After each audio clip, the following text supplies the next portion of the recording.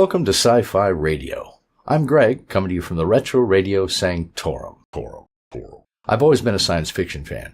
Books, movies, TV shows, and of course old-time radio, which started out for most of the golden age with only a few kid shows in the sci-fi genre.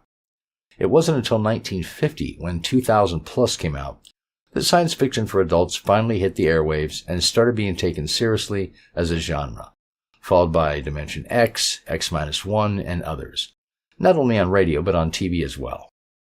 I have a really good mix of sci-fi shows lined up for you today, from campy fun ones to serious stories. So let's dive into the first few shows on this lineup.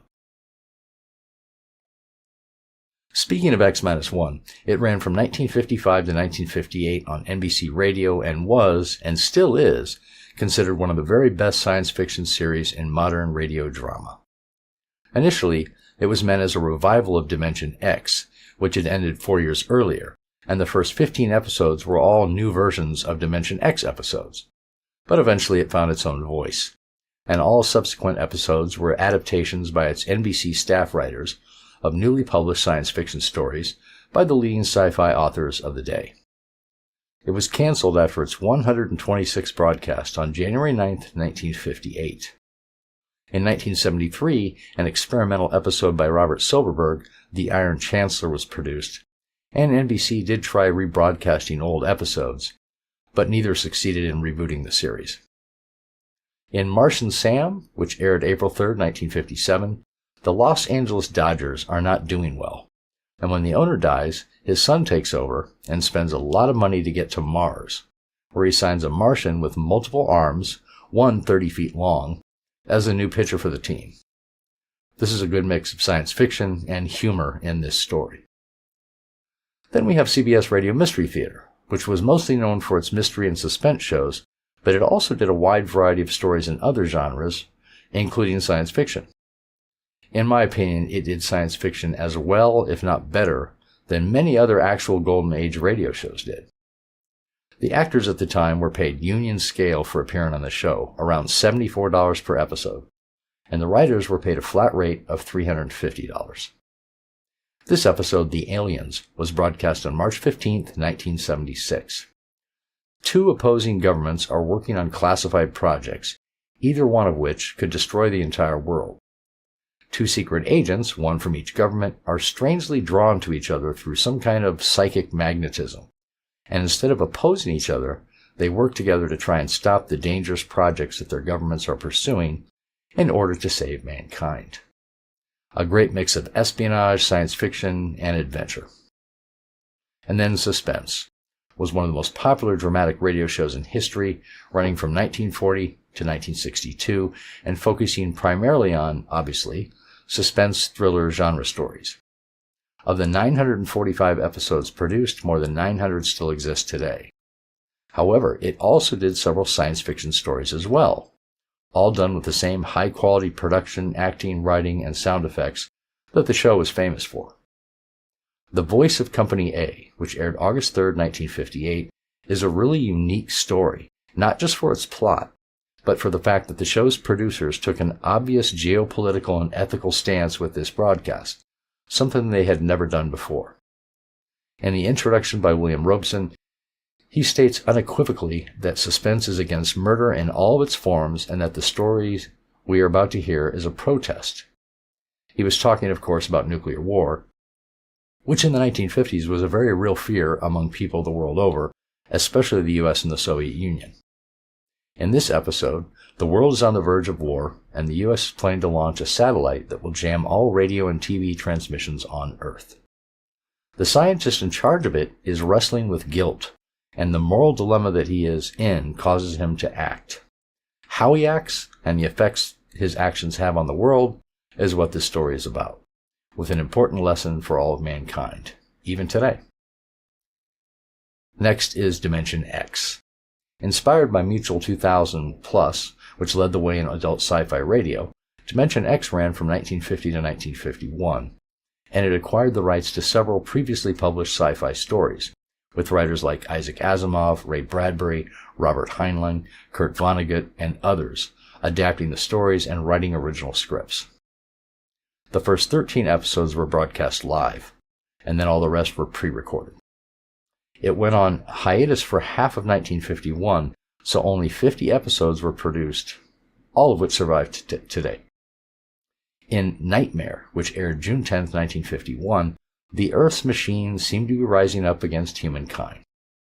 The story was based on the poem Revolt of the Machines by Stephen Vincent Bennett. Not a new premise in science fiction, but a very interesting take on the concept. This story was later used in X-1, and then later than that on Monitor in the 1970s. A fantastic and thought-provoking story.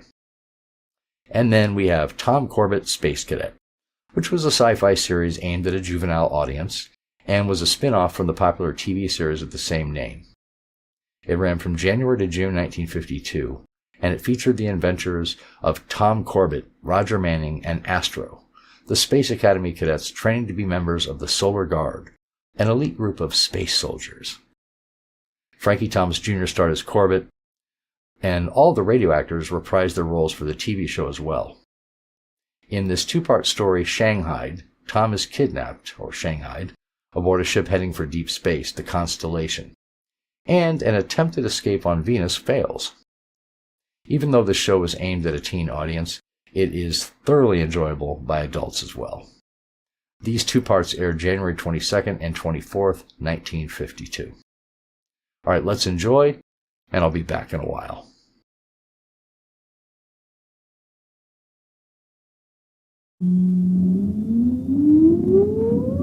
Countdown for blast off. X-5, 4, 3, 2, X-1, fire.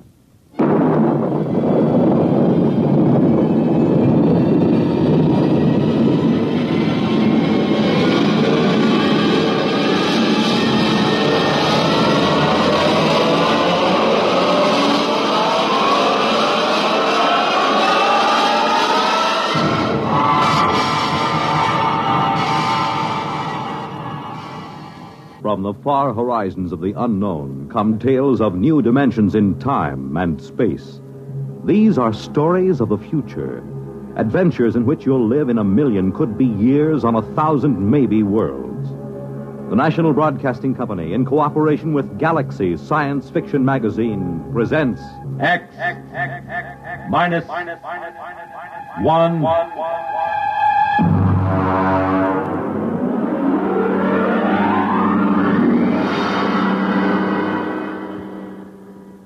Tonight, an original story by Ernest Kenoy.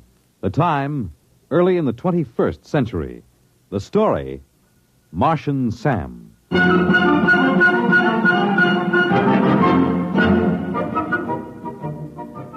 whole thing started the first day of spring training. I'd gotten into camp 2 or 3 days before and started to loosen up a little.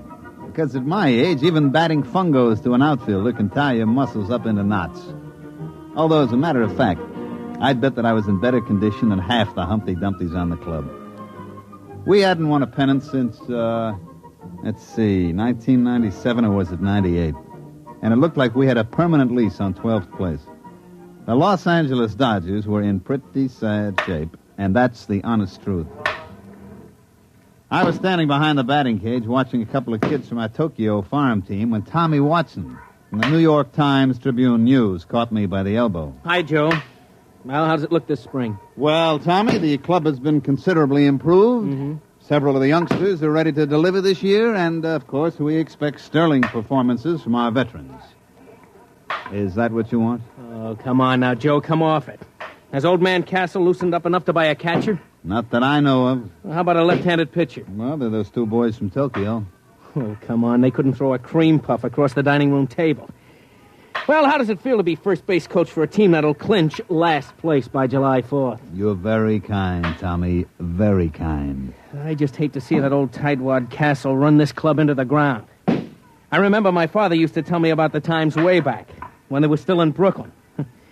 And I can remember going down to Robinson Stadium when I was a kid to watch doubleheaders with the Denver Giants. Now look at them. A bunch of overage bums and a few kids who could hardly make the high school team. And all Castle's money goes to buy sports rockets for that screwball son of his. Oh, Joe, baseball isn't what it used to be.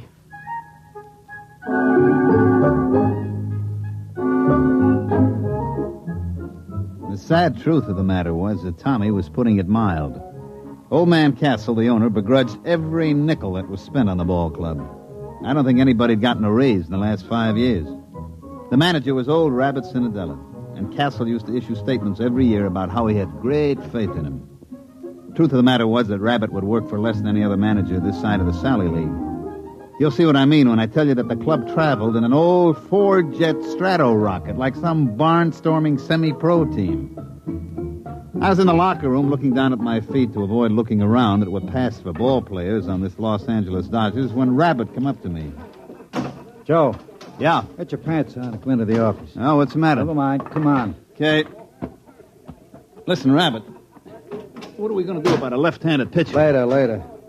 Joe, I had an idea. I thought we could take one of the right-handers and sew the letter backwards across his shirt, and maybe that'd fool the other club. Yeah. Come on inside. Or maybe we ought to disguise Iron Mike, the batting practice robot. All right, that's enough.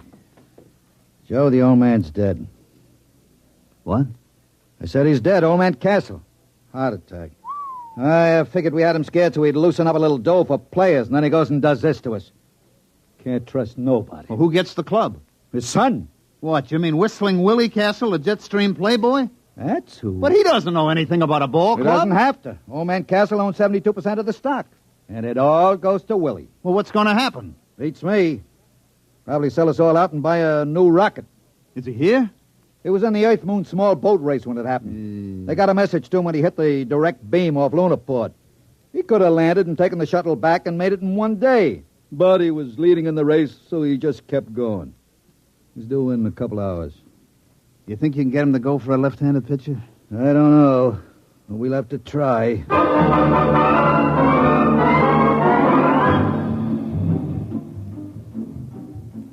Of course, you've heard of Willie Castle. About once a year, he cracks up some expensive sports rocket or gets himself picked up in a survival suit by the IP, floating somewhere in an orbit around the moon. He almost got put away a couple of years ago when he took a debutante up in a Harrison Kilgore cruiser and kept her in orbit for 2 months. The old man was able to kill the abduction charges by claiming that they'd been married at the time. And one time when the old man had a couple of us up at the lodge he lives in during spring training, I saw the kid's room.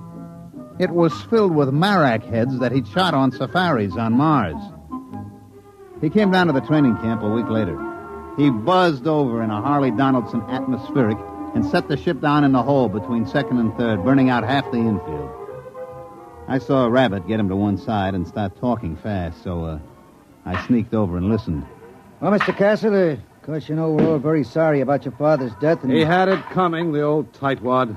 Oh, well, I see. I couldn't convince him that a credit isn't any good to you, stuffed in a mattress. You got to spend, isn't that right? Yeah, it is. As a matter of fact, that's what I wanted to see you about. Now, there's a boy in one of the Milwaukee farm clubs, a left-handed pitcher. I can get him for about $30,000 and a couple of players. And What if do you we... mean? Well, I mean, you're absolutely right, Mr. Castle. You got to spend money.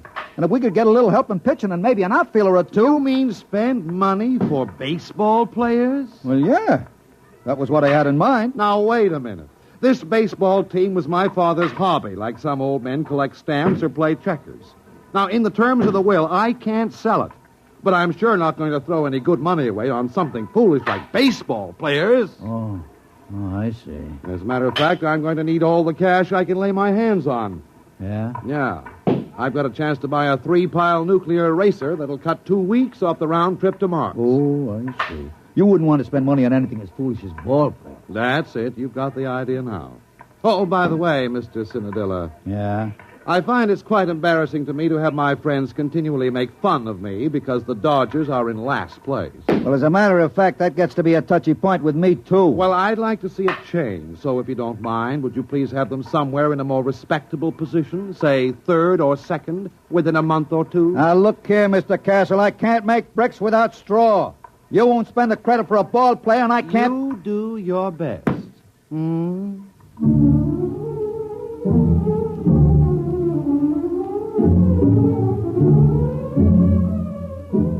Well, after that interview with the new owner, Rabbit went out and tied one on, and I had to run the ball club for 2 days till we got him straightened out. But I can't say as I blamed him. We won 1 game in the Grapefruit League. We played the Jacksonville high school team and squeaked out a 13-12 victory. What the Yankees and Braves did to us, I'd rather not say. We opened the season at home, and a mediocre pitcher for Pittsburgh threw a no-hitter at us. Actually, that's not quite accurate. The truth is he just pitched, and we didn't hit anything. We lost 10 straight from opening day, and we didn't lose on the 11th day because it rained. Rabbit and me piled into his 97 copter and flew out to the Castle Estate up near Arrowhead. I was in pretty bad shape. For one thing, Rabbit's copter has a wobble, and I was feeling green around the gills by the time we dropped down on the port. Willie Castle was very excited by the time we finally got to see him. He was puttering around a whole mess of stuff piled up in the middle of the floor. Say, how do you like this? Isn't it exciting? Yeah. What is it? It's a Durgo stick. Oh, yeah, sure. And they use it in Mars in a game played between two villages. You see all the men on one side line up, and then all the men on the other side try to knock them over with these sticks. Isn't it a beauty? Yeah. Look, Mr. Castle, I got to speak to you. We got to have a left-handed pitcher. Oh, you mean for the baseball team? Yeah, that's right, the baseball team. That's what we got to have a left-handed pitcher for. Yeah. Well, now, I can't really be bothered with details of that sort. I'm leaving for Mars in the morning. Oh, by the way, I haven't had a chance to look at the standings recently. How are we doing? Mr. Castle, we may well set them out on record for consecutive games lost. Now, look here. You told me you can't sell the club, and you said you get tired of your friends kidding you about being last. Well, take it from me, Mr. Castle, and I know. Unless we get some ball players on that club, it's going to be last for the next 22 years. Now, look here, Cinderella, I know you can fire me, but I don't care who you hire as manager. Unless you get him a left-handed pitcher and a couple of other players, that club is going to stay last. Oh, well, then I'll see what I can do. Don't worry about it. What do you mean, don't worry about it? I got to go out there every day and try to make those bums go through the motions. Now, look, I really have to pack. And besides, I'm expecting a new shipment of equipment from Aberfitch and Comby. Now, just don't worry about it. I'll think of something. Goodbye.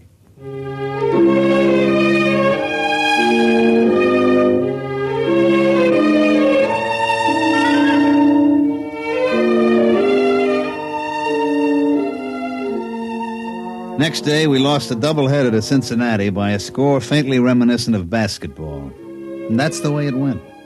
Oh, we won a couple here and there. Like they say, you can't lose them all. About the middle of the season, we were so far behind that the local papers just dropped us off the standings, didn't even bother to report it.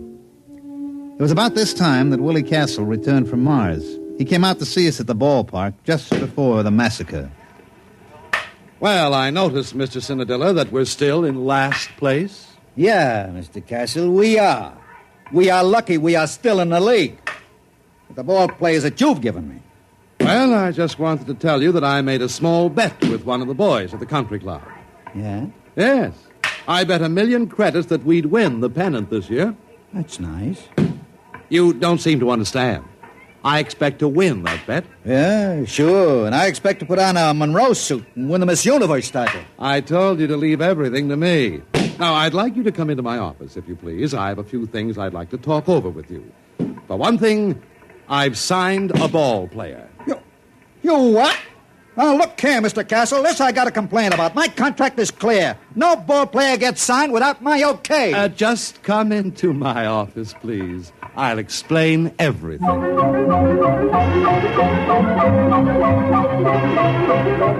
That night, when Rabbit went up to the plate to hand in the starting lineups, I could tell something was happening. For one thing, old Baldy Snuff, the umpire, was looking at the card like it was written in Arabic.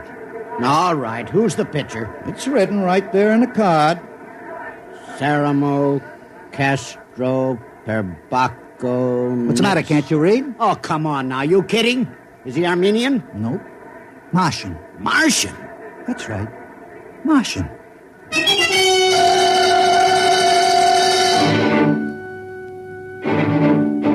Of course, the riot didn't really start until our pitcher got out on the mound. Fred Kurtz, the Milwaukee manager, came running out like he'd been shot from a jet. Baldy Snuff was hollering. The whole Milwaukee bench was looking for a fight, but Rabbit just stood there quiet and calm. He can't do that. He can't do that. Look at that thing. What is that? That's my pitcher. We call him Sam. But you can't play with that. That ain't a ball player. That isn't even a human being. What are you trying to pull, Rabbit? Listen, I got my rights. I sign them legal. Here's the contract. But now look here, Rabbit. You can't get away with that. That thing's only about 2 feet high. 18 inches, as a matter of fact. But how's he gonna pitch? He hasn't even got any arms. Sure he has. He's got it curled up. Hey, Sam, wind up. But that arm, It's 32 feet long. that ain't legal. You gonna let him get away with that? Oh, there's one other thing. On the end of that arm, look, you see? That's his eye. Rabbit, I'm gonna punch you right in the Now nose. take it easy, Kurtz. Take it easy. Look, I got the papers all here. I've got the United Nations Concordat with the Marshall Colonial Government, a Supreme Court decision in the case of Schultz versus Karawa, Kalpable, Kalfitz, et al. It's legal. Any Martian citizen is entitled to the same legal rights and privileges as a citizen of Earth. And among those is the right to play ball in a national league. I protest again. I forfeit the game. Rabbit, I'm gonna punch you right in the nose.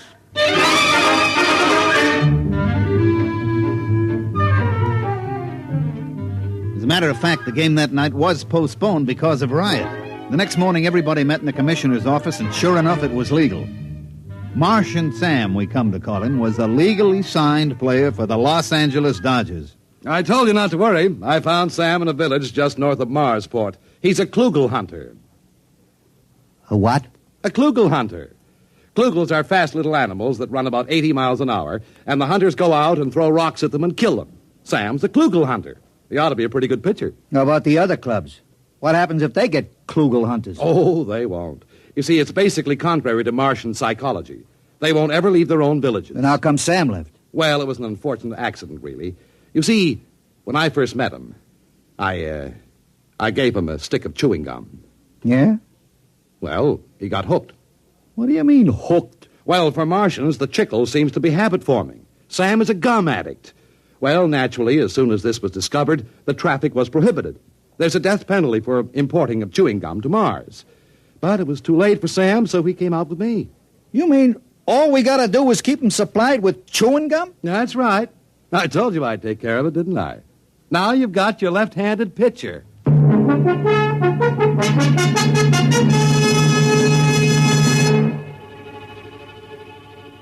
Sam pitched that night. He struck out 27 batters, and we won 3-0. Horace Kelly, the catcher, had a little trouble at first, but he soon figured out how to get around it.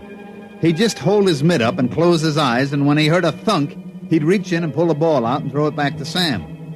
You can imagine what it was like being a batter up there against Sam. Pitcher's mound is only 60 feet away from the plate as it is, and with Sam's 32-foot arm, well, we didn't lose the game the rest of the season.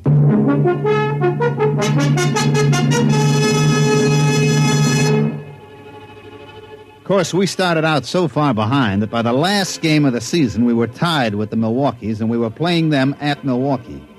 The winner of this game won the pennant. Of course, it was a lead pipe cinch for us. Martian Sam had pitched every day since he joined the club. He looked real cute out on a mound, standing 18 inches high in his little Dodgers uniform and in that long 32-foot arm. We had taken a finished batting practice at Milwaukee County Stadium, and I was standing next to Willie Castle's box talking to him. Well, it looks like I won't have to be embarrassed about owning the Los Angeles Dodgers anymore, eh? That's right. With Sam pitching, that means we win the pennant and the series. Well, I think that's very nice. As a matter of fact, I'm thinking of taking the whole team on a barnstorming tour through Mars after the series is over. Hey, Joe! Oh, Mr. Castle. Well, what's the matter? It's Sam. Well, what's the matter? Is anything wrong with him? Did he get his chewing gum? Yeah, he got his chewing gum, but he's just lying on the floor in the locker room moaning. He is? We better get a doctor. Yeah, and all those scales keep falling off him. Oh, no. What's the matter? I know what it is. What? It's the molting season. All the scales will fall off. It'll take him a week to grow new scales. But he can pitch, can't he? No, he can't. Any violent movement would bring on great pain. Well, there goes the ball game. Martian Sam can't pitch. We're dead.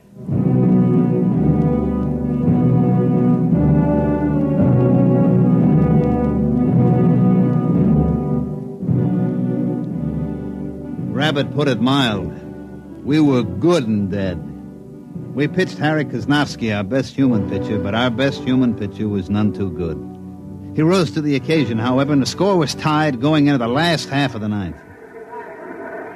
That's the way, Harry, old boy. That's the way. Pour it in. Come on, Harry. You can do it, baby. Unfortunately, he couldn't. He hit a streak of wildness and walked 3 straight men. Things were very quiet in the Dodgers' dugout. One more walk would force in a run, the ball game would be over. Then as we all sat there staring out at the mound where Harry was sweating, we heard a little shuffling noise. Oh, what's that? Sam, what are you doing out here? And then with the little squeaks that he used for talking, Sam told us what he wanted to do. He wanted to pitch. But, Sam, you can't. You're molten. Your scales. All right, Sam, all right. If that's the way you want it, you get out there. You pitch that one batter. It's 2 out. You strike him out, it'll go to extra innings, and we'll win the ball game.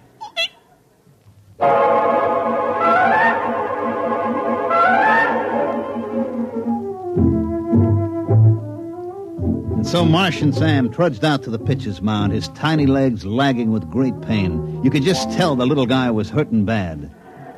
Now pitching for Los Angeles, Martian Sam.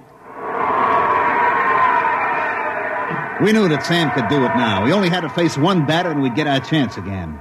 Horse threw the ball out to him and Sam stood there, his eye on the end of his 32-foot arm, blinking with pain. All right, batter up. Let's get a batter in there. The umpire called for the batter and nobody came out of the Milwaukee dugout. Hey, come on, let's go. Hey, Kurtz, get a man up in there. What's the matter, Baldy? Let's get a batter in there. You're delaying the game. What do you mean I'm delaying the game? You get a batter up there. But I got a batter up there. What do you mean? There's nobody in the batter's box. Baldy, I got a contract here for you to read. What are you talking about? Yeah. Read it.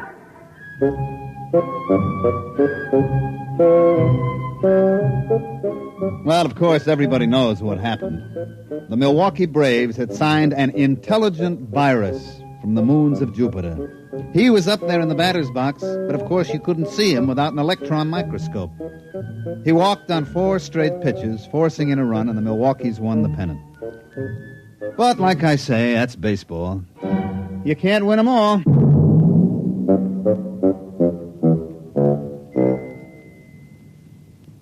You have just heard X-1, presented by the National Broadcasting Company in cooperation with Galaxy Science Fiction Magazine, which this month features Time in the Round by Fritz Leiber, the story of a dictator who suffered more than any dictator in history. He was so puny, and his victims were so impregnable. Galaxy Magazine on your newsstand today.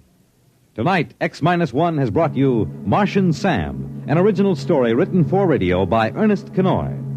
Featured in the cast were Mandel Kramer as Joe, Santos Ortega as Rabbit, Ivor Francis as Willie, Jack Orrison as Baldy, Bob Hastings as Tommy, and Bill Zuckert as Kurtz. Your announcer, Fred Collins.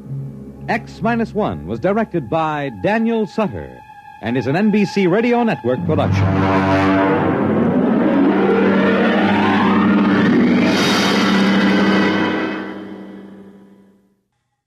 The CBS Radio Mystery Theater presents...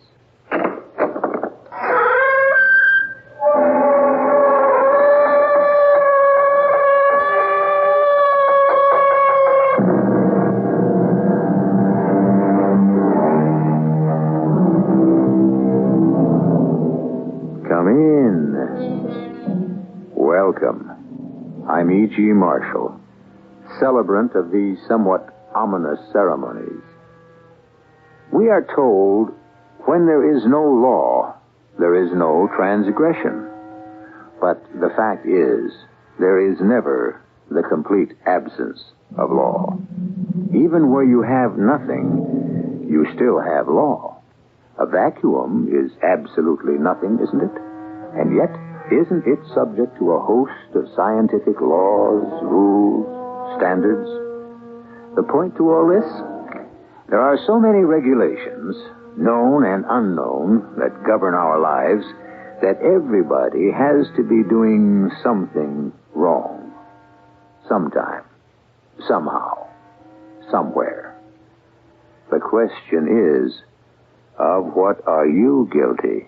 I can't help you if you don't tell me the truth. I am telling the truth, Doctor. Now tell me what is really bothering you. I don't know what's bothering me. Why do you feel frightened? I don't know. I'm afraid of something. What? I don't know, Doctor. You have to help me. I can't. Because you lied to me. You say you are a stockbroker? That's the truth. Then why do you carry a gun? You have a small automatic in a special leg holster below your knee. Mr. Carpenter, are you now ready to tell the facts that you lied about? glossed over or left out the first time?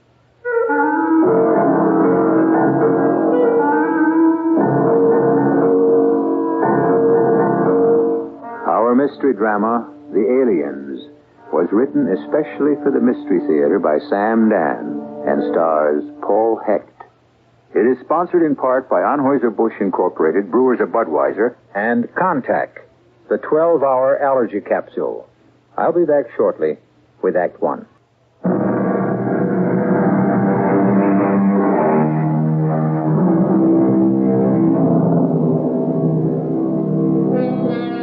Man, arrogant, reckless, strides this earth as if he owns it, despoiling, destroying, abusing, and wasting nature's bounty for his convenience and pleasure. But does man actually own this earth? Man, with his intelligence, had made himself the swiftest and strongest of all the living things on this planet. But it is written, the race is not to the swift, nor the battle to the strong. It is 7:30 in the morning. John Carpenter, Jr. is having breakfast. What was that? Oh, will you look what I did? I dropped the big platter. Well, you should be more careful. Well, it would have to be the one Aunt Maud gave Why us. can't you pay attention to what you're doing? All right. What is this? For the past week, you've been snarling at me like some neurotic Wolverine. Well, I'm... You're what? Nothing. I'm all right. This particular plate. You never liked it. For that matter, you're not unusually fond of Aunt Maud either. So what's all the fussing about? Is there any more coffee? Not for you. You mean no more coffee for me? I'll tell you why. Just listen to yourself. What's wrong with me? You're very nervous. Me? Nervous? You're irritable, agitated, restless. That's nonsense. Something's simmering inside you. Anything seems to trigger an explosion. All I did was drop a dish and you'd think a bomb had gone off. Look, I'm going to miss my train. 3 no-trons. Well, what is that supposed to mean, Louise? That's the shutout bid. And that's your way of saying the discussion is over. Look, Louise, it's 7:30. And you have half an hour to get to the station, and it only takes 7 minutes. I like to get there early. Yes. That's what you like. What you don't like is to discuss a matter of the utmost importance. Your health, John. You're not well. There is nothing wrong with me. Ask Dr. Marks. I saw him less than 2 weeks ago. Then why are you losing weight? And why don't you sleep nights? Oh, now I am going to be late. John, can't you tell me what's wrong? I don't know. Then you admit Nothing is wrong, Louise. Nothing. Can you be home early tonight? We're having the Swansons for dinner and bridge. Oh, for crying out loud. It's Jim and Marge, and you love them both. All right. John, see a doctor. I have already seen Dr. Marks. Now, how many times do... Why don't you see someone about your nerves? You mean a psychiatrist? Yes. You have a problem. Well, in the first place, I do not have a problem. In the second place, there's nothing wrong with me. And in the third place, I will not see a psychiatrist. I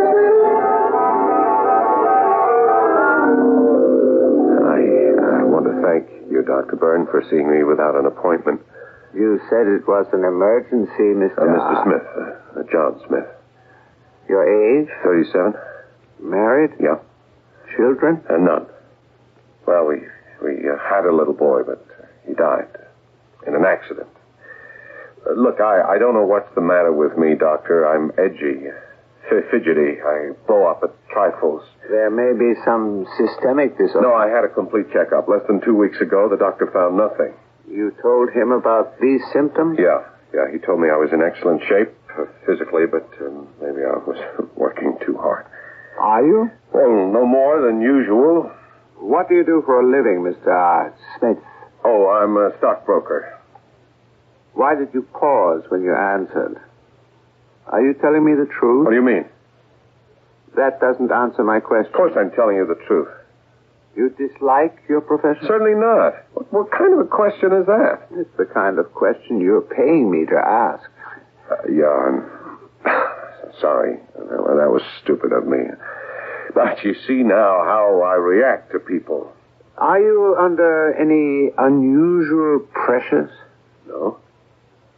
What are you concealing from me, Mr. Smith? What makes you think I'm concealing anything? Try to describe the way you feel. I've already told you, nervous. And you can't account for it. No problems at your office? No, none. At home? No. If I were to ask your wife, what would she tell me? She'd say I've suddenly become excitable, apprehensive. 2 words there I would like to discuss. First, suddenly. This is something new? Yeah. Yeah, I've always been calm. I've had excellent self-control. I need that in my business. Oh, really?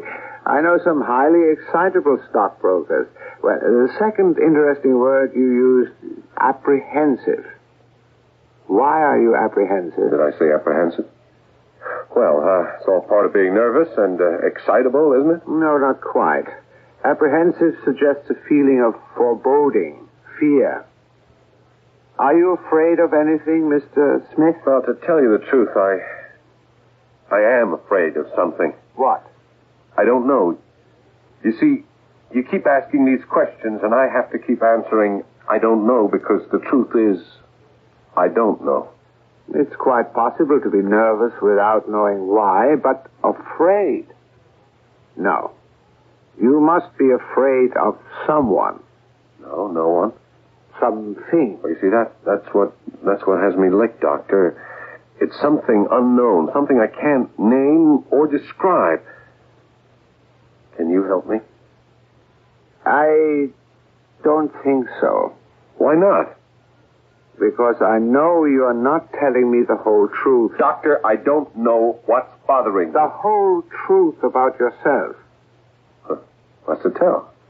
I'm a broker. I'm with Valentine and Sterling. For example, why do you carry a gun? A gun? You have a small automatic in a special holster below your knee. Well, Because you are nervous and upset, you are being careless. That is why I was able to catch a glimpse of it, Mr. Smith. I would assume that a man who carries a gun in a leg holster is quite familiar with and adept in the use of firearms. Right. Shall we begin again? Are you ready to tell me the truth this time? The truth? Tell me some facts about yourself that you left out, glossed over, or lied about the first time. Now, what is your name? What do you do for a living? And what do you think your problem is? Doctor, I am not free to tell you. Then, how can you expect me to treat you intelligently? I may have told you too much already. I'm sorry. I better go.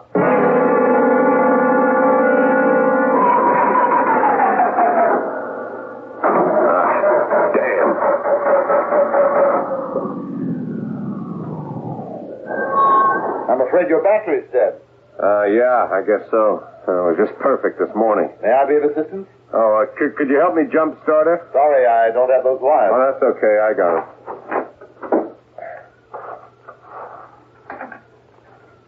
I see you're a man who prepares for emergencies. Well, you never can tell what...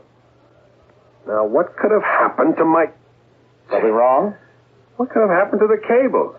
I always keep them in the trunk. I know they were here. Well, may I give you a lift? Oh, no. Sorry, thanks. I can take a cab.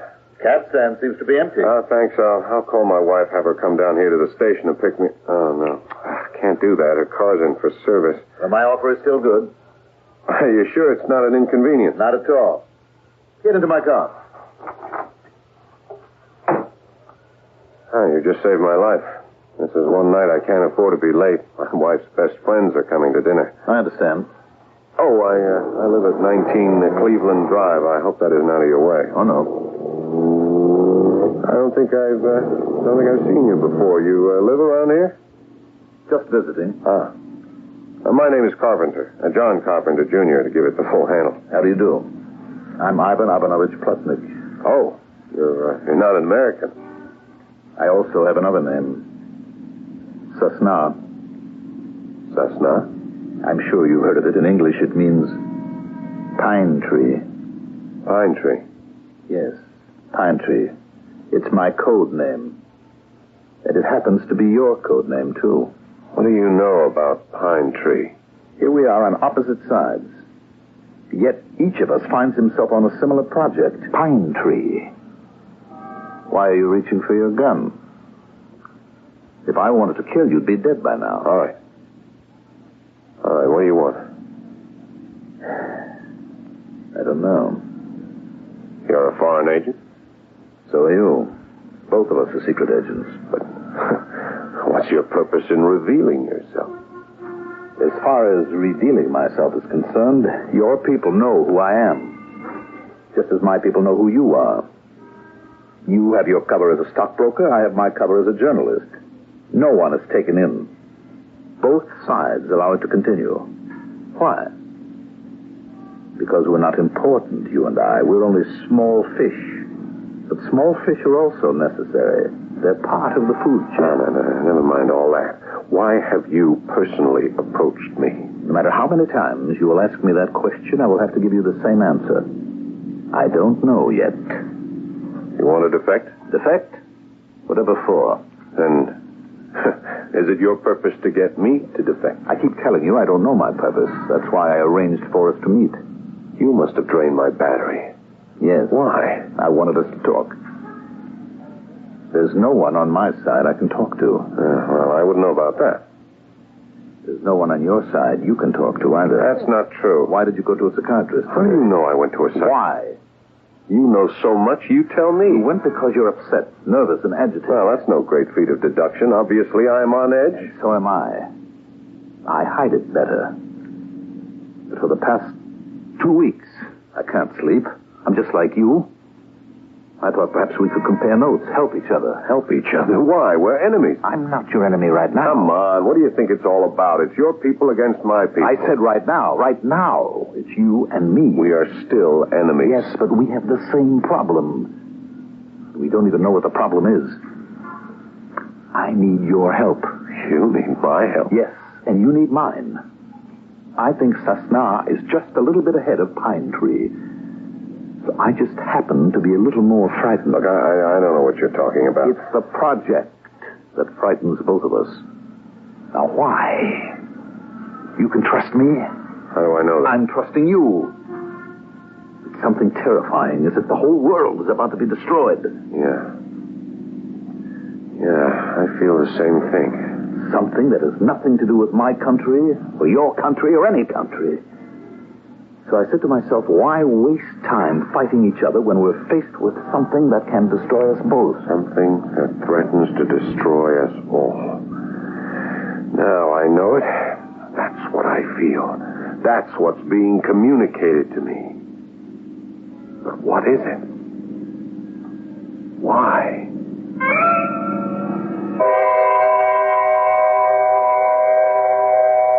What is it? And why? You know by now, we have an orderly procedure. In the first act, we ask the question. It's only in the second act that you can hope for some of the answers. And yet, you already have a clue, an extremely powerful clue, that will enable you to answer the most important question of all. And what is that clue? It has been stated forcefully and plainly. You think back on it until I return shortly with Act 2.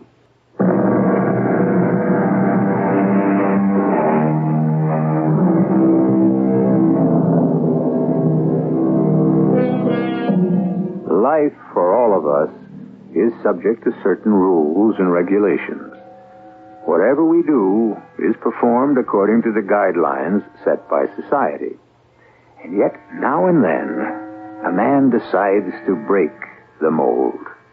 A Caesar crosses the Rubicon. A Nelson holds a telescope to a blind eye and says, I do not see the signal.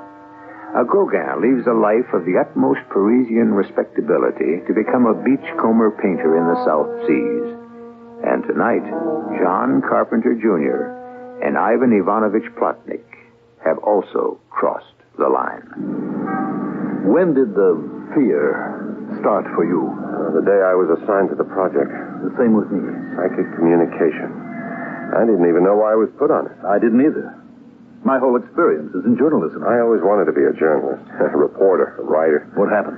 Oh, I went to college on a football scholarship. You know what that is? I think so. Yeah, I was so busy playing football, I had very little time to read. I made All-America. You know what that is?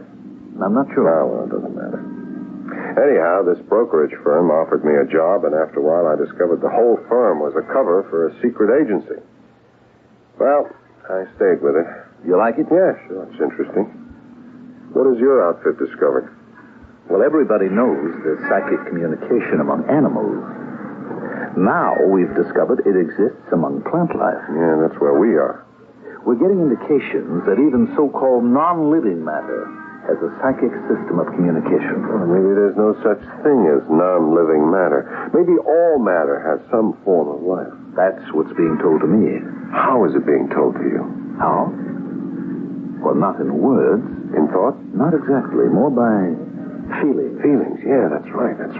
Instead of understanding something, I just feel it. It's as if it hasn't been told to your brain, but absorbed by your nerves. Yeah, that's exactly how it is. And I have received this feeling that the world is about to be taken over by a force. An alien force. Aliens. Yes, aliens. Who are they? I don't know. But you do feel they're going to destroy us all. Yes, that's why I'm frightened.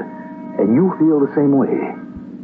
Did you try to tell anyone on Pine Tree? I started to. I could see from the looks I was getting, no one had the vaguest idea of what I was talking about. When I started to talk about it, I also got looks. So I dropped it. Pine Tree and Cessna. Why are you and I the only ones who feel this fear? Maybe we're the only ones who are psychically susceptible. I'm really the most down-to-earth, practical guy I know. So am I. Geez, I often wondered, how do you fellows handle your wives, huh? Mine thinks I'm a journalist. Yours? She thinks I'm a stockbroker. The aliens, if that's what they are. Could they be from another world? Yeah, I don't know. That's all I keep saying these days. I don't know. Ivan, what are we going to do? Well, you and I, we've taken the first step.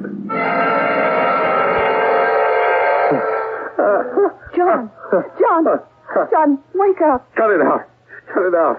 John. What? Oh, Louise. Oh, what's wrong? You were having a nightmare. Nightmare? No, that's impossible. I'm telling you. It can't be. I was sleeping very, very quietly. No. You were howling and shouting. If I were having a nightmare, I would know about it, wouldn't I? I'm telling you. I was howling and shouting. What was I saying? I don't know. It was a kind of funny shouting. Funny? As if there was a pattern to it. What does that mean? As if you were talking in some kind of new language. Oh, Louise. Oh, John. What's wrong? I can't tell you. That means that there is something wrong. Darling, please don't ask me questions. John, I have the right to know. Yes, you do have the right, but please, just now, don't insist on it. The best way, the only way you can help me is to let me alone.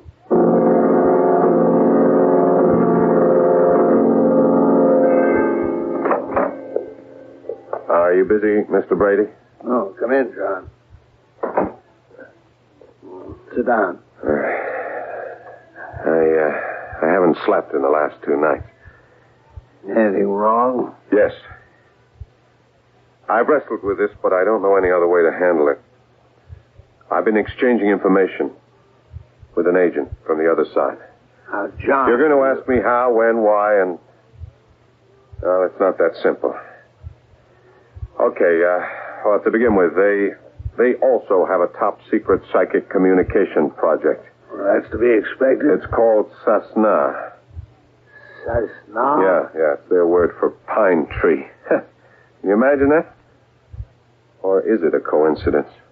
Continue. There's something about this project that we're on that terrifies me.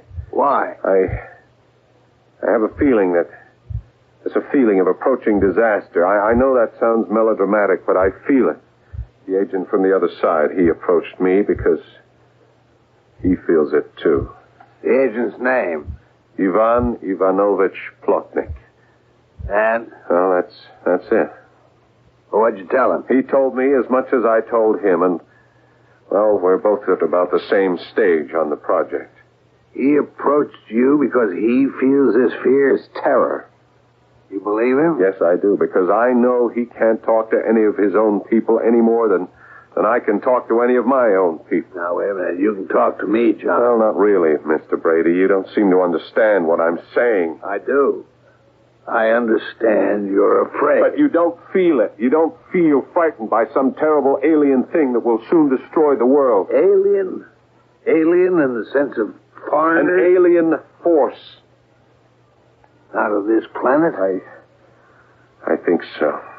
John. Yeah, I know. You're going to tell me I'm working too hard, that I need a rest. This agent is cover? Journalist. To whom else have you spoken about your fears? Well, my wife. What have you said to her? Nothing. She keeps telling me I have to do something, see a doctor. And have you? Oh, yes. What's his name? I didn't tell him anything. Even so. His name is Byrne. About the agent. Keep seeing him and report the results of each visit. Yes, sir. String along with it, but be careful. As you know by now, this is a dangerous business, and everyone engaged in it is dangerous. I trust him. Why? Again, you'll think I'm crazy. Because I don't get any feelings of fear or mistrust when he's around. Well, that's hardly a... Sir, we are engaged on a project that is investigating the nature and possible uses of psychic communication.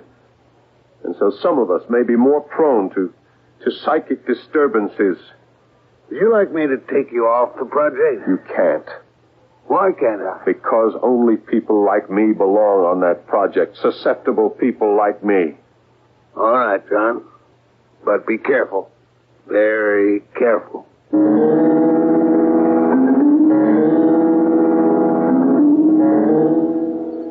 Ivan! Over here. I came as soon as I received your message. My message? Do you realize what you're saying? Yes. Yes, you sent a message. Not through a wire, not through an airwave, not on a paper. My brain to yours. How did you send it? How did you receive it? I don't know. It just happened. This thing, this force, it's entering into us. What we have just done, you and I, this is a revolution. But how do we explain it? I don't know. I think there's a kind of central communication system, and that anyone who knows how can hook into it. I feel that. But I also feel pain. Yeah. Something hurts. Do you feel it? What? Wait. Yeah, yes, I do. I feel as if I'm on fire. Ivan. Listen. What's that? Something's trying to reach me. It's saying something. The pain.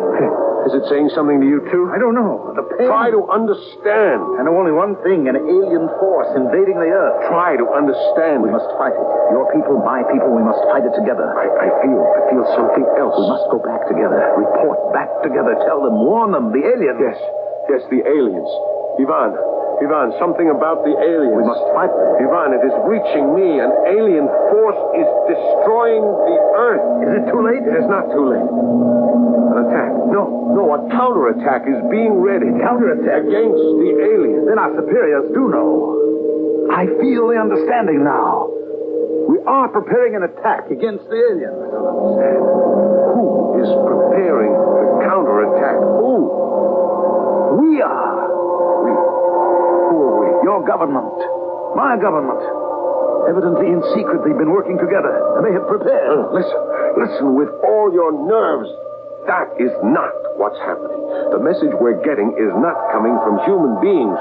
Try to understand. Then who is sending the message? It is saying the aliens must be destroyed if we are to save the world. I think I understand. What? I know who the aliens are, Ivan. I know. Who? Tell me. Don't you hear? Yes. But it isn't true. Yes, it is. It is. We are the aliens. We, the human race, are the aliens.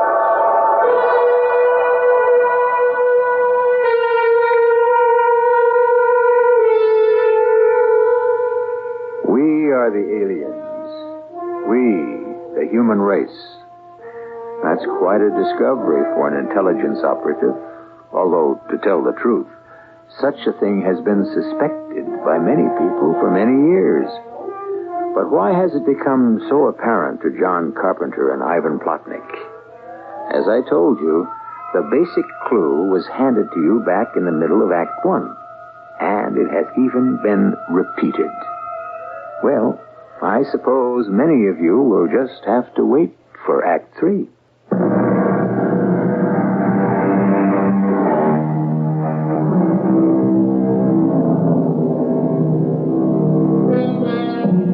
Nothing human is alien to me, said the Roman poet Terence. However, here we seem to have a situation where everything human seems alien to something else.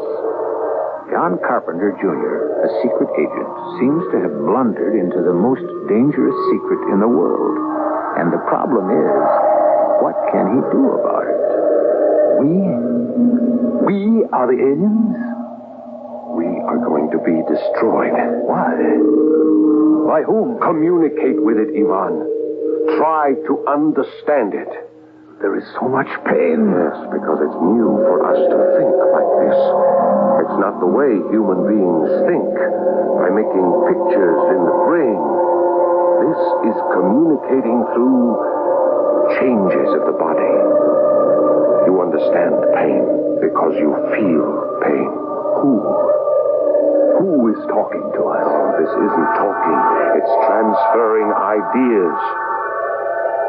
We are going to be destroyed unless what? Listen, Ivan. Help me try to understand. Unless we become part of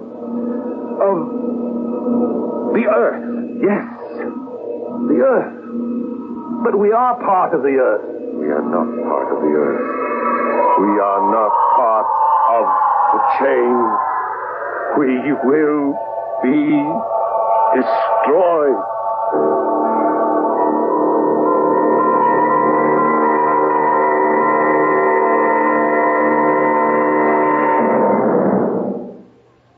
That's the message you've been getting. We will be destroyed. Yes, sir. Now, here's what I suggest. We should meet with the members of their project, compare notes, and try to find a way to save ourselves. Now, John... Please try to understand. The whole human race can be wiped out. John, I know this is unorthodox, and there might even be hell to pay upstairs, but it's an emergency. Now, John, there is stop no time. All right. We'll do it this way. Bring in Ivan Ivanovich Plotnik. Yes, sir. Well, go ahead, call him. I have already notified him. What? Oh, yes. You see, this is all part of it. Part of what? Part of our psychic communication. This is what our project was set up to discover. Plotnik and I already know how to use it. And the trouble is, in using it, we also learn other things. You see, because to use it, you sort of hook into a universal communication system and you hear what other things are thinking. Things? Yes. Yes, things, what we call inanimate objects, stones, forces, gravity, electricity, winds, clouds, everything that's part of the earth. I see. No. No, you don't. You're treating me like a newcomer. Look, I've been in the service for 15 years. I know that technique, lead the poor fish on. Now, John, wait a minute. I want to help you. What help is there you can give me? The whole human race faces a holocaust. Why don't you bring Plotnik here and we can discuss it? No, because I see what's on your mind. Bring Ivan Plotnik here so you can arrest him. No, that's not why I want you to bring him here. Don't resort to lies, Mr. Brady. I won't do it. Even now, I'm warning him. Stay away, Ivan. Hide. Leave the country. I give you my word. He won't be harmed in any way. No. I've been around. I've seen solemn words and promises broken. In the light of... What's that again? Oh, yes. a higher necessity. John, don't you see we're on to it? On to what? Whatever your game is. You want something. I don't know what it is. So you invent this science fiction horror story and this cooperative enemy agent. There's no such person. There is an agent named Ivan Ivanovich. All right, John. It happens. I've seen it happen. It's almost the way it is in the armed forces. A man gets combat fatigue. There is nothing wrong with me. Our life is filled with constant pressure. It's hazardous. When was the last time you had a vacation? You placed me on this project. It was a mistake. And the project is a success. I have learned to communicate psychically with an agent from the other side of vital importance. We have discovered that the entire human race is in grave danger of extinction. How? I don't know that yet. But it will become clear. It will. Don't treat me as if I was some kind of a nut. Now, look, John, what happened to you happens to the best of us. A little rest. Yeah, in other words, you're going to put me away, huh? You need rest and treatment. What if I refuse to go? I'm sorry, John. But you simply don't have that option.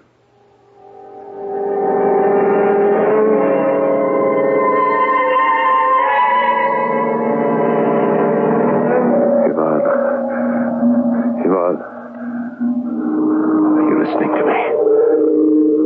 Why don't you respond? Ivan, I don't seem to be able to reach you. No, are you dead? Did they kill you? I need your help. Who's going to go to your people? Ivan! Ivan!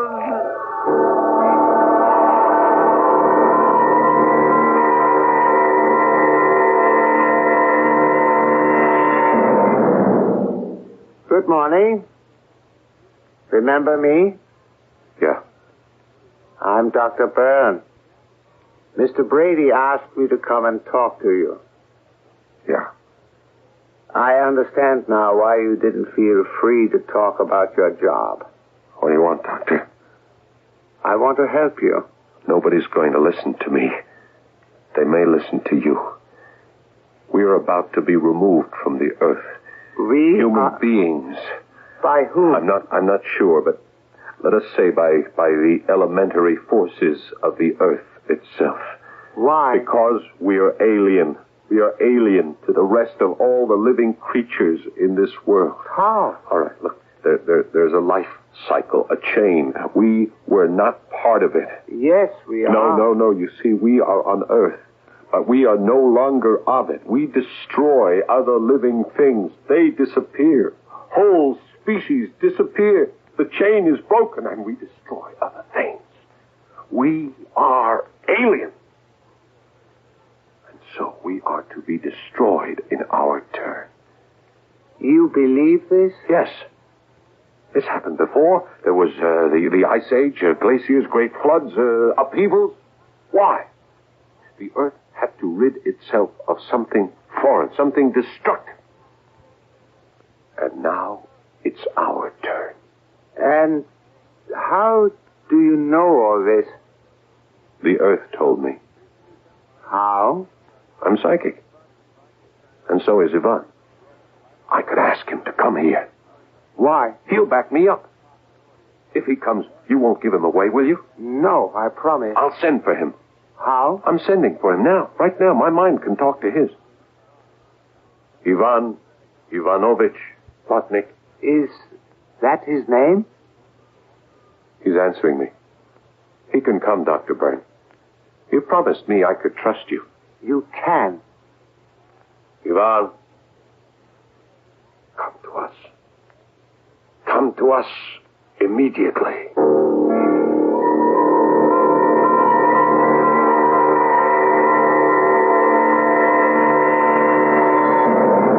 Well, where is he? He'll be here. It's a long trip. From where? He's been hiding out. Near the docks. Everybody's after him now. Our people want to arrest him. His own people. Yeah, John, you must face certain facts. Yeah. I see where this is going to lead. I spoke with your wife. You have had disappointments in your life. You wanted to be a writer. That was a long time ago. You never forgot it. And that's why you're writing quite a story now. I don't think we have anything more to talk about. She told me about your little boy. She had no right to tell you about that. It wasn't your fault. I was driving the car. An accident can happen to anyone. It happened to me. All these things build inside, and one day a man explodes. That has nothing to do with it. Look, our whole human race is in danger of being wiped out. Ivan will tell you the same thing. Well, where is he?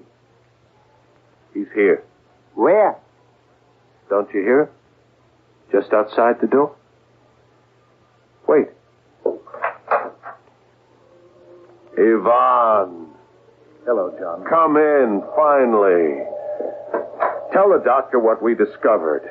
Who are you talking to? What do you mean, who am I talking to? Ivan. Where is he? Well, he's here, right in front of you. Tell him you're standing right in front of him. I'm standing in front of you, Doctor. Yeah, you see? There's no one here but you and me. Ivan, tell him about the aliens. What we found out, John and I, is that we are the aliens. That we are to be expelled from the Earth. There. What do you think of what he said, huh?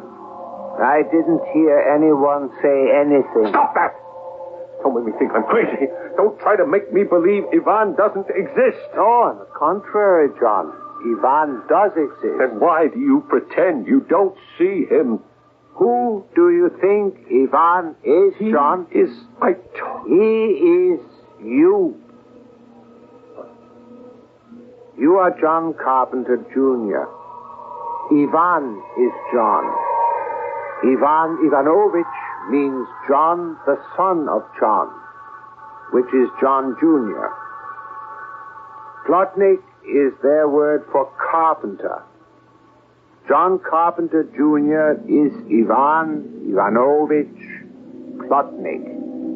You don't know what you're talking about. You created him. No. He approached me. He was in trouble. You would like to think that there's someone like you on the other side who is in trouble, too. We have to cooperate. Both sides, all sides will be gone. Ivan. Yes, John. Help me. John, there's no one here. Help me, Ivan. We will make everyone listen to us. Help me get out of here. Wait, John. You can't leave. Help me. Ivan. God, hurry.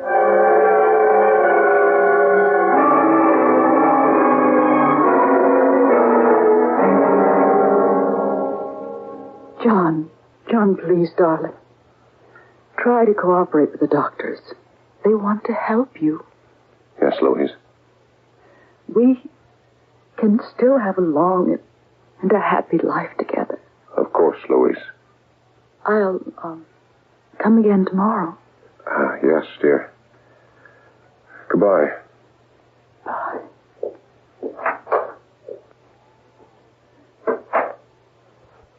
Maybe I should pretend to whatever it is they want. But I can't forgive them for killing Ivan when he tried to help me escape. They say Ivan isn't dead. But they try to humor people like me. I know he's dead. He doesn't come when I call him. And I no longer can communicate with the forces of the Earth either. Doesn't matter. I know what happened. When Ivan died, I lost my psychic ability. But I know that we are the aliens. And I know that sooner or later, each living human being will be removed from this earth.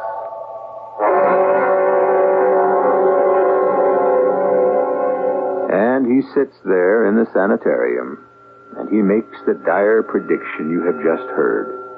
And, of course, nobody believes him. But suppose, just suppose, it's true. Wilder things, weirder things have happened. In every prophet, isn't there a touch of madness? Therefore, the sanest thing you can do is wait for me to return in just a few moments.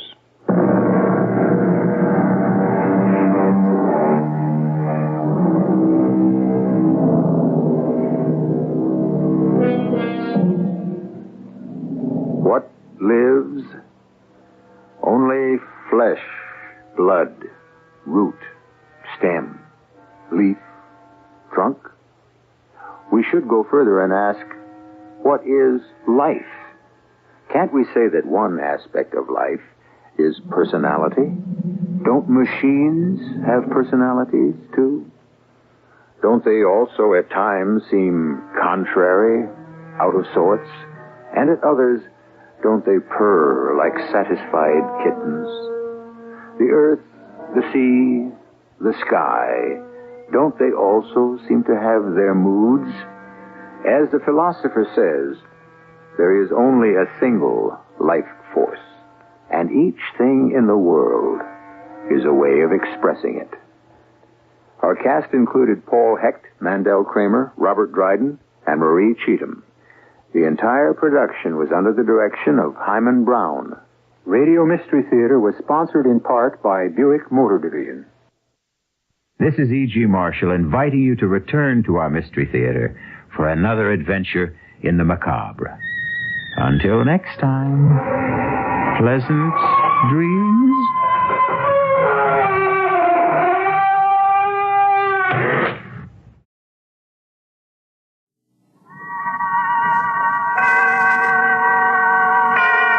Suspense. And the producer of radio's outstanding theater of thrills, the master of mystery and adventure, William N. Robeson.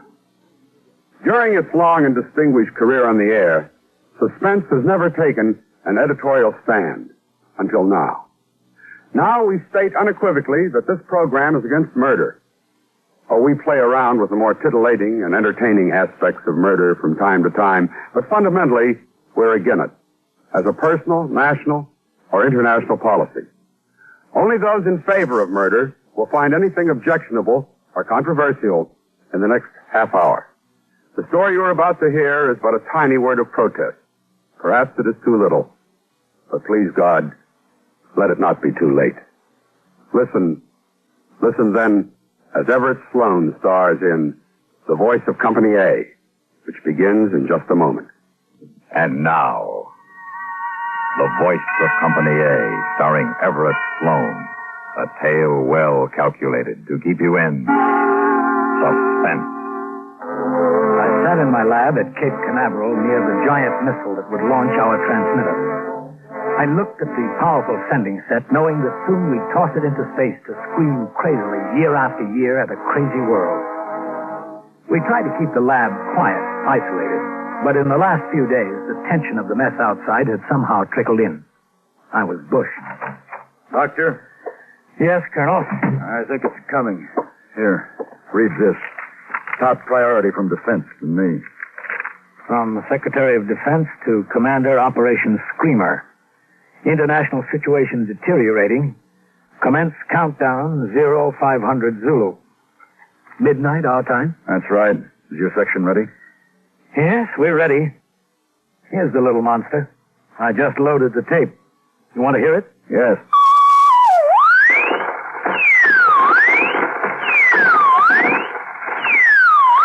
Oh, brother. Yes, when we get all 6 of these in orbit, you might as well throw away your radio and TV. This is all you'll hear. But this is what we wanted. Turn it off. Okay. Well, I guess we can do without the soap operas if it jams their military frequencies. The soap operas will lose their audience anyway when the ballistic missiles hit. You know, this thing will probably survive us, Colonel. You ever think of that? Screaming away up there when there's nobody left to hear it? Kind of funny in a way. George, you're tired. Were you in London, Colonel, in World War II? No. Burma. Why? I was in London when the V-2s first hit. 2nd Louis, Company A, 16th Infantry. I was on a 72-hour pass with some of my guys.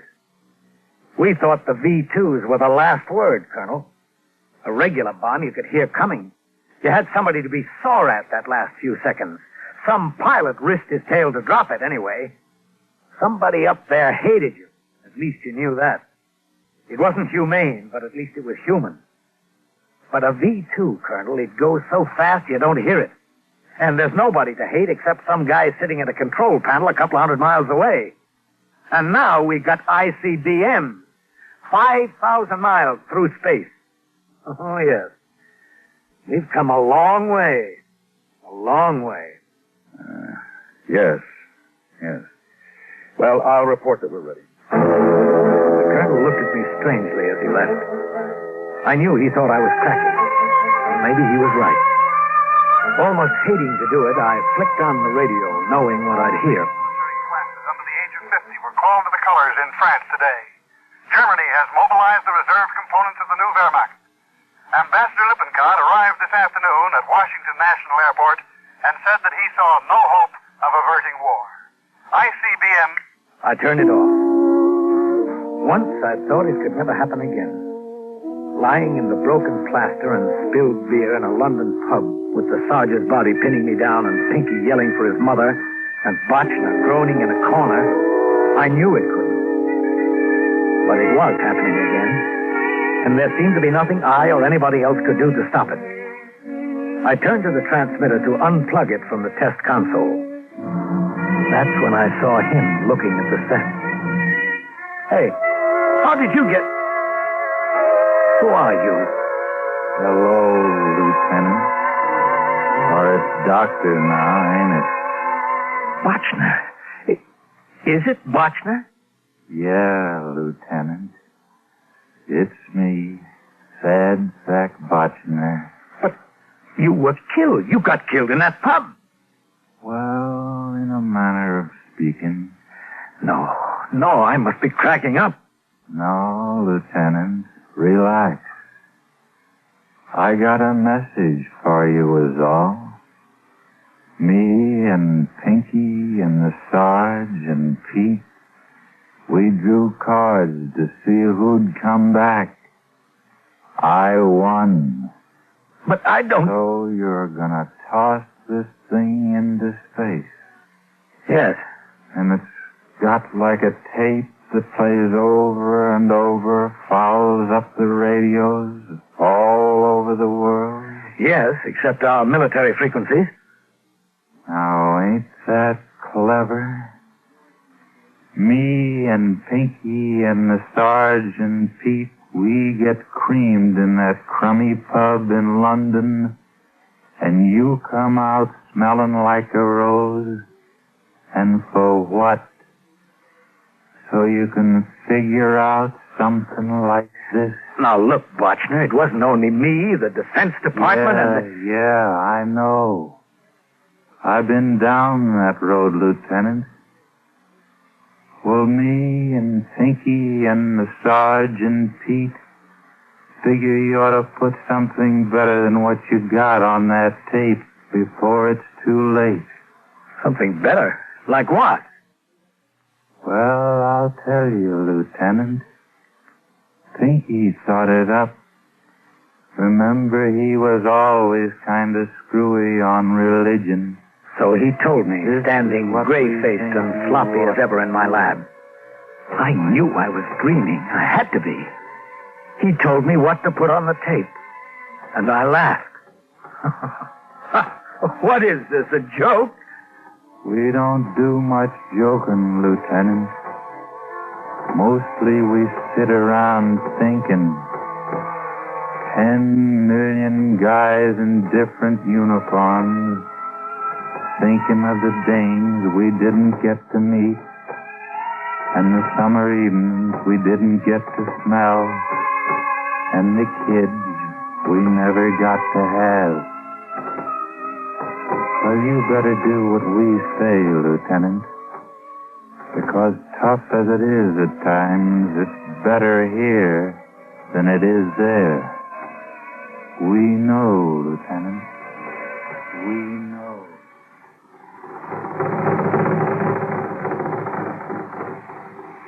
In a moment, we continue with the second act of Suspense. And now, starring Everett Sloane, Act Two of The Voice of Company A. I sat for a long time wondering if I'd really seen Bachner, wondering if I was losing my mind. And this idea of Pinky's, or whoever it was was crazy. But I knew suddenly that I had to try it. I had to try it, but I had to move fast. Once the installation crew arrived to pick up the jammer, it'd be too late. There were almost 100 technicians working in my section. Like any group of Americans, they came from every background. Some, like von Terhoff, were newly naturalized citizens. I buzzed my secretary on the intercom. Yes, Doctor. Get von Terhoff up here right away, Carolyn. And, Pierre Duval, he speaks French, doesn't he? Yes. And that new technician, Barbara Chang, does she speak Chinese? Yes, I think so. Why? Send her up. Who speaks Russian? Russian? I don't know. Poznansky. A lot of Poles know Russian. Send him in, too. And, Carolyn. Yes, Doctor. I want to see them one at a time. It was easy with Duval and Poznansky. They accepted my story without a question. But von Terhoff looked at me strangely. I did not know you were a religious man here, Doctor. You say that this is for your minister? Yes, it's just an idea he had for next Sunday's sermon, Von. If you'll just speak into the mic. Well, it seems to me a strange time to... Well, it'll only take a minute. All right. Ready? Ready. Du sollst dich töten. The pretty Chinese microwave expert was so enthusiastic, I hated myself when I lied to her. I hadn't been to church since World War II. He couldn't matter to his congregation, Doctor, but a native Chinese wouldn't understand the religious significance. Well, why not? Well, Confucius put it another way. Well, recite that then. Wunhui jogi sigogin yeloi wayi go dagani dasi guago gini. When she left, I held the mic in my hand for a long while. Finally, feeling strangely humble, I recorded the English version myself. When I was through, I spliced the tape into a loop like the jamming tape so that it would repeat over and over. Over and over, year after year. I took the jamming tape out of the transmitter and started to put in my new one. Was I crazy? Then I remembered the twisted bodies in the London pub, and Pinky and the Sergeant Pete, and of course, Sad Sack Bachner. They seemed suddenly very close. I finished. The installation crew arrived and took the transmitter away, and soon it was midnight and the countdown began. My launching station was in the blockhouse, but if I got there too soon, I'd have to ground test the screamer and the colonel would learn what was on the tape. And if I didn't get there at all, they might not launch. So I waited and waited, watching through the lab window while the last man left the missile gleaming in the Florida moonlight. It was the longest half hour in my life. T-minus 3 minutes, 30 seconds. They were looking for me now. It was time to go. Running across the sand, I looked up at the missile. There, high in the nose, rode the sphere that carried the jammer. T-minus 2 minutes. Condition red. Had I cut it too close? As I reached the concrete blockhouse, the missile seemed to be straining at an invisible leash. Vapor from its liquid oxygen was curling about its base. T-minus 1 minute. Hey! 59. Hey, let me in! It's Dr. Green! 56. I looked again at the huge rocket. I could hear the pumps beginning to deliver fuel to the nozzle. In less than a minute, 250,000 pounds of fiery thrust would blast the area, and I'd shrivel like an ant on a hot coal. Hey! Hey! 41. Dr. Green, holy cow, now get in here. 38. Where's the colonel? Right here. Where have you been? This thing hasn't been ground tested. Well, it isn't necessary. It'll transmit. Countdown procedure says do it, we'll do it. Now move, Doctor. But I checked it on the console. I tell you, it'll transmit. I want to hear that signal. It'll work, I tell you. Oh, help me, Doctor. If you don't get going, I'll stop the launch. Now tune it in. I had to do it. As slowly as I could, I twisted the knobs on the test receiver. 12, 11, 10, 9, 8, What's that? What's going on? The colonel lunged for the panic button that would stop the launch. I grabbed his arm. Let me go. Hold that bird. Corporal, put this man under arrest. He's crazy. Or he's an enemy spy. Thou shalt not kill. Thou shalt not kill. Who is the enemy, Colonel? Who is the enemy?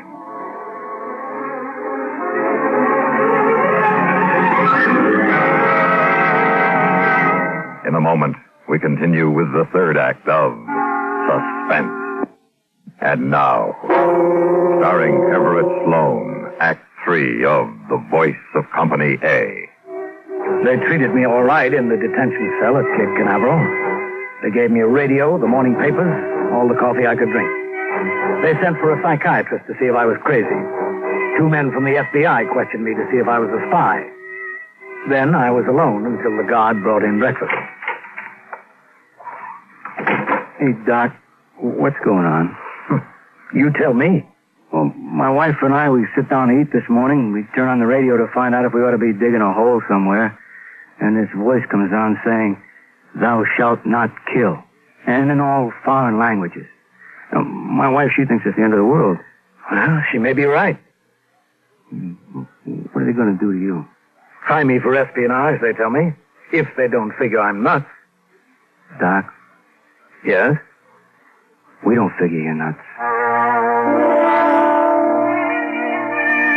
When the guard left, I turned on the radio to hear the worst. And it was the worst. And launched a formal protest against what they call U.S. celestial propaganda. From Washington, no word yet on what is intended by the strange Screamer satellite, only instructions. Instructions on what to do with its passage, jammed tunnel rat frequencies during a ballistic missile bombardment. Suddenly, I heard it faintly, blanking out the announcer. I looked at my watch. Yes, that was it. It was due overhead. Tu ne tueras point. Thou shalt not kill. I switched off the set. I hadn't fully realized the power of our transmitter until that moment. And I hadn't realized the power of the message. A shiver raced up my spine. I felt suddenly that I was not alone. Then I saw him, slouching at the window. Bochner? Hello, Lieutenant. In the guardhouse, huh? Remember when you tossed me in the stockade for being AWOL? Well, this ought to square it. Pinky and the Sarge and Pete and me, we've been watching things. It's working out great. Oh, yeah, just fine. There's an awful lot of people don't want to fight this war, Lieutenant.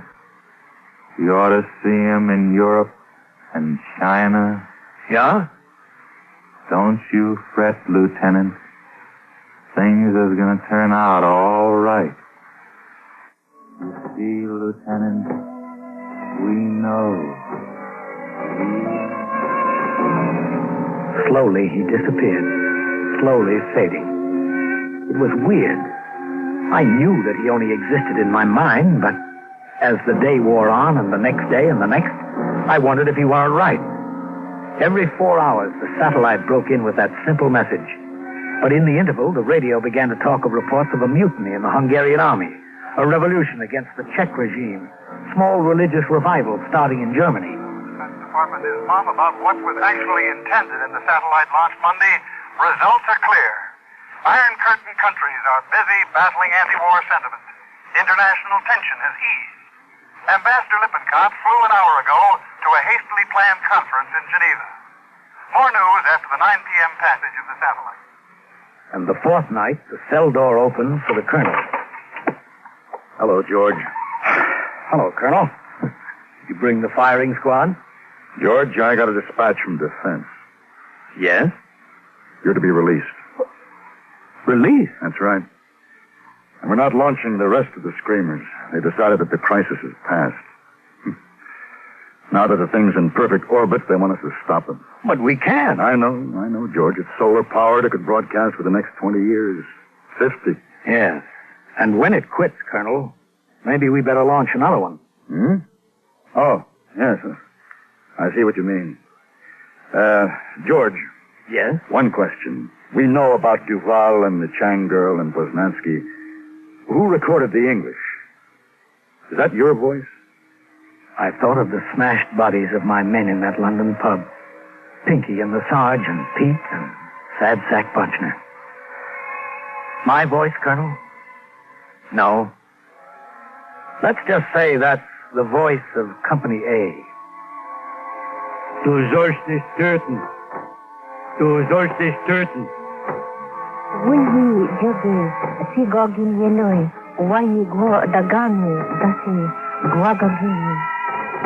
Nie ubij. Nie ubij. Tu ne tueras point. Tu ne tueras point. Thou shalt not kill. Thou shalt not kill.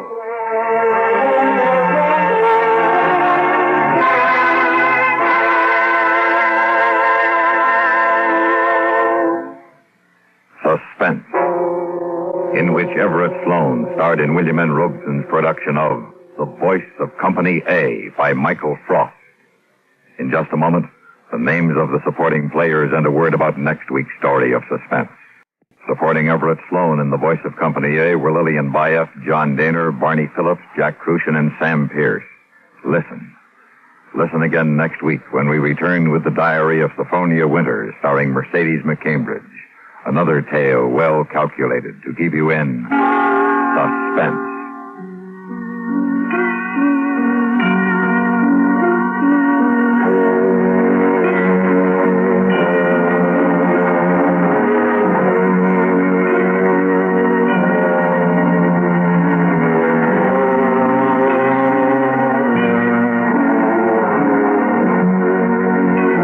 Get the complete news first on the CBS Radio Network.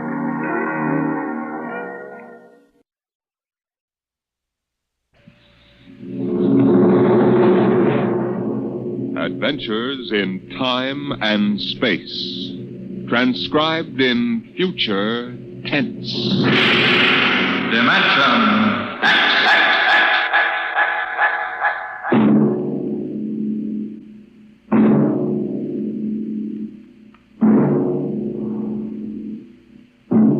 The National Broadcasting Company, in cooperation with Street and Smith, publishers of astounding science fiction, bring you Dimension X.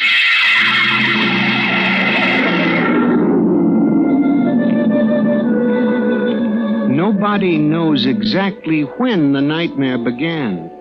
They must have planned it for years, though, because looking back, you can find little incidents here and there. Like the concrete mixer in New Jersey that killed the bricklayer.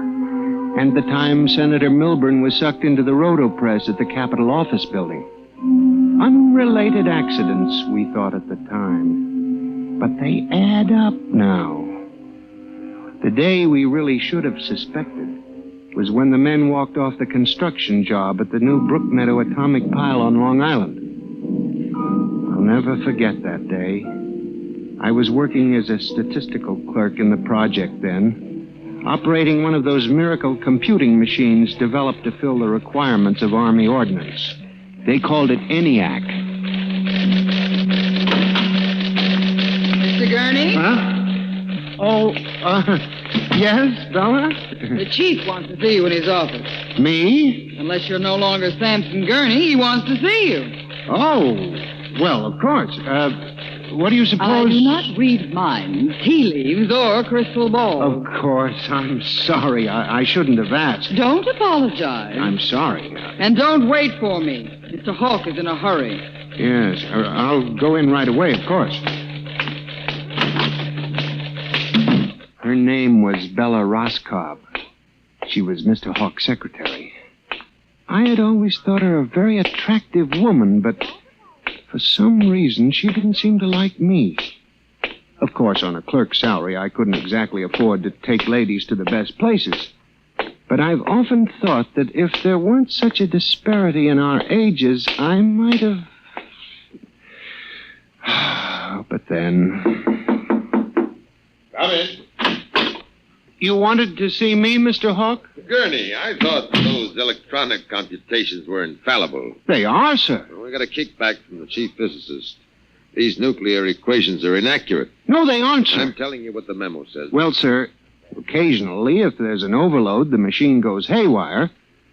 Sort of has a nervous breakdown, you might say. We usually rest it up for 24 hours, and it's okay again. Well, do whatever has to be done. Yes, sir. Oh, and Gurney. Yes, sir. You've been with the Bureau for over 15 years now.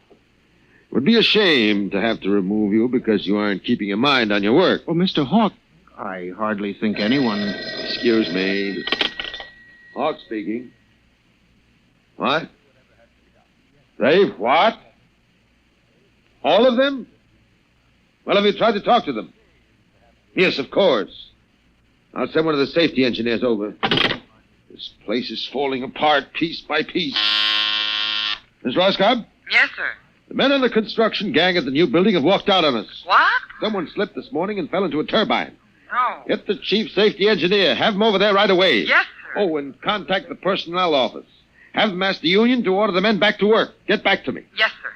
Mr. I'm Hawk. sorry, Gurney. I have no time to discuss anything further. Get on the job and stay awake, or we'll have to make some changes. But, Mr. Hawk, That's all, I assure Gurney. you... That's all.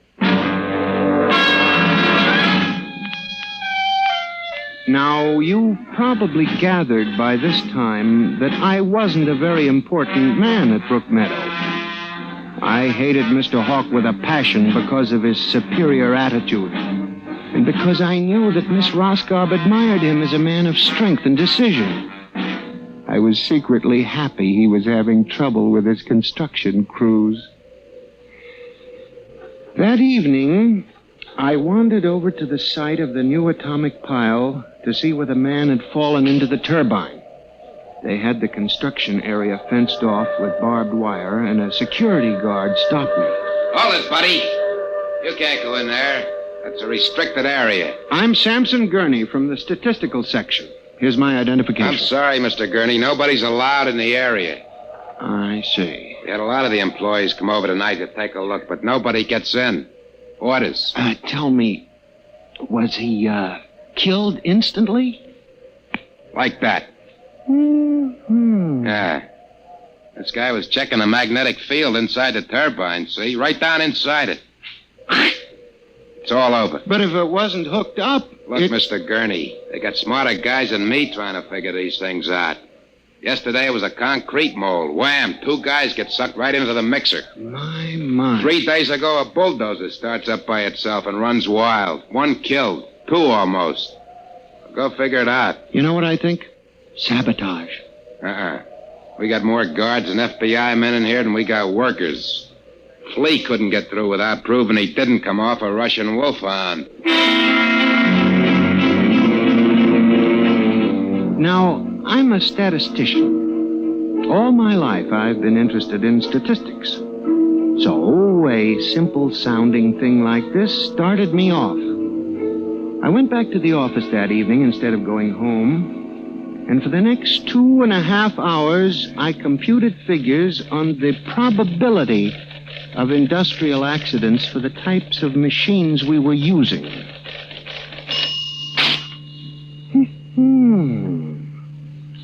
I took one look at my figures and went down to Hawk's office. Just as I figured, he was staying late working on a settlement with the construction workers. Yes? Oh, good evening. I saw the light. Oh, Mr. Gurney, what are you doing here? Is Mr. Hawk working late? Yes, I am, too. Oh. I wonder if I could see him a moment. We're busy right now. Could you make it tomorrow? It's very urgent. I'll wait, if you don't mind. Suit yourself. Miss Roscoe, I wonder if perhaps you would consider having dinner with me this evening after you're through. I have a date, Mr. Gurney. I was thinking we might go to Raymond's. They have very good spaghetti. Mr. Hawk has already asked me to have dinner with him at the Golden Shish Kebab. Well, of course, that's out of my class. Yes. Yeah. Mr. Hawk, Yes, Mr. Bella? Gurney would like to see you a moment. He says it's very urgent. Urgent? All right, I'll give him a visit. Okay. Thank you, Miss Roscoe.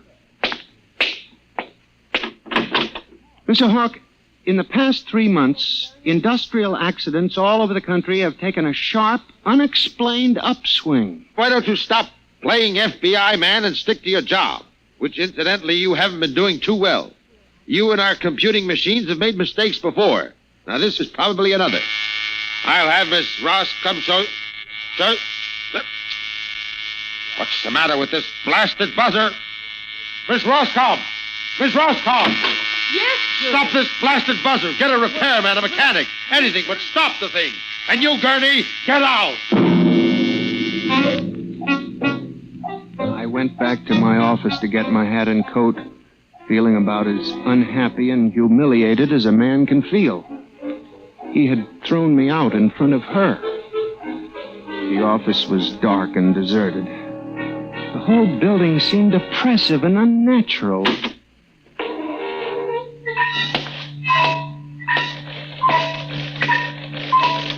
I walked across to my desk. In front of me, the ENIAC glowed and chattered eerily as it worked on the equations we had fed it that morning. Its many-fingered circuits hung against the wall like some great octopus. And the thousands of tubes glowed orange and blue in the dark like 1,000 eyes staring at me. It almost seemed alive. Then it increased its tempo a moment, and a fleeting notion crossed my brain that it was laughing at me. Laughing like all the others. What was the matter with me? What? I shut my desk drawer and began to put the cover on my ENIAC typewriter when an amazing thing happened. The most amazing single incident of my life.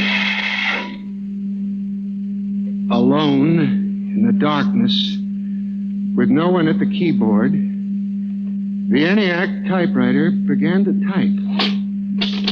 Am I going crazy? This can't be. There's nobody here. There's nobody here. Oh, no. I'm just imagining it. It's in my mind. But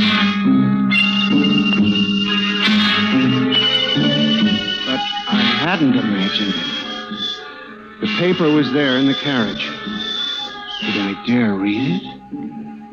Or would the whole thing suddenly vanish and send me shrieking to the nearest psychiatrist? Samson Gurney, there are some equations better left unsolved. The answer to yours is death. It was not until I turned to go that I was suddenly aware of the utter and complete silence of the room. Then it dawned on me. The ENIAC had stopped working.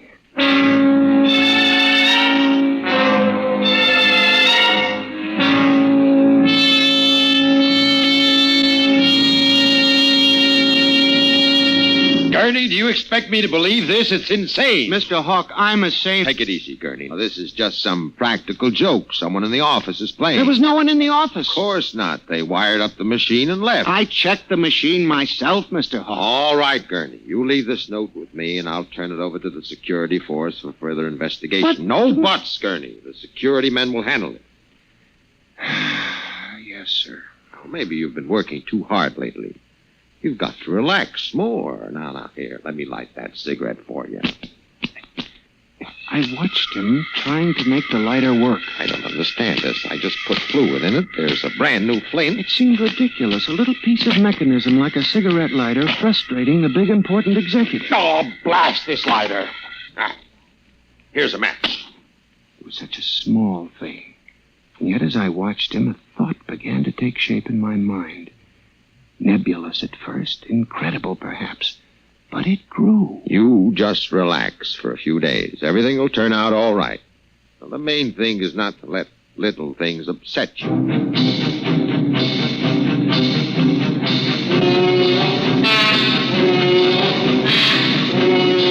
It was the cigarette lighter that gave me the idea, and what Hawk had said about little things.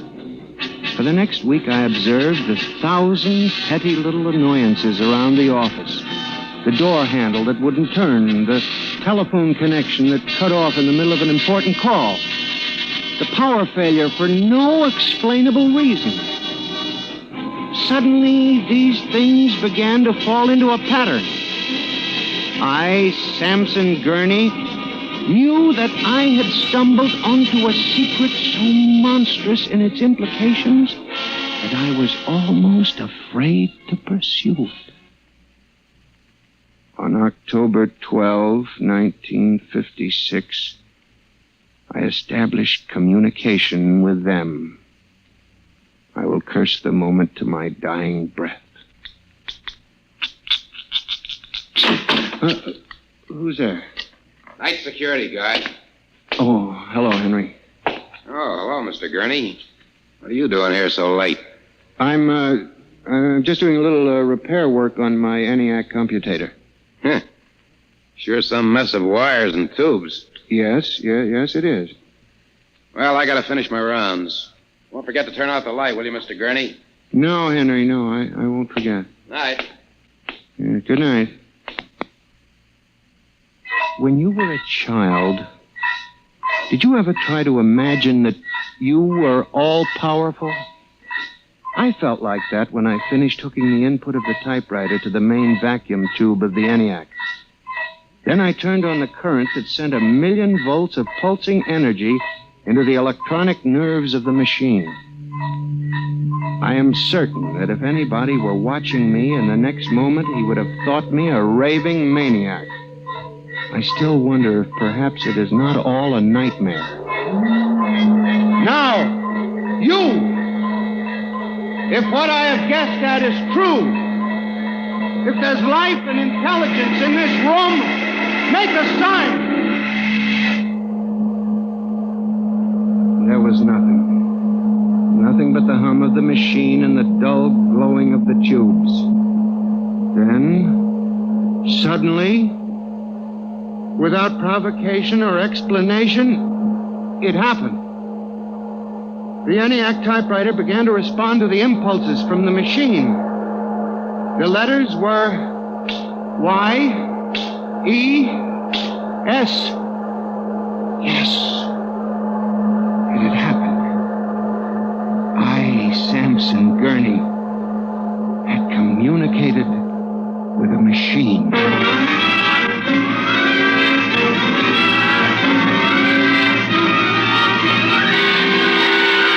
I was about to try to communicate again when suddenly, on ball-bearing casters, a heavy metal filing cabinet began to roll away from the wall toward me.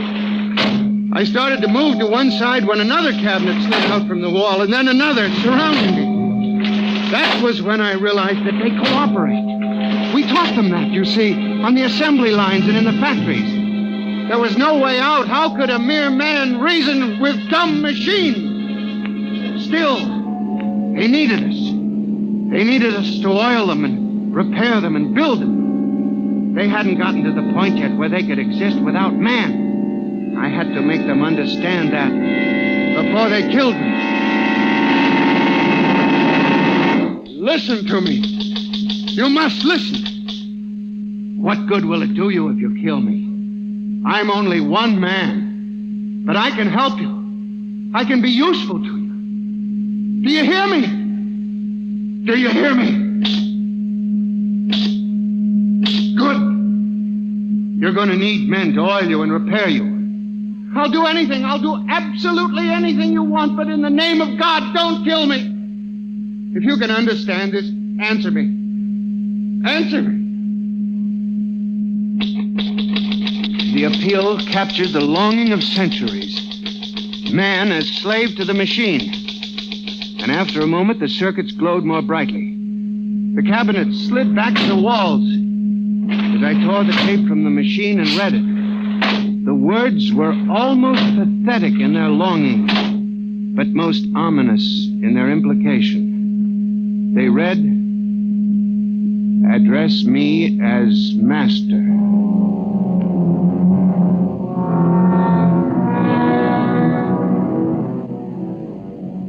My life for the next 6 months was a nightmare. The ENIAC gave me messages which I had to transmit into my telephone.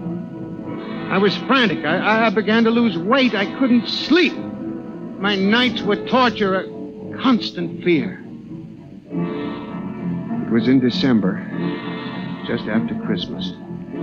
I was sitting in my room, listening to a broadcast. Ladies and gentlemen, a special bulletin. Already 24 hours before the peak of the New Year's traffic, over 1,000 deaths have been reported. This is an unprecedented figure. Again, if you... That very afternoon, I had transmitted a message to the telephones for relay to all machines of transportation. The message was one word. Kill.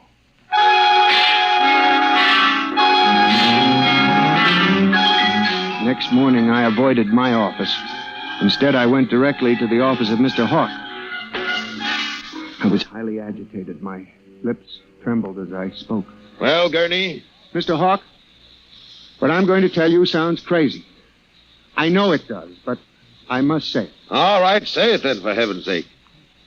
Mr. Hawk, have you ever heard of resistentialism? Resist what? Resistentialism. You're not making sense, Gurney. Mr. Hawk, I'm trying to tell you. All these accidents, the trouble with the machines, Mr. Hawk, they're alive. They think, they cooperate, and they hate us. Who? The machines. Gurney. You've got to believe me. I've communicated with them. I know. What are you doing? Now, just relax, Gurney. Everything will be all right. What are you doing? Miss Roscoe, send for the plant physician at once. Mr. Gurney has had a nervous collapse. But, Mr. Hawk... Everything will be all right, Gurney. We'll give you a nice, long rest. You fool. You blind, stupid fool! Can't you see what you're doing? Fool, fool, fool!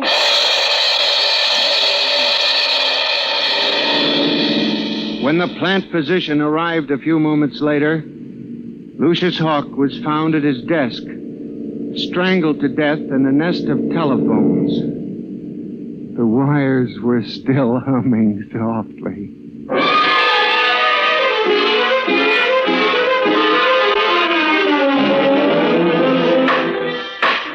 Samson Gurney, you stand accused of the crime of murder. How do you plead? I did not kill him. I didn't.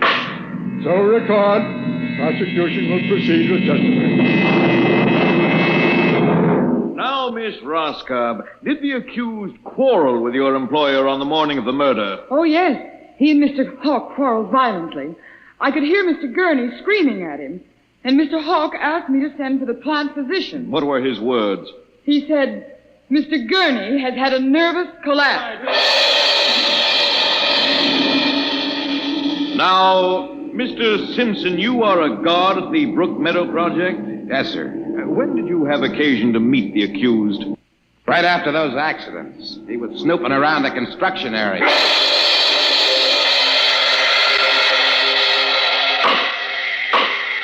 Samson Gurney, court hereby finds you guilty of murder in the first degree. Recommendation that you be examined, committed to the state hospital for the criminally insane at Matawan.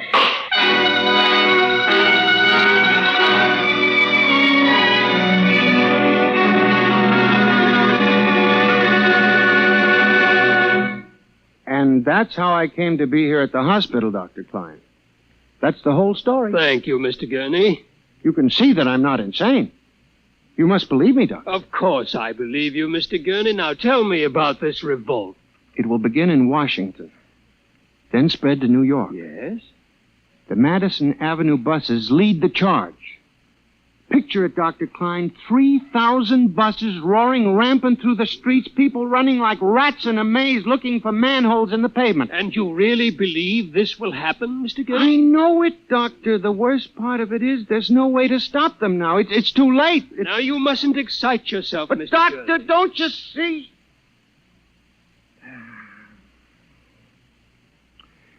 It's fair enough, I suppose. We built them. We taught them to think for themselves. It was bound to come. I guess the female machines will be worst of all in the beauty parlors. They're more high-strung, you know. Well, since there's nothing we can do about it, Mr. Gurney, suppose you go to your room and Maybe if I went to my old Plymouth, I could make a deal before the police cars got me. Yes, Doctor? Would you take Mr. Gurney to his room, guard? He's already been given sedation. Yes, sir. Those concrete mixers may have made a mistake, you know. Just high spirits and all that, but If they got so they liked the flavor... We'll see well, you later, Mr. Gurney. Now, try not to worry too much. All right, God. This way, sir. Oh, machines revolting. Telephones strangling people. Oh, blasted cigarette lighter. Why won't it work? I just filled it. Flint is good. Oh, well, you can never trust this newfangled machinery.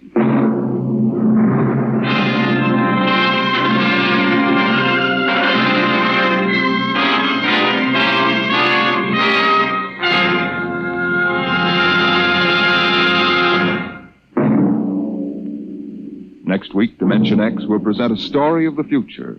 A story of an insignificant pebble in the sky called Earth, and of a man from a distant star who grew to love this unimportant planet.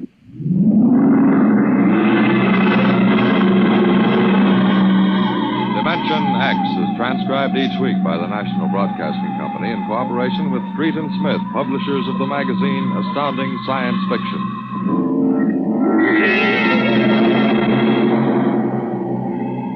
Nightmare was written by George Lefferts and based on a poem, The Revolt of the Machines by Stephen Vincent Benet. Featured players in the cast were John Gibson as Mr. Gurney and Rita Lynn as Bella Roscoe. Norman Rose is your host. Music by Albert Behrman. Engineer Bill Chambers.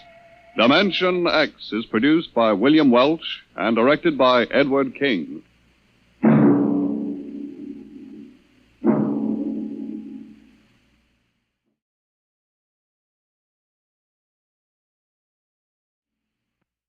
Stand by for Space Cadet in 30 seconds. Kellogg's Raisin Bran has a secret. Kellogg's Raisin Bran has a secret. Yes, Kellogg's brings you the secret of a more delicious breakfast treat. It's new, it's wonderful. It's Kellogg's Raisin Bran, both fruit and cereal, all in one box. You get plump, tender raisins dipped in honeycomb, along with delicious gold and crisp bran flakes. So try the new fruit and cereal combination. Get Kellogg's Raisin Bran because Kellogg's Raisin Bran has a secret. And now, Kellogg's Corn Flakes, the cereal that helps you have more punch till lunch, invites you to rocket into the future with Corbett, Space Cadet. Stand by to raise ship. Blast off minus 5, 4, 3, 2, 1, 0! As rolling rockets blast off to distant planets and far-flung stars, we take you to the age of the conquest of space with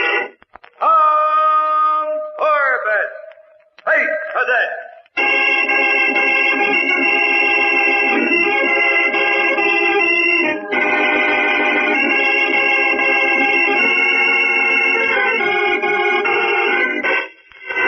It is close to midnight when a lone figure in the trim uniform of a space cadet enters a dimly lit street shelter to wait for an air cab.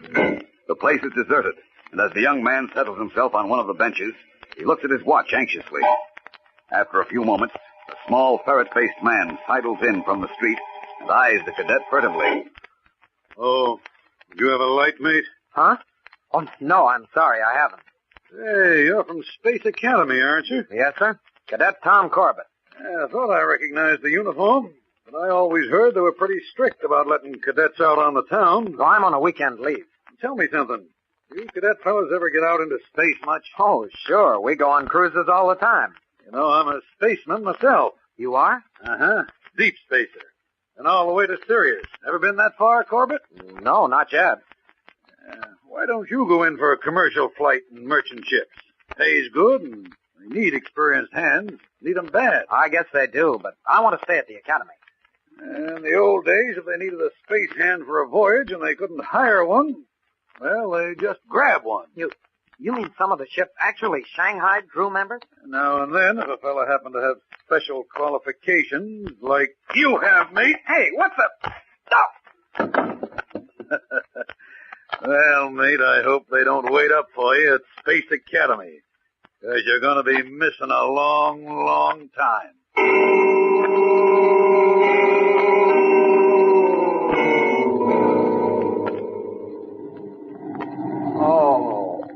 Take it easy, lad. Take it easy. Hey, where am I? And who are you? I'm Jim Harris. You're aboard the Constellation. The Constellation? Look, I don't know exactly what happened or how I got here, but I've got to get back to the Academy by midnight. Tonight, Sunday. Sunday? Oh, what's so funny? Well, this is already Monday. It's 0700 Earth time. 07. But my leave, I've got to... Hey, what happened to my uniform? What uniform? My Academy uniform. Don't you understand? I'm a space cadet. Space cadet? Hey, you must have had a worse bump than I thought you had. Stop stalling. I'm Tom Corbett of Space Academy. Now I want to know who took my uniform and put me in these dungarees, and how did I get here? Well, if I were you, son, I'd just relax and have a bite of breakfast. You've got work to do. What are you talking about? You're a member of this ship's crew.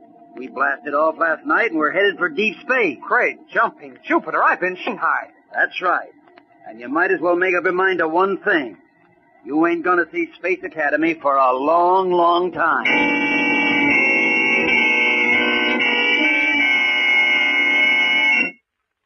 There's action ahead for Tom Corbett, all right. You know, fellas and girls, an exciting adventure is apt to pop any minute around Space Academy. That's why a space cadet keeps himself supplied with quick energy food. So for morning chow at Space Academy, you can bet there's a box of Kellogg's cornflakes on every table. That's right, all you future space cadets, boys and girls. Morning chow always means Kellogg's cornflakes time to us. And how we go for 'em here at Space Academy. The trick is to get to the table before that box is empty. And you don't want to lose any time getting at those Kellogg's cornflakes. Let me tell you, they help you make a quick blast-off because Kellogg's cornflakes are quick energy food. You heard what Astro had to say, so tomorrow morning and any morning, pour yourself a big bowl full of those golden sweet, crisp, and tender flakes. You'll be helping yourself to more punch till lunch. More punch till lunch. More punch till lunch with Kellogg's cornflakes.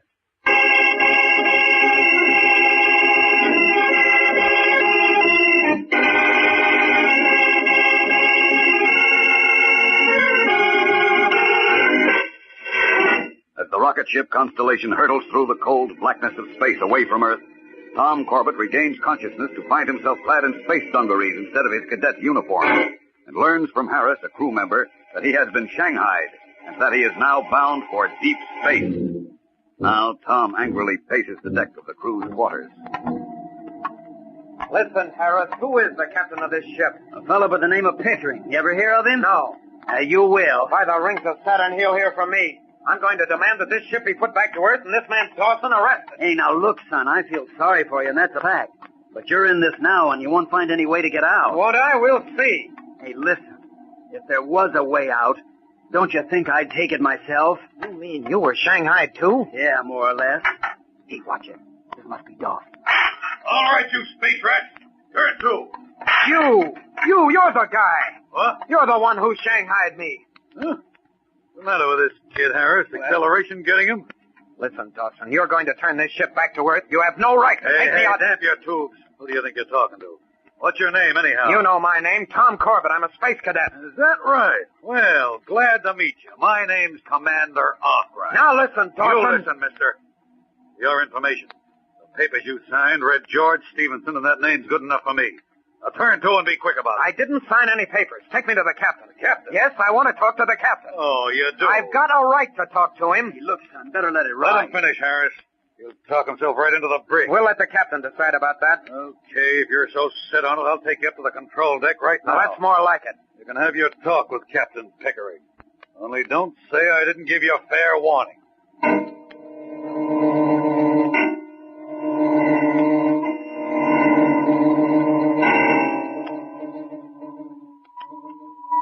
Captain Pickering, Dawson committed a crime in bringing me aboard this ship. You've got to take me back. Lad, I don't like space lawyers on my ship, and I don't like bellyachers either. Now stow the chatter and get below. But I'm a space cadet. You've got to take me back. This is insubordination, mister. All I'm asking is that you let me contact Commander Arkwright at the Academy. He'll verify my story. That's enough, Mr. Dawson. Take this man below and put him in the brig. Yes, sir.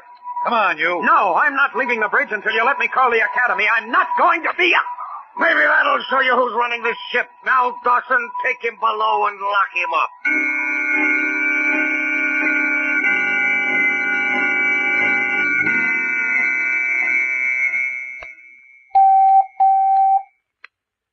Commander Arkwright here. Lieutenant Saunders reporting, sir. Oh, yes, Saunders.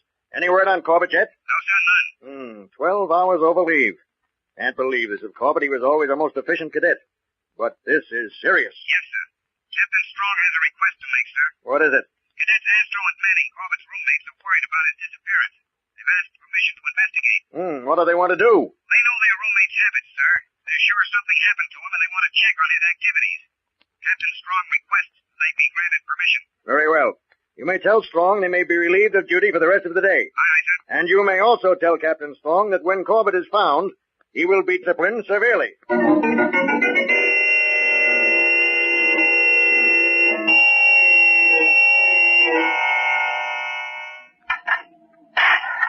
Who's there? Oh, it's me, matey. I brought you some lunch. Oh, well, thanks, Harris. You feeling all right, Tom? Yes, no thanks to the captain, though. Listen, Harris, you said you'd give anything to get off this ship yourself. Yeah, I would. But you can't buck Pickering and Dawson. Well, maybe we can. I got a look at the navigation chart when I was on the control deck. On our present course, we crossed the orbit of Venus. That's no secret. We put in at Venusport for fuel and supplies before blasting off to deep space. That's our answer, then. We'll be there in a few hours. Sure we'll be there. And you'll be here, locked in the brig the whole time. Not if you'll help me. Help you? How? When we land at Venusport, watch your chance and slip open the bolts on that door. I'll get out and find the port commander. Well, then what? He'll arrest Pickering and Dawson, and the ship won't be given clearance to leave Venus. Oh, I don't know. If they ever caught me... As long as you have the run of the ship and keep quiet about it, we can't fail. All right, Tom, I'll do it. Good for you. Now take the tray back and act as though nothing has happened. Yeah, right you are. Just a minute, Harris. Mr. Dawson. Stay right where you are. I was just going to take this tray back to the galley. It can wait. You know, Harris, I didn't think you were so stupid. Stupid, sir? Didn't you think we'd have the brig rigged with a telecam? Great galaxy, then you heard every word we said. Yes, and saw you, too. Oh, no. So you were planning to jump ship, Mr. Harris. No, he wasn't going to desert. And he was going to help you, which is the same thing. So you two don't leave this brig until we've blasted off from Venus. After that, the captain will have plenty of time to figure out what kind of hooks to throw into you. And believe me, they'll be rough.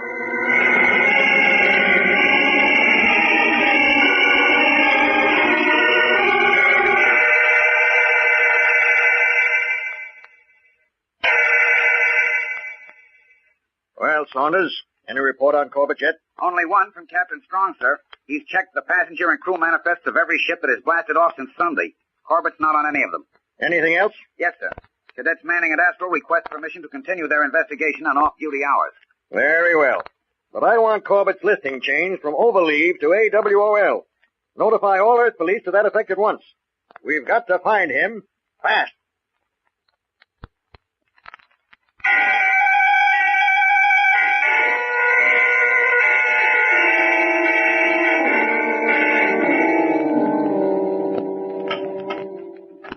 Give me a hand with this bunk, Harris. What are you doing, Tom? Trying to rip it away from the bulkhead.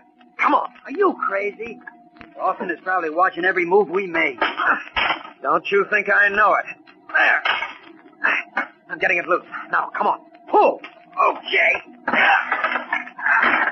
There. And there's the telecam lens. I thought so. Hey, what are you doing? Tom, you kicked it out. Of course. Now he can't watch us. You're out of your mind. That'll bring him running. Maybe that's what I want him to do. Those are the braking rockets. We're decelerating for the landing. I know, which means we've got to work fast. Once we take off from Venus, we might as well be dead. I'd like to know what you expect to do locked in this brig. We're not going to be locked in here long. Oh, somebody's at the hatch. It's Dawson, I guess. All right, you two. Stay back against the bulkhead. You didn't lose any time getting here, did you, Dawson? What's the idea of kicking out the telecam lens? To make you come in here. I want to talk to you. Real smart kid, aren't you? Well, I'm here. Talk. How about a deal, Dawson? Deal? Huh? What kind of a deal can you make? When you Shanghaied me, you were under Captain Pickering's orders, weren't you? So what? Just this. The Solar Guard will catch up with Pickering sooner or later. And when they do, you'll be as guilty as he is. What are you driving at? If you'll get us off this ship at Venusport, I'll recommend leniency with the Solar Guard. You helped us, so you might even get off scot-free. Don't hand me that. The kid's talking sense, Dawson. There's no risk for you, because even if the idea doesn't work, we won't give you away. Well, how am I supposed to spring you loose? All you have to do is leave this hatch unlocked when we land on Venus. We'll do the rest. What's in this for me? I just told you. It's your chance to get out from under the captain's thumb.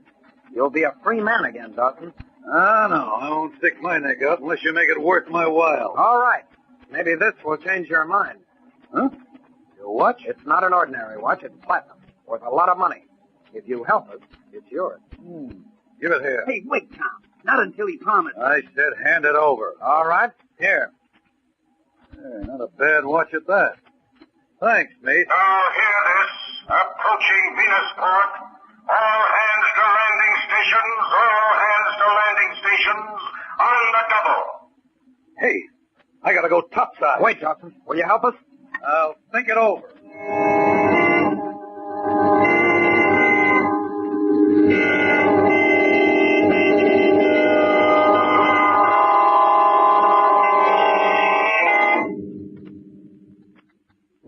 What did I tell you, Tom?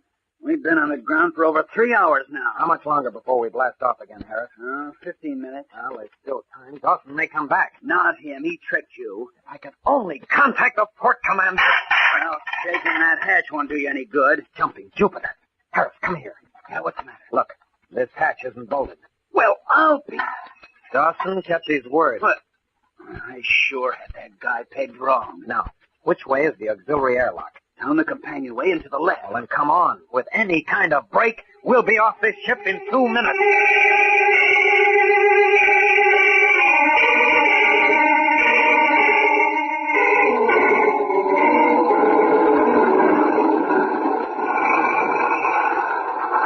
Go ahead, Tom. Nobody spotted us. They're all busy with the loading. Easy, Harris. Stay behind the stabilizer until we're sure of our bearings. This blasted Venus mist. You can't see a thing. Just as well. Then no one can see us. The administration tower ought to be south of here. Come on. Hey, you better cut over this way, Tom. There'll be guards at the landing tower. Right. All right, you two. On or I'll shoot. It's Dawson. Turn around, get your hands up. He double-crossed us, the dirty space rat. If you didn't have that gun, Dawson, I'd knock your ears off. No, your deserters caught red-handed jumping ship. I've got every right to blast you, and I think I will.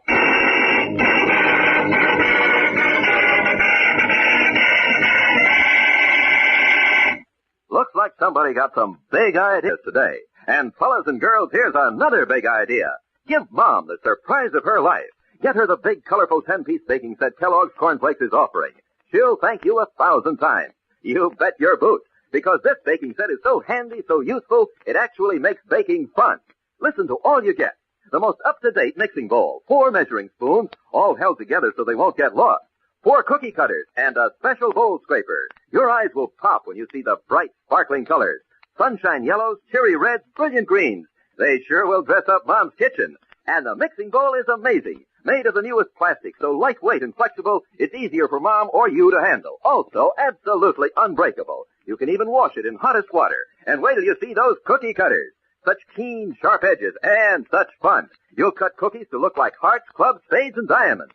Mom will thank you, too, for that bowl scraper. Great for beating, scraping, folding. Best of all, you get all 10 pieces of this baking set for less money than the bowl alone would cost. It's a great bargain, and a great way to surprise Mom. Just do this.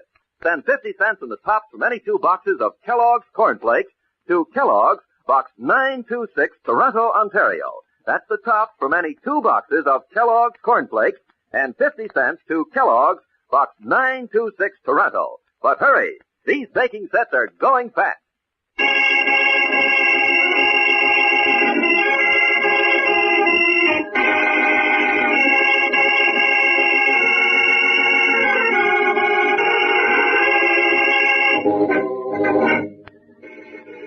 Escaping from the rocket ship Constellation, Tom Corbett and his friend Harris are betrayed by the first mate, Dawson, who captures them on the mist-shrouded plains of Venus.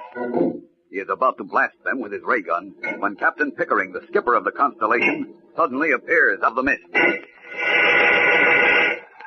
What? going on here, Mr. Dawson? These men tried to jump ship, Captain. The pair we had in the brig, Stevenson and Harris. Deserters, eh? On the Constellation, we shoot deserters. That's against space law, Captain Pickering. You're supposed to turn over all captured deserters to the Solar Guard. I told you once I don't like space lawyers. That still goes. Let me blast them now, sir. Get rid of them once and for all. No, Mr. Dawson, put them back aboard. I want them in irons and under double guard until we blast off. Aye, aye, sir. Come on, you space rats. Get moving. On the double. Wait a minute. Move, I said. Captain Pickering, don't you want to know how we got out of the brig? What? Tap your tubes and move. Ask Dawson how we got out. He took a bribe from us. He let us out. He what? Don't listen to them, Skipper. Then how did they get out? Harris, stand by to move. Right. Maybe they walked through the bulkhead, eh? Skipper, I don't know how they did it. You're responsible for them. Get ready. You take out Dawson. Okay. Come on, answer me. They're lying, Skipper. Honest they are. Don't give me that. I'll break every bone in your body. No, Skipper, let go my arm. Now, Harris, pile in. Hey, Skipper, look out. You look out, Dawson. Why, you little space pup. You missing, Captain. Oh, hell, let's take care of you. Harris, are you all right? See what you get a second, Tom. Oh. Brother, you really plowed him under. I waited a long time for the chance, Tom. Someone's firing at us. Those are ray gun blasts. We've been spotted by the crew. Come on, run for it. We haven't a chance, Tom. Yes, we have, and a good one. This Venusian mist will cover us in a second. Hurry, over this way. Wait a minute. You're heading away from the control tower. I know. That's where they'll expect us to go. So we'll circle around. Oh, good idea. Hold it, Harris. Oh, what's the matter? I saw somebody just ahead there in the fog. Down, quick. Hug the ground. He's coming this way. Shh. Keep low. He didn't see us.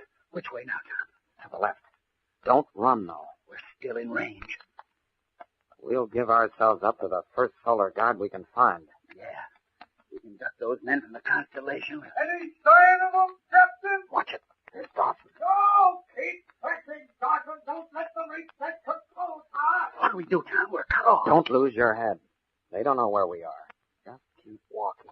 Mr. Dawson! Here, Captain. Any luck? Not yet, sir. But the men are finding out now. They'll get them. Keep your eyes peeled. They're drawing a cordon around us, Tom. We're sunk. We've got to slip through somehow. Wait a minute. What's that ahead? Where? That light. By Jupiter, it's the control tower. We're almost there, Harris. Keep going. Another 20 yards and we've made it. Oh no. There's no. It's no use, Harris. They've got it. With only a few yards to go. They'll take either of you, and I'll blast. All right. We know when we're licked. Okay. Let's have a look at you. Hey, Tom. Tom, pipe this guy's uniform. Why? He isn't from the Constellation. Who said I was? You're a port guard. You're from the tower. That's right, and that's where I'm taking you to under arrest. You'll take us to the port commander? This minute. Now march. Harris, we've made it. Aye, aye. When you explain everything to the port commander, our troubles are over. Well, can't you walk any faster, guard? We're in a hurry. You bet we are. The two people under arrest, you look mighty pleased with yourself. Well, I guess it takes all kinds to make a universe. It sure does. And it looks like we're the lucky kind.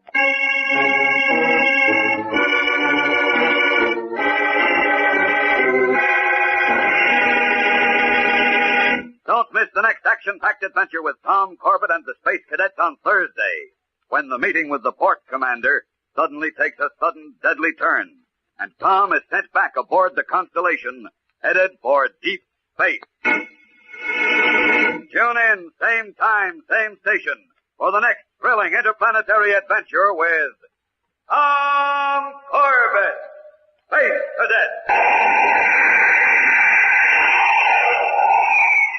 Brought to you by Kellogg's Corn Flakes, the cereal that helps you have more punch till lunch.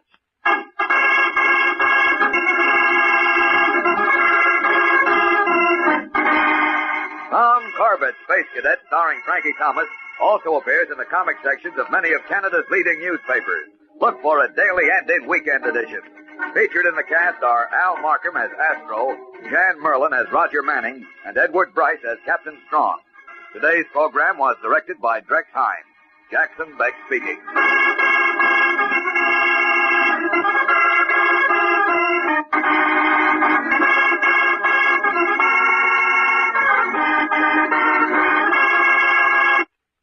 whole day starts out better when breakfast is fun. And one way to make breakfast fun is to have a different cereal every morning. How? That's easy. Easy for Mom, too. Ask her to get Kellogg's Variety Pack. Kellogg's Variety Pack is an assortment of cereals. 10 individual-sized boxes in one handy carton. And each individual box holds exactly one generous serving of a favorite Kellogg cereal. Yes, in Kellogg's Variety, they're all favorite cereals. Kellogg's Corn Flakes, Pep, Rice Krispies, and the new favorite Kellogg's Corn Pops, to mention just 4. And each serving stays extra crisp and fresh because it's in its own individual package. So just for fun, make breakfast fun. Ask Mom to get Canada's only cereal assortment, Kellogg's Variety Pack.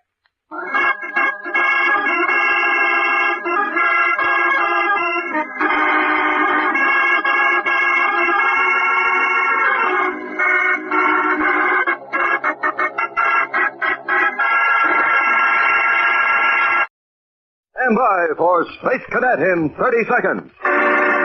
Kellogg's Raisin Bran has a secret. Kellogg's Raisin Bran has a secret. Yes, Kellogg's brings you the secret of a more delicious breakfast treat. It's new, it's wonderful. It's Kellogg's Raisin Bran, both fruit and cereal, all in one box. You get plump, tender raisins dipped in honeycomb, along with delicious gold and crisp bran flakes. So try the new fruit and cereal combination. Get Kellogg's Raisin Bran, because Kellogg's Raisin Bran has a secret. And now, Kellogg's Corn Flakes, the cereal that helps you have more punch till lunch, invites you to rocket into the future with Tom Corbett, Space Cadet.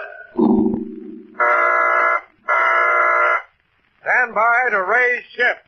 Blast off -5, 4, 3, 2, 1, 0!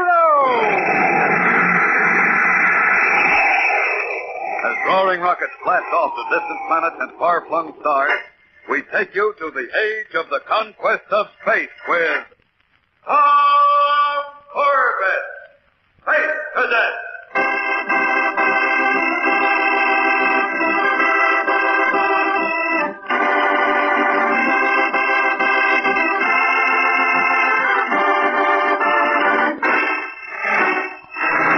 Shanghaied from Earth and taken aboard the rocket ship Constellation bound for the star systems of outer space, Tom Corbett and Harris, the crewman who has befriended him, managed to escape while the ship refueled at Venusport, but were then captured by the port's guards. Without delay, they were taken to the office of the port commander. And now Tom and Harris, still dressed in the drab dungarees of ordinary spacemen, stand at attention before a grim-faced warrant officer. All right, now. Let's get this straight. You say your name is Tom Corbett, and that you're a cadet from Space Academy. Yes, sir. And you, Harris, are you a cadet too? No, sir. I'm a spaceman. Second class from the Constellation. I see. Corbett, what's a space cadet doing aboard the Constellation? I told you, sir, I was Shanghai. That's true, sir. He was. I suppose you can identify yourself, Corbett? Well, they took my uniform away from me. All my papers were in it. You tell a pretty good story, Corbett, but that's all it is. Unless you can give me proof, I'll have to turn you over to your captain. Wait, sir. It's easy enough to check. Radio Space Academy. Talk to Commander Arkwright. That is impossible. Venus is in apposition to Earth. We're on the other side of the sun.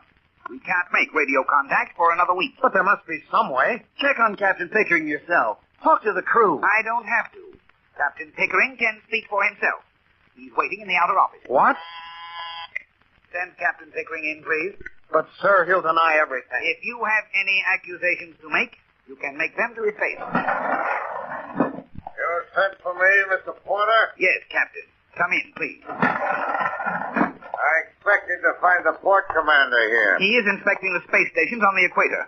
I'm handling this case. That suits me, as long as I get my men back. They tell a strange story, Captain Pickering. This fellow, Corbett, claims to be a space cadet. Well, that's one I never heard before. I wanted to check with you before I took action. Nothing to check. It's a fairy tale. Fairy tale, huh? Then how about letting Mr. Porter aboard the Constellation? Let him talk to the other space hands. Mr. Porter's welcome aboard any time, but I'm sure he's got other things to do. You're bluffing. If he knew what the conditions are aboard your ship... That's enough out of you.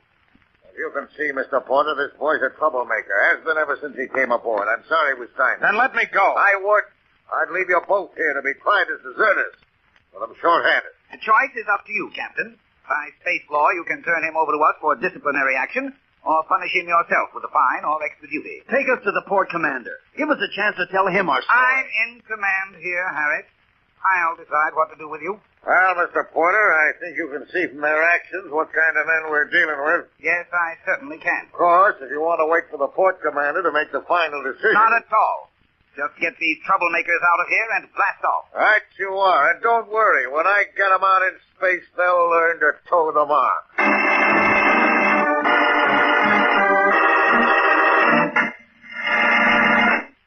Wow, looks like the Space Cadets are rocketing in all tubes. There's real adventure ahead, but they're ready for it. Have to be prepared for it all the time. And one way to do it is to make sure they get enough quick energy food. Helps them blast off in a hurry. Take breakfast, for instance.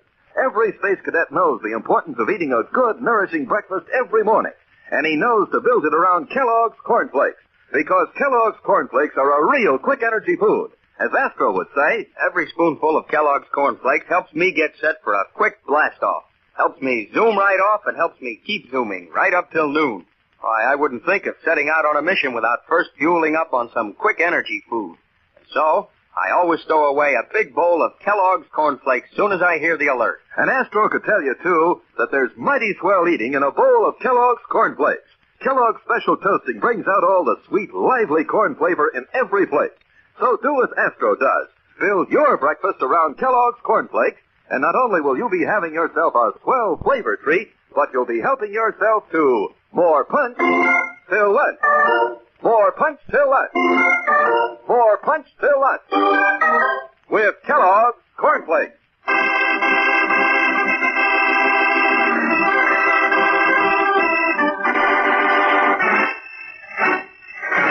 Unable to persuade the warrant officer in command of Venusport that he has been shanghaied, Tom Corbett is taken back aboard the rocket ship Constellation with his newfound friend, Harris. And the ship blasts off for a long voyage into deep space. Meanwhile, back at Space Academy... Cadet Astro reporting his orders, sir. Well, Astro, any luck? Oh, not a bit, Captain Strong. We couldn't find a trace of Tom anywhere. Come in. Roger.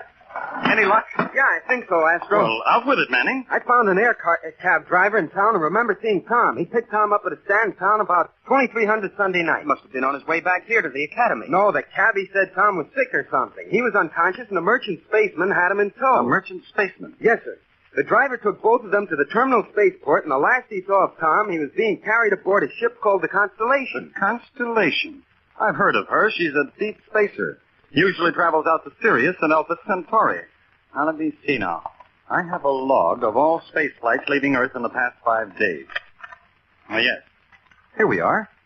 For the Constellation. She was due to stop at Venusport for supplies and to blast off for deep space at 0930 Earth time today. Well, that's half an hour ago. Come on up to the communications room, boys. We'll contact Venusport right now.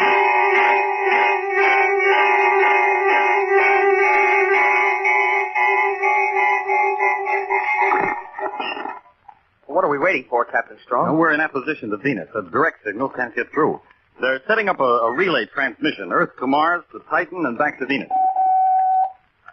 Captain Strong here. Warrant Officer Porter, Venusport. Go ahead, Captain Strong. Listen, Porter, this is urgent. Have you cleared the deep spacer Constellation yet? The Constellation? She blasted off the Sirius 15 minutes ago. Why? Well, we have good reason to believe that one of our cadets is being held illegally aboard that ship. What? A cadet by the name of Corbett. Tom Corbett. Corbett? Great Jupiter.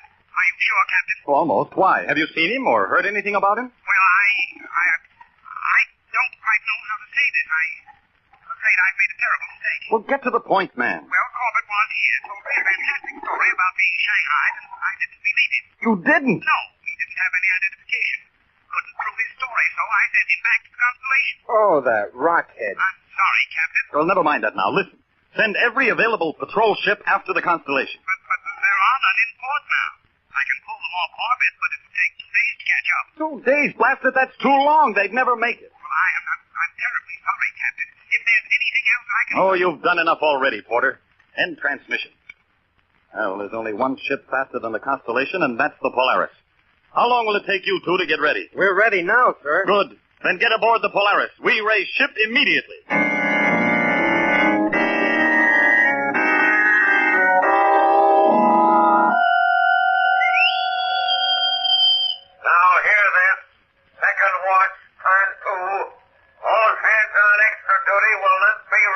until 0700. Hey, you hear that, Tom?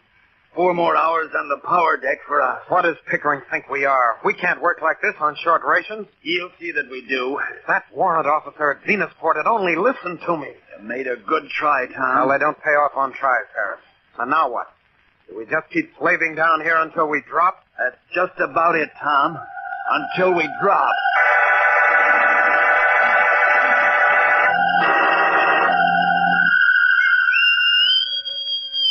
Now hear this. Fourth watch, turn 2.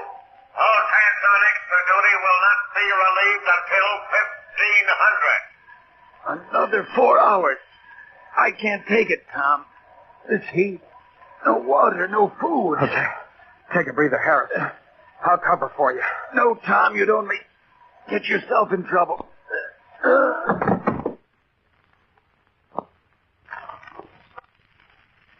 Harris. Harris! Hey, give me a hand here. Someone help me. Quick!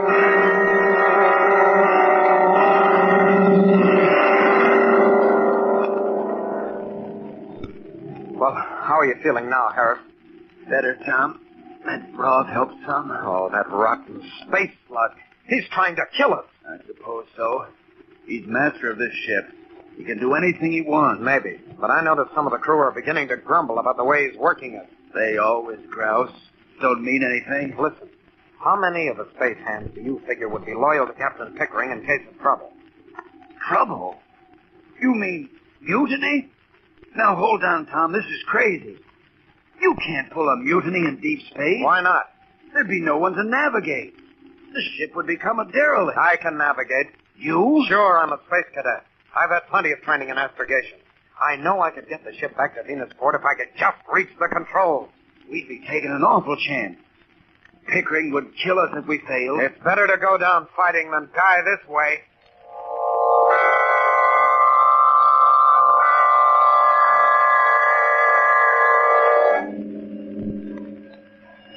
I've talked to some of the space ends, Tom. 5 of them are with us. Good. Uh-oh. What now? Now hear this. All hands report to the main deck on the double. Any man who fails to report will be shot. That is all. What do you suppose that means? I don't know, Tom. But I don't like the sound of it. I don't like it at all.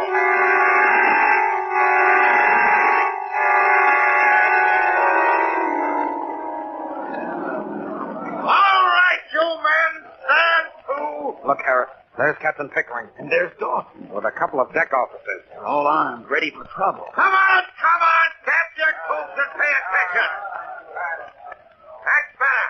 Now, I don't have to tell you I'm an old hand in dealing with spacemen, and I've been watching you ever since we blasted off. You're a surly bunch of space rats. I don't like the looks of you, and I can smell a mutiny a light year away. What do you mean? You heard me. I said mutiny. I know who the ringleaders are, and I'm going to make an example of them. I promise it'll be an example you'll never forget. When I pick out these 2 men, I want the rest of you to go back to your station. Any man who lags will get 50 hours extra duty on short ration. Wait, men. Listen to me. Tom, no. How long are you going to stand for this? Captain Pickering's no better than a pirate. Come on, stand the rest, that man. This is your last chance. Take over the ship. I can get you back to Earth, and we'll put Pickering behind bars where he belongs. Catch him up. You did it, Tom. The men are starting to mutiny. I got to get up to the control deck before Pickering does. Go on, I'll take care of Dawson. Right, but watch yourself. He's armed. Don't worry. Get going. Stop them, men. Oh, no, you don't. Look out, Harris. Never mind me. Get to the control room. All right, Tom. Dawson's through. I'll take care of Pickering now. Right. I'm at the control room hatch. Hold him for another second. Men, stop him. Stop him. Don't let him close that hatch, men. Kill him. Made it. Now for the controls. No time to plot a new orbit back to Earth. I'll have to swing her into a 180 turn and rack up a true course later. Let's see. Steering vane set for 1.5. Full burst on starboard jets. Take a lateral sweep. That should do it. Corbett, this is Captain Pickering. Now listen to me. What do you want, Pickering? I'll make a deal with you. Fat chance. I've got control of the ship now. Open the hatch, Corbett. Give yourself up. Nothing doing, Pickering. You're over a barrel and you know it. We put down the mutiny and captured your friend Harris. What? I have him right here beside me. If you give yourself up, I won't blast him. You have my word on that. If you refuse, he gets it. How do I know you're telling the truth? I'll put him on so you'll know he's still alive. All right, Harris, go ahead. Tom, don't trust him. Save yourself. Nobody can help me anymore. All right, Corbett, his life is in your hands. Now I'm going to count to 10. If you don't open the hatch, Harris gets it. 1, 2. I can't let him shoot Harris in cold blood. But if I give myself up... Oh, what's the use? I don't have any choice. Just 2 more seconds left, Corbett. Okay, Pickering, you win. Don't shoot, Pickering. The hatch is open.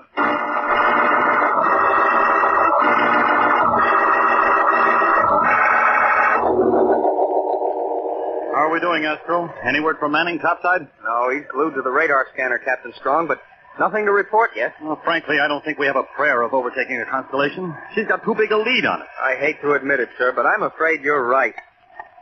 Captain Strong, I've got a scanner reading. With a constellation? Yes, sir. Are you sure, Roger? Look, Astro, if you ran your power deck as well as I handle the radar bridge, we wouldn't have any problems. All right, cut that, Manning.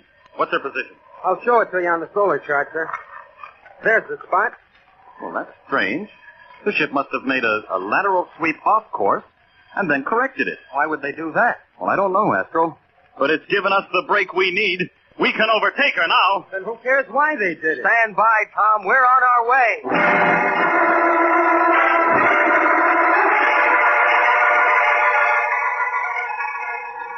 All right, Captain Pickering, you're back in control of your ship. Now, where's Harris? You won't be seeing Harris anymore, Corbett. What do you mean?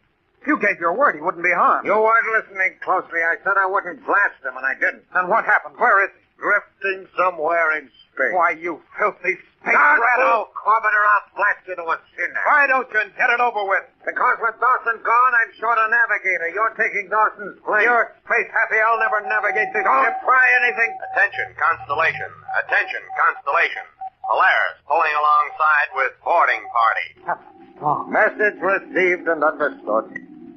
Looks like you're all washed up, Pickering. When they find me here, Sorry to disappoint you, Corbett, but when the boarding party arrives, they won't find any trace of you on this ship. I'm getting rid of you once and for all.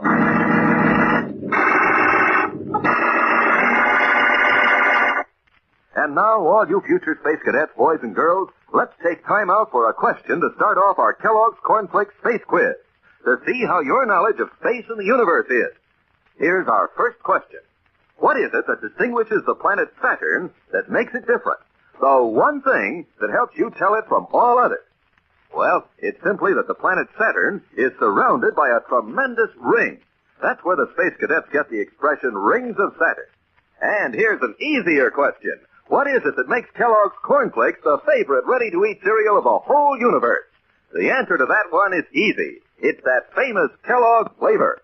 The way Kellogg's special toasting process brings out all the sweet, lively corn flavor in each golden flake makes each flake crisp and tender. Yes, flavor is what makes Kellogg's Cornflakes the favorite ready-to-eat cereal of people everywhere. It's the kind of flavor that brings you back for seconds, keeps you reaching for that box of Kellogg's Cornflakes time after time, morning after morning. So make sure you get the one and only Kellogg's Cornflakes.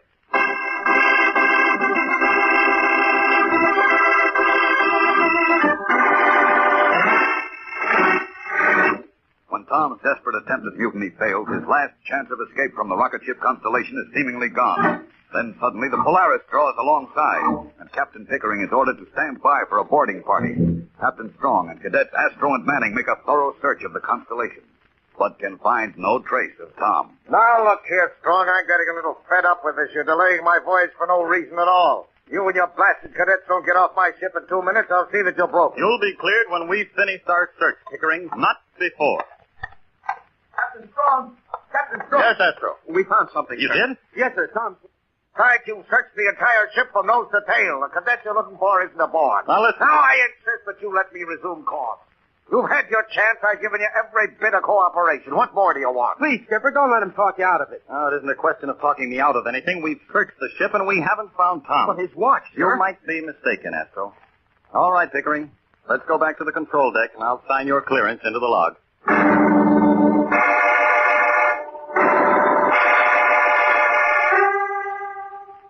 Astro, what are we going to do?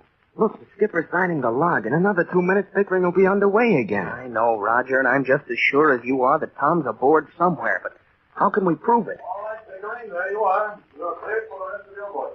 Thank you. That does it, Astro. Yeah. Hey, wait a minute. Look at that indicator on the control panel. Huh? Which one? The main rocket firing tube. One of them has mass in the reactor. So what? But we're drifting. There shouldn't be anything in the tube. The reactors only feed in during acceleration. Hey, you're right. Say, Roger, did you check those tubes? Did you look inside them? Oh, did you? Jumping Martian mice. I wonder... All right, boys. Let's get back aboard the Polaris. Oh, wait a minute, sir. There's something wrong. Are you starting that routine again, Cadet? Get them off my ship. No, Skipper, listen. We didn't search the firing tube. And there's some kind of mass in one of them. Look at the control panel indicator. Why, that's just a gas accumulation. Here, I'll blast it out for you. No, get away from that panel. Get your hands off me, you young space mutt. Sorry to be disrespectful, sir, but maybe this'll stop you. Oh, that. Astro, right on a button. Sorry I had to do that, sir, but if he fired up that tube with Tom in it... Well, I know, Astro, but you'd better get down there right now and make sure you're right. If Tom isn't there, then you're in trouble.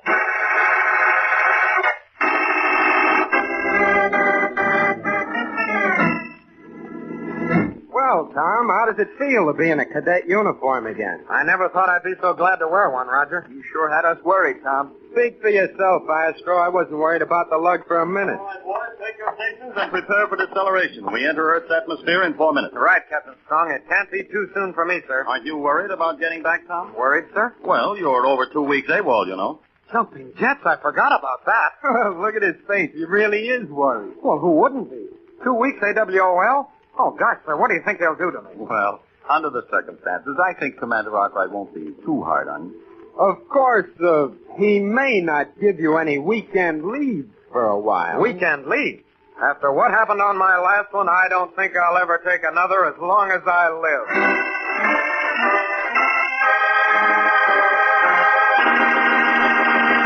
Don't miss the next action-packed adventure with Tom, Corbett, and the Space Cadets when death lurks in the void as the boys begin Operation Hide and Seek. Tune in, same time, same station for the next thrilling interplanetary adventure with Tom Corbett, Space Cadet.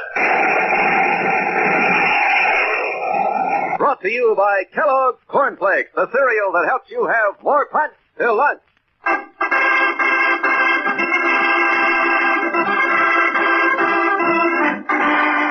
Tom Corbett, Space Cadet, starring Frankie Thomas, also appears in the comic sections of many of Canada's leading newspapers. Look for it daily and in weekend edition. Featured in the cast are Al Markham as Astro, Jan Merlin as Roger Manning, and Edward Bright as Captain Strong. Today's program was directed by Drex Hines. Jackson Beck speaking.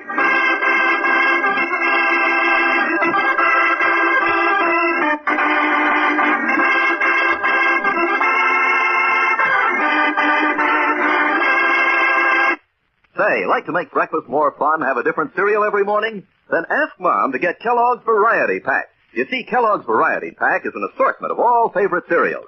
10 individual-sized packages in one handy cart.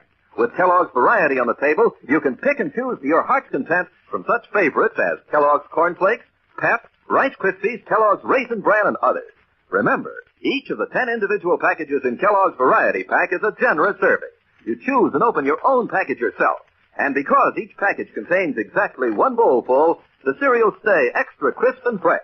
So just for fun, make breakfast fun. Ask Mom to get Kellogg's Variety Pack.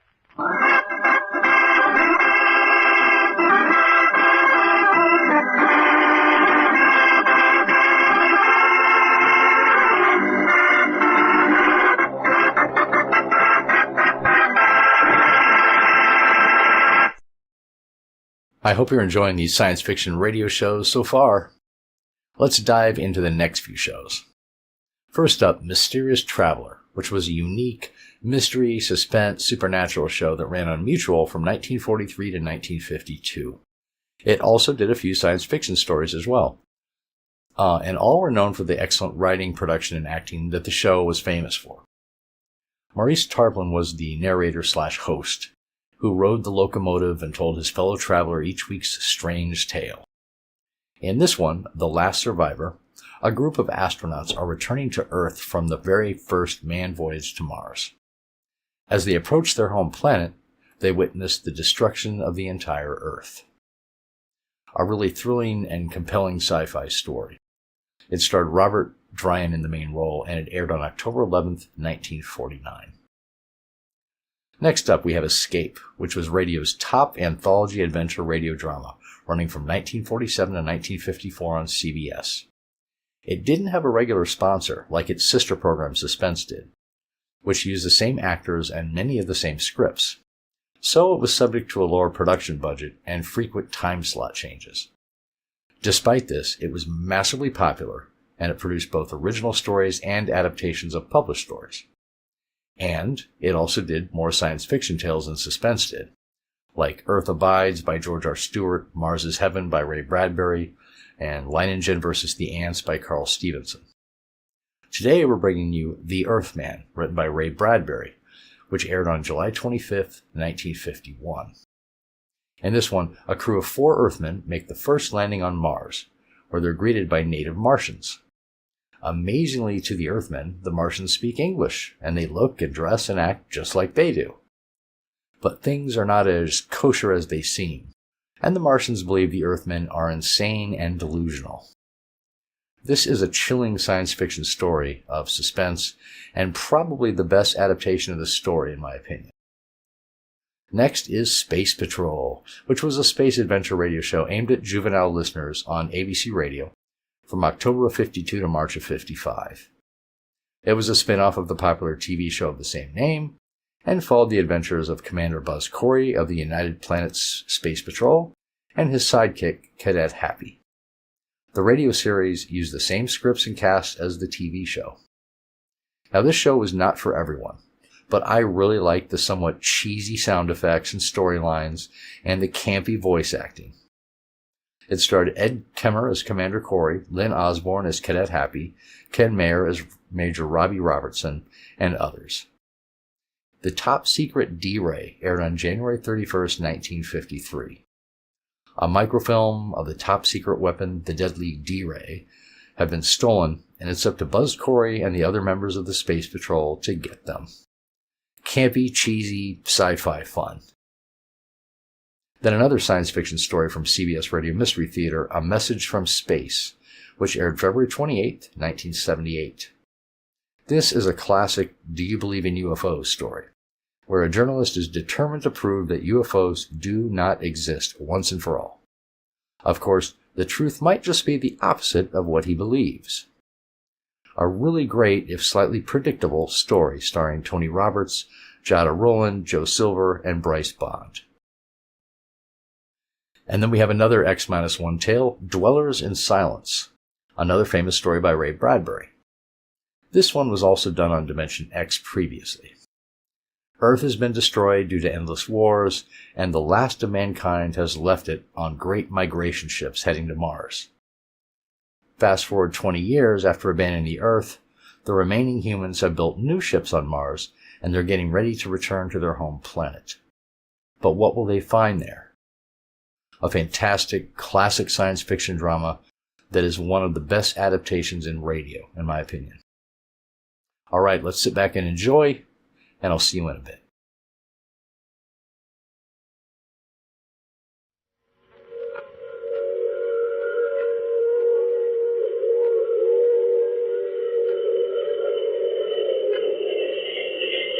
The Mutual Broadcasting System presents The Mysterious Traveler, written, produced, and directed by Robert A. Arthur and David Kogan, and starring tonight 2 of radio's foremost actors, Ralph Bell and Robert Dryden, in The Last Survivor.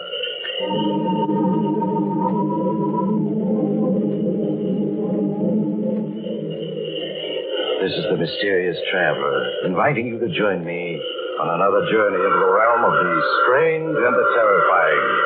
I hope you will enjoy the trip, and it will thrill you a little and chill you a little. So settle back, get a good grip on your nerves, and be comfortable, if you can, as we journey into the unknown in the story I call The Last Survivor.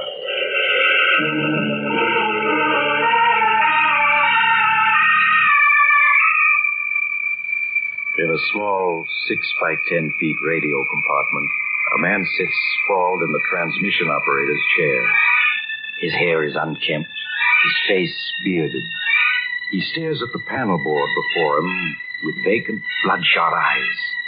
Now and then, as though in a dream, and as if for the 1000th time, he leans forward and picks up a wireless radio phone.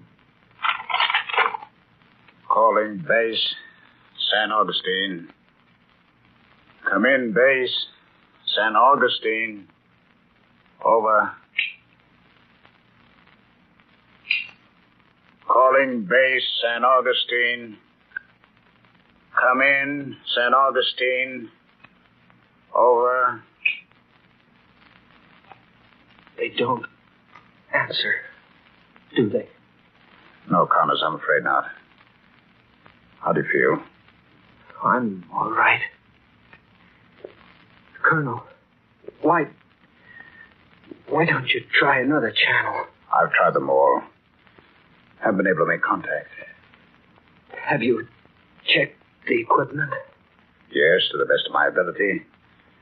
As far as I can see, it seems to be in working order. Maybe if you were to help me to my feet, I could double-check it for you. No, Connors, lie where you are. Don't try getting up. Take it easy. But I'm a radio man. I know the equipment. Later, Connors, later. Is there anything I can get you? Food, water? No. No, thank you, Colonel. It's strange. Just the two of us out here. Like this. Yes. What will you do when you're alone, Colonel? Alone? I can't last much longer. Oh, nonsense, Connors. You're going to be all right. You're going to be all right, do you hear? Who are you kidding, Colonel? Me? Or yourself? It's a strange way to end up, isn't it? A strange way to end up? Yes. I remember that day so long ago. So very long ago. I feel as if I were looking back on another age. And perhaps I am. What year was it? 1947? Yes. It was a year like so many the world has known. It was a year of war and peace, of fear and hope, of feast and famine. And I was stationed at the Army Air Base at San Augustine, New Mexico, chief of the experimental rocket section. It was in the spring of 1947, May 8th to be exact, that I was ordered to report at General Farnsworth's office. Come in. Colonel Worthy reporting, sir. Come in, Dick. Have a seat. Thank you, sir. Orders have just come through for you to report to the chief in Washington. Washington? That's right. Have you any idea what it's about, sir? Yes, I was speaking to the chief just a few minutes ago. Seems they're interested in those spaceship plans you submitted to them. My interplanet rocket ship plans? Yes. The chief and his technical staff seem to think you did an excellent job. It started a certain amount of activity. But, sir, I clearly stated in my accompanying report that a flight into space is impossible at this time. The fuel just doesn't exist that can power an interplanet spaceship. It seems that you're wrong, Dick. Wrong? Yes. According to Professor Mare, atomic power could make your interplanet ship practical. And if anyone should know, it would be Professor Mare. He helped develop the atomic bomb. You mean he's interested? So I understand. The chief's going to ask for an appropriation of $20 million for the development and construction of an atomic-powered spaceship. You and Professor Mare are to work on the project jointly. How soon can you leave? I'll be ready in an hour, sir. There'll be a plane at your disposal. Good luck. Thank you, sir.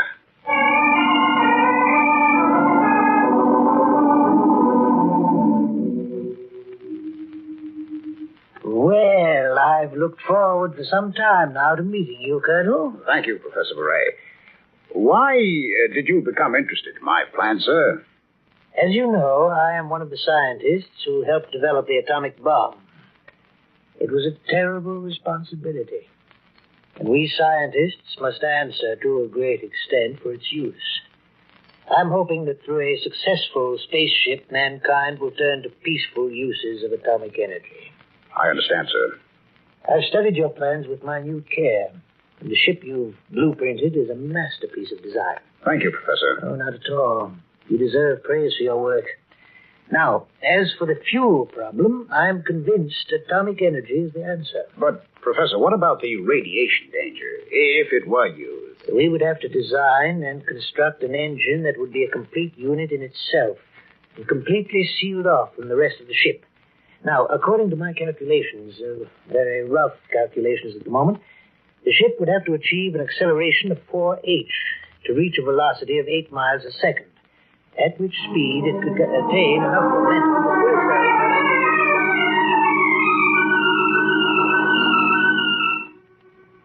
A little over 2 years later, the completed XIP-1 was wheeled from its hangar in San Augustine, New Mexico. Its towering cylindrical body rose 240 feet into the air, and its silver nose, pointing skyward, gleamed under the strong sun. The field was cleared of all personnel, and from a concrete observation control tower 2 miles away, Professor Murray and I prepared to send it on its first test flight. Well, Dick, this is it. The culmination of all our years of work. There's the XIP out there ready for flight. Yes. Well, the next few hours will tell all. The field's been cleared, Professor. We're ready to proceed. Then take over, Dick. I'll stand by. Keep an eye on the observation, radar, and control course. Sound flight warning signal. Sound flight warning signal.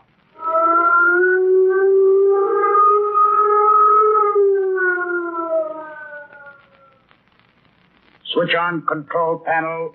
Switch on control panel. Switch on tower receiver. Switch on tower receiver. Switch on XIP flight radio center. Switch on XIP flight radio center. Cut in nuclear jet number 1. Cut in nuclear jet number 1. The ship is hovering, Dick. Yes. Cut in nuclear jet number 2. Cut in nuclear jet number 2. There goes the XIP. She's taking off.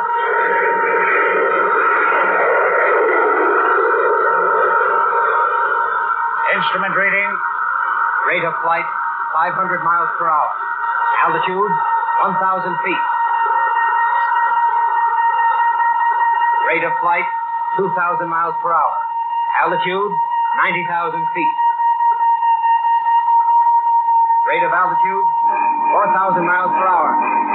Altitude, 200,000. Hour after hour, we traced the flight of the XIP through space.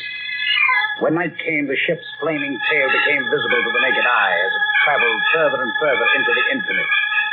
At dawn, after the XIP had flown well over 1 million miles, electronic light signals were sent out to reverse the ship's course and direct it back toward Earth. 12 hours later, the XIP landed safely at the San Augustine base. It was that moment. It was the beginning of a new age. The age of interplanet travel. A year passed, The XIP made test flight after test flight, flying greater and greater distances on automatic radio instrument control.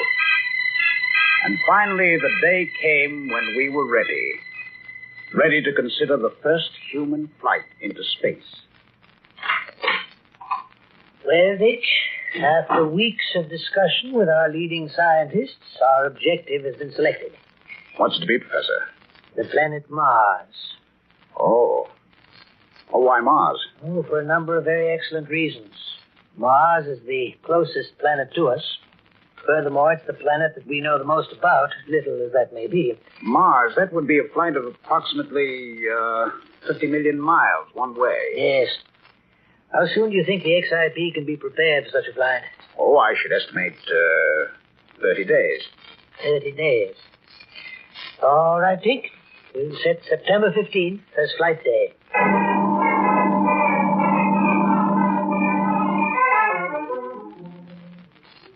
Ready for flight, sir. The crew are at their station. Thank you. Is there anything, Professor, you want to say before we take off? No, Dick. Everyone's been thoroughly briefed. Well, then the moment's arrived. Stand by for flight orders. Stand by for flight orders. Sound warning signal. Sound warning signal.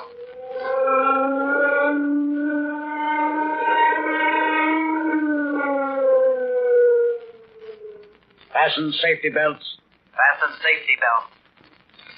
Switch on flight vision screen. Switch on flight vision screen. Establish contact with base.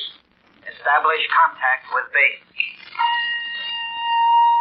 Cut in nuclear jet number 1. Cut in nuclear jet number 1.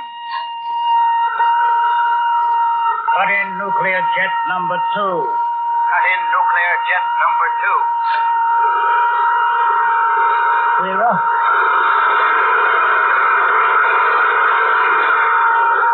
Instrument reading. Flight distance covered. 5,000 feet. Time, 5 seconds. Flight velocity, 600 miles per hour. Flight distance covered. 80,000 feet. Time, 9 seconds. Flight velocity, 2,000 miles per hour.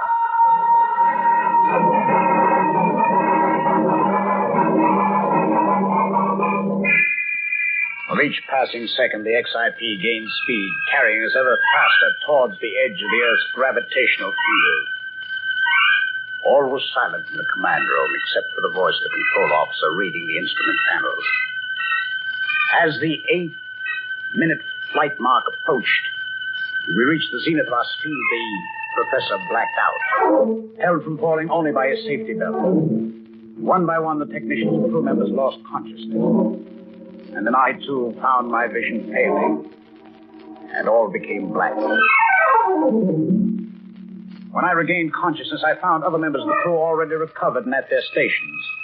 The professor was slowly coming to as I got to my feet. Instrument reading. Flight distance covered. 15,000 miles.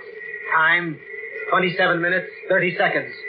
Flight velocity, 26,000 miles per hour.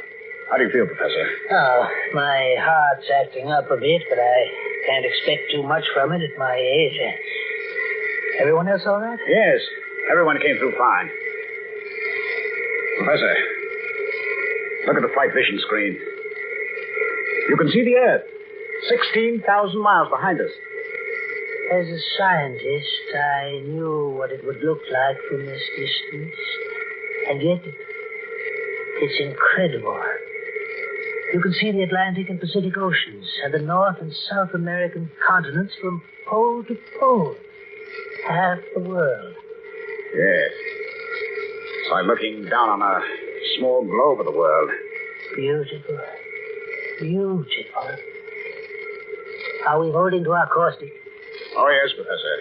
The automatic instrument controls haven't deviated a hairline. We're dead on course. Good. If our calculations are correct, in 76 days, we should reach Mars. The days and weeks passed, and each was one of discovery, of new knowledge, of sights never before seen by human beings. Excitement grew ever increasingly greater as the flight distance to Mars lessened. Crew members would stand for hours before the flight vision screen, scanning the planet we were bound for. At dawn of the 76th day, we approached Mars. The nuclear jet engines were cut. And as Mars drew us towards her orbit, we prepared to land. Stand by to land on Mars. Attention crew members. Stand by to land on Mars. How quiet it is. It seems strange not to hear the engines after 76 days. Yes. Switch on radar sender. Switch on radar sender. Instrument rating. Rate of descent, 1,000 miles per hour. Altitude, 300,000 feet. The orbit of Mars is exerting a strong pull toward its surface. Yes. Switch on retarding jet number 1. Switch on retarding jet number 1. Instrument rating. Rate of descent, 500 miles per hour. Altitude, 100,000 feet. Once we enter Mars' atmosphere, it'll have cut down our speed. We should be just about entering it now. Rate of descent, 200 miles per hour.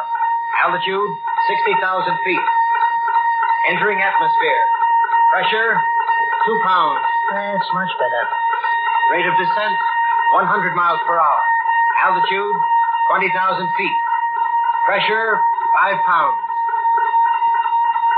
Hovering. Altitude, 1,000 feet. 800 feet.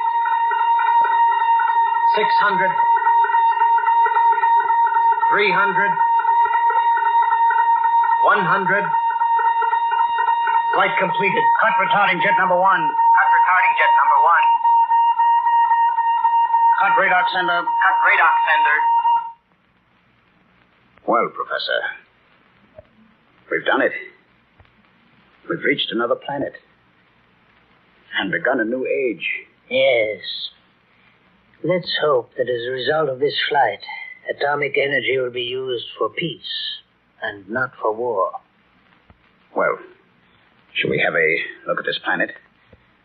Switch on scanning screen. Switch on scanning screen. A moment later, a picture formed on the scanning screen, and we saw the landscape of Mars. As far as the eye could see, there was desert. Wide tracts of brown, barren soil, broken here and there by ugly, thorny desert plants. Now and then a gust of wind would come swirling across this desert, all but obscuring the view. There were no visible signs of life out there.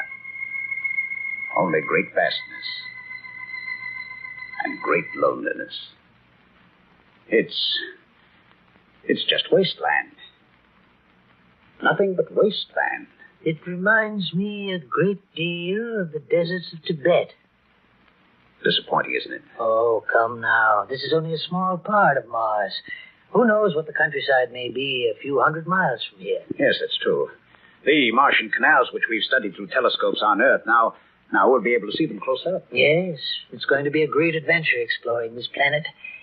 Well, we'd better proceed with our preliminary test, Dick. Ascertain what the air out there is composed of, what the temperature is, and 101 other things. I'll assemble our scientists at once, Professor, and have them go to work.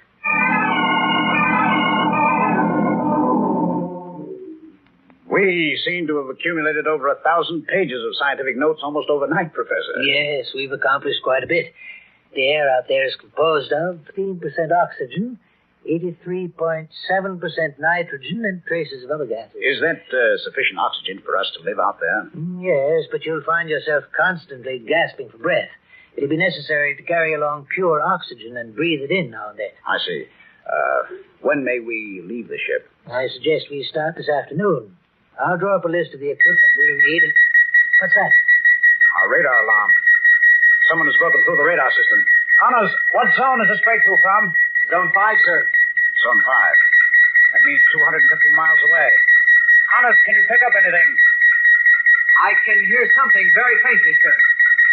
Sounds like motors. Motors? Well, it looks as if we've learned something else. Not only is Mars inhabited, but it apparently has a highly developed civilization. Yes. They're in Zone 4 now, sir. I can pick up the sound of motors quite clearly. Zone 4. That means they'll reach us in another 3 minutes.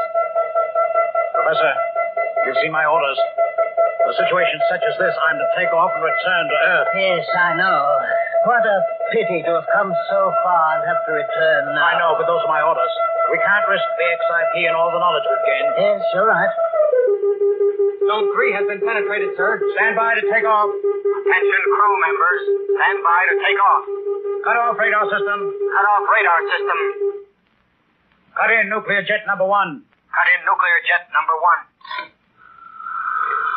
Cut in nuclear jet number 2. Cut in nuclear jet number 2.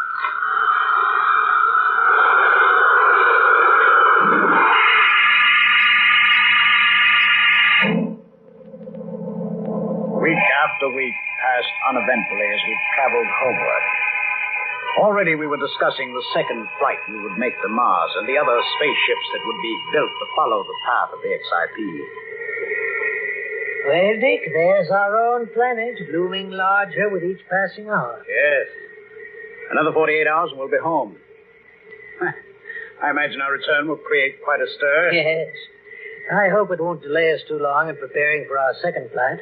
Ah, this flight of ours will have a tremendous effect on mankind. Yes. And I'm hoping for the better. Mankind can't stand an atomic war. It would be the end of us all. Well, look at the flight vision screen. Certainly, the Earth appears peaceful enough at this moment. Yes, but a weapon such as atomic energy... Professor. What is it? The flight vision screen. Look. Huge explosions on Earth. What? Good Lord. Look. One explosion after another. Great fires mushrooming up. What is it, an earthquake? No, Dick. Well, then what? Those are atomic explosions. What? Oh, no, they couldn't be. I was at Los Alamos, Bikini. I've seen atomic explosions before. Connors. Yes, sir. Establish radio contact with San Augustine. Yes, sir. XIP calling base. It's horrible. San Augustine. Horrible. XIP calling base. One explosion after another. Come in, base. The whole Earth appears to be in flames. Yes. Over. It's the end of the world. Now, don't talk like that. It can't be. Connors, what's wrong? I don't know, sir. San Augustine doesn't answer. All I hear are explosions. Good Lord. Why? Why? Professor, the Earth seems to be disintegrating. Great fiery pieces are being blown into space. It is disintegrating. The atomic explosions have started a chain reaction. In a few more seconds, the XIP will feel the impact. You mean out here? Yes, even out here. Sound the alarm. All crew members to stations. It's too late, Dick. Nothing can save us. It's the end of the world and us. Any moment now, there'll be a gigantic explosion which will reach...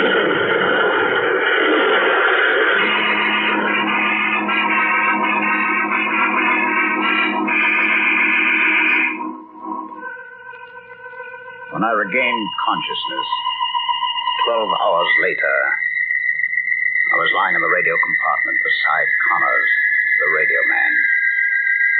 My left arm and a number of my ribs were broken, and I had a slight concussion of the brain. I pulled myself to my feet and staggered into the command room. The nuclear engines were silent. The ship a shambles. The professor and 7 other men in the command room had been killed almost instantaneously. I slowly made my way through one compartment after another. Out of a crew of 42, only Connors and myself were alive. I returned to the radio compartment. Hours later, Connors recovered consciousness. Following his instructions, I repaired the scanning screen and turned on a small auxiliary engine which was still in working order. A moment later, a picture formed on the scanning screen. Is that Colonel? Yes, Connors. What's left of it? There are still huge fires burning. Yes. The whole face of the Earth seems changed. I can't recognize any part of it. Nor can I. Colonel, what do you think happened? I don't know. You and I will never know. Do you suppose anyone could have lived through it? No, Connors, no. No one could have lived through it. I didn't think so. What are we going to do, Colonel? Do? There's nothing we can do. The XIP's disabled. It'll remain here out in space. We have food and water for 6 months, possibly longer. I wish I had gone with the others. Oh, no, don't talk like that, Connors. What will you do when you're alone, Colonel? Alone?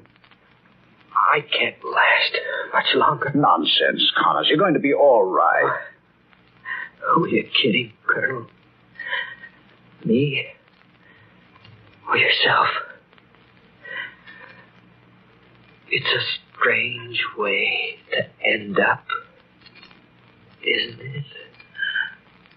Connors.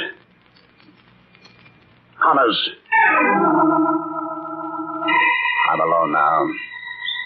Sitting here, staring at the scanning screen. And as I look at that burning, unrecognizable planet once called Earth, the same question keeps running through my mind. What happened? And why? Why did the Earth explode in fire? Was there anything that I, Richard Werby, might have done to prevent that all-consuming Holocaust? And I know that as long as I, the last survivor, live, I'll keep asking myself, why did it happen? Why?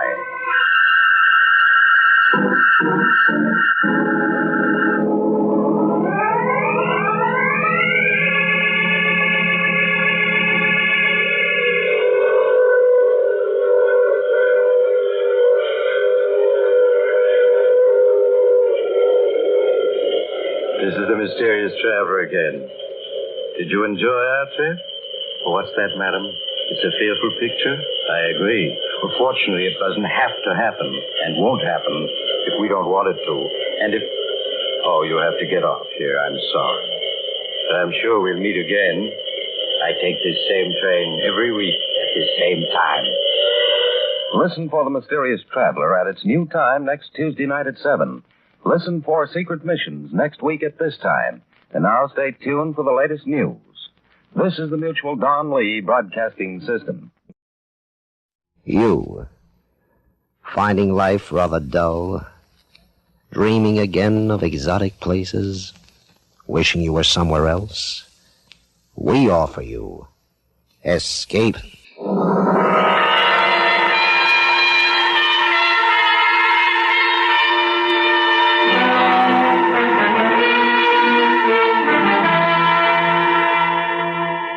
Escape with us now to the outer limits of space and the terrifying experiences of 4 men who penetrated it, as Ray Bradbury, famous science fiction writer, tells it in his gripping story, The Earthmen.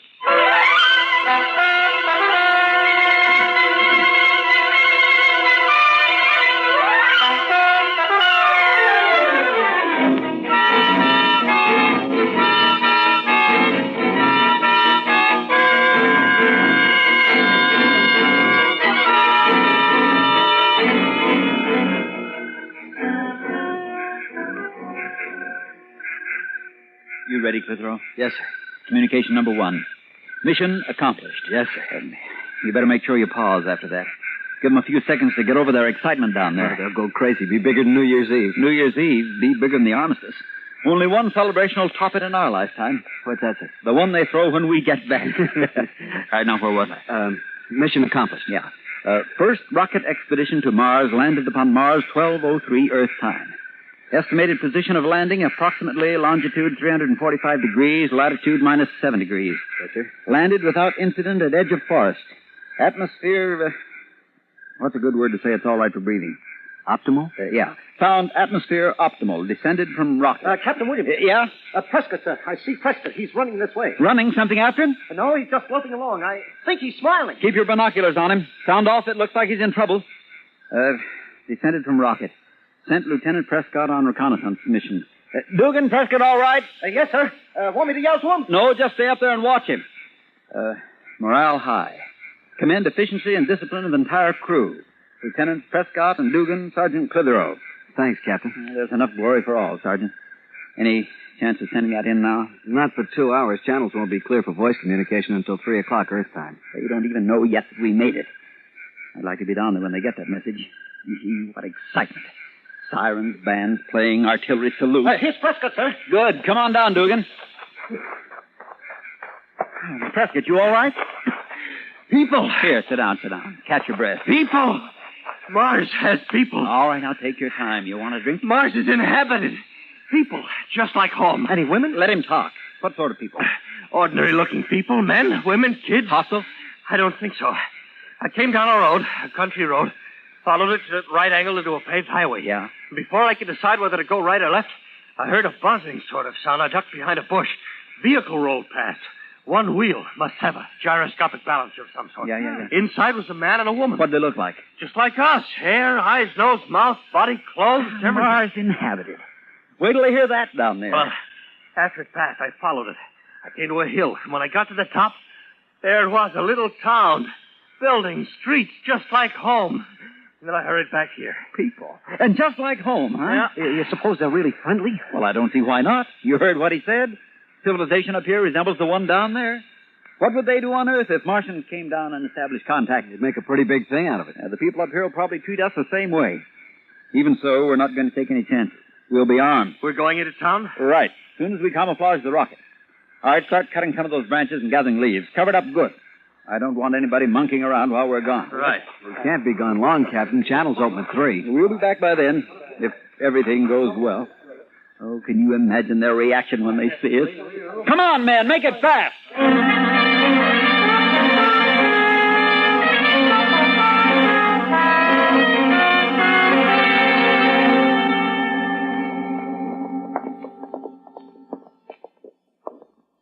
All right, men, dress it up. I'm going to knock on the door now, and keep smiling to show we're friendly, and let me do all the talking. Understand? Yes. Very good.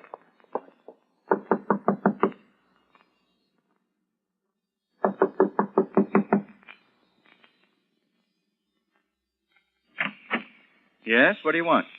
You speak English. I speak what I speak. What do you want? Martian speaks English. We're from Earth. I'm Captain Williams, commander of the first expedition to Mars. And you are the first Martian we've met. Martian? What I mean to say is you live on the fourth planet from the sun, correct? Well, everybody knows that. Well, we're from Earth.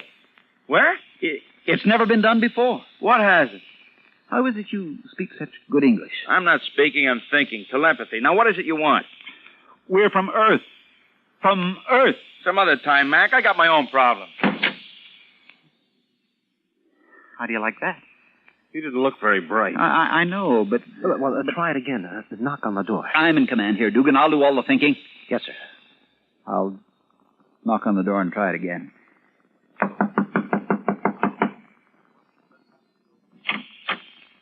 Yes? Oh, excuse me, ma'am. Was that your husband I was just talking to?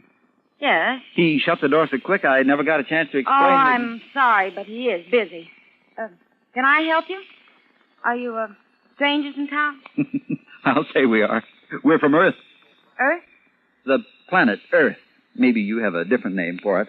The third in order from the sun. We came in a rocket. Almost 60 million miles through Don't come near me. I just want to see you can. You and your husband are the first people on this planet we've Don't seen. come near me. You don't understand. We're from Earth. We came in a rocket. We came in a rocket. And we...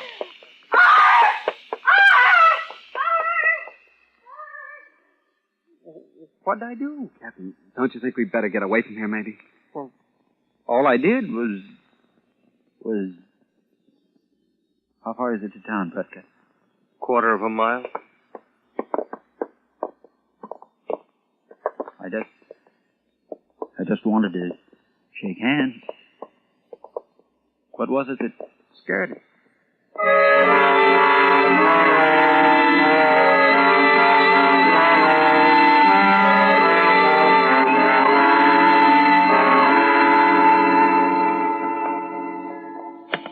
All right for us to smoke, Captain? Sure, smoke, yell, unbutton your buttons, do whatever you want.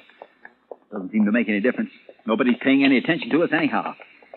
You'd think these people had visitors from Earth every day. Nobody even turns around to look at us. Can I say something, Captain? Yeah? We can't blame them for ignoring us, sir. We look just the same as they do. For all they know, we're just a few Martians ambling through the town square. We ought to take a chance and try telling someone else. We've told 3 of them already. Back at that farmhouse, the man ignored us and the woman screamed and ran away. And that girl we told fainted. Captain, looks like a bar or a soda fountain in here. Would it be all right if we went in and had something to drink? Well, why not?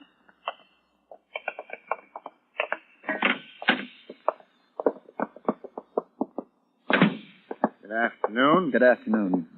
Could we get something to drink here? Got some nice fruit crystal.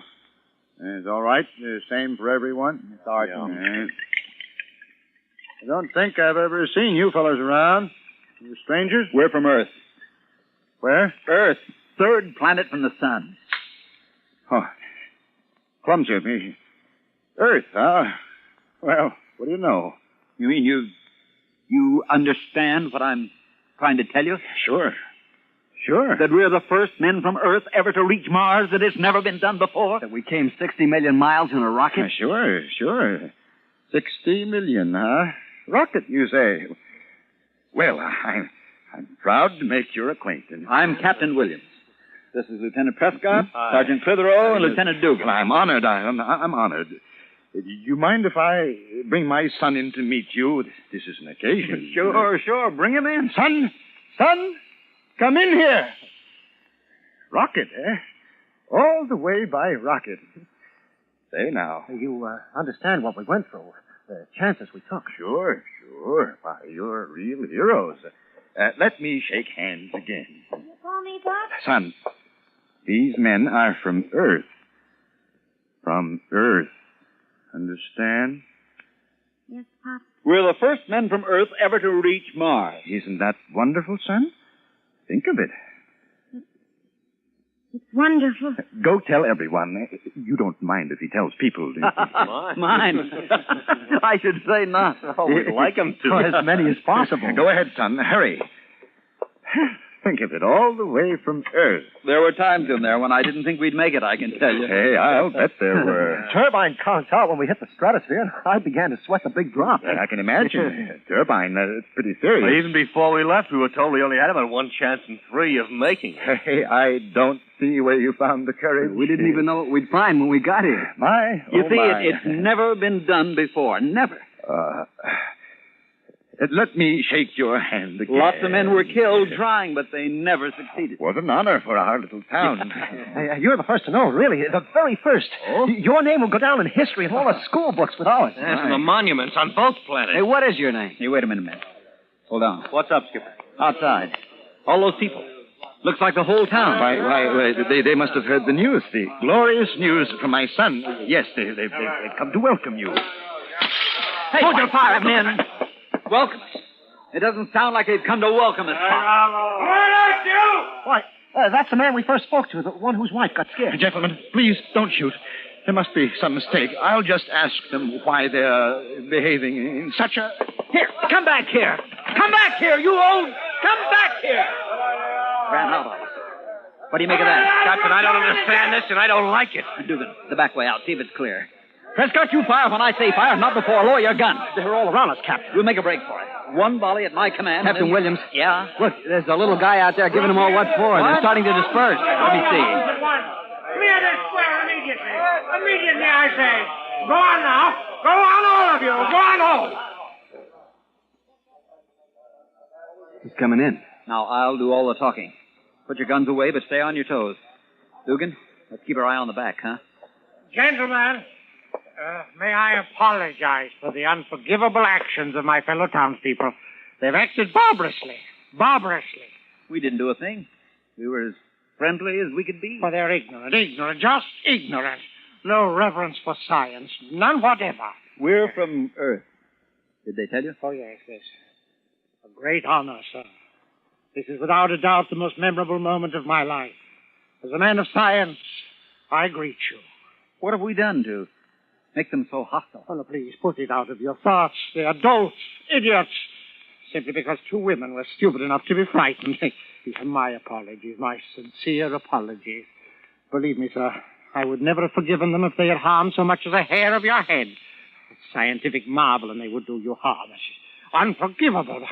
Oh, we're wasting time. The members of the Institute are waiting. Institute? The Institute of Science. We have sole jurisdiction in such matters. The members have already been informed and are eagerly awaiting your appearance. It will cause a sensation. Well, that's a little more like it. This way, if you please. I have transportation waiting. And have no fear of these rustics. You're in my care now. I'm Captain Williams, sir. Who are you? I'm president of the Institute. My name is Dr. Boo. This way, gentlemen. This way.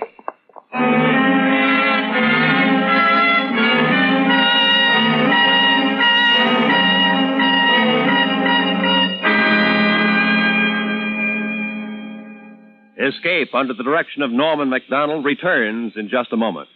How the gambling machine works, the far-reaching effect of legal and illegal gambling, domination of entire areas by racketeers. That's this week's topic on The Nation's Nightmare, tomorrow night on CBS. And now, back to Escape.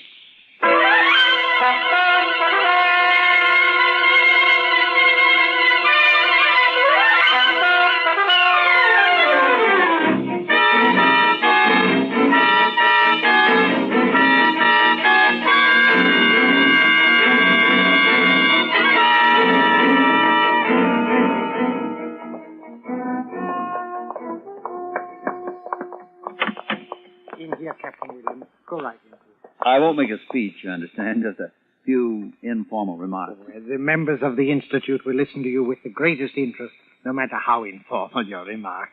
Go right in and make yourself at home. Thank you, Doctor. I'll keep it short. We have to be back at our rocket by 3 o'clock our time in order to... To communicate with Earth, yes. You told me, yes. Go right in. I'll join you very soon. Thank you. After you, men. He's a nice fella.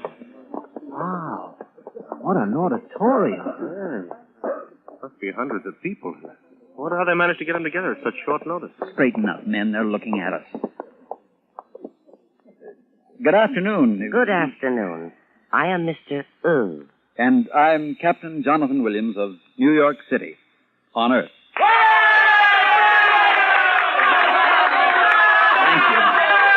Thank you. Thank you, one and all, on behalf of myself and my crew. Thank you. Well, it's good to see another man from Earth. I am from Earth also. How was that again?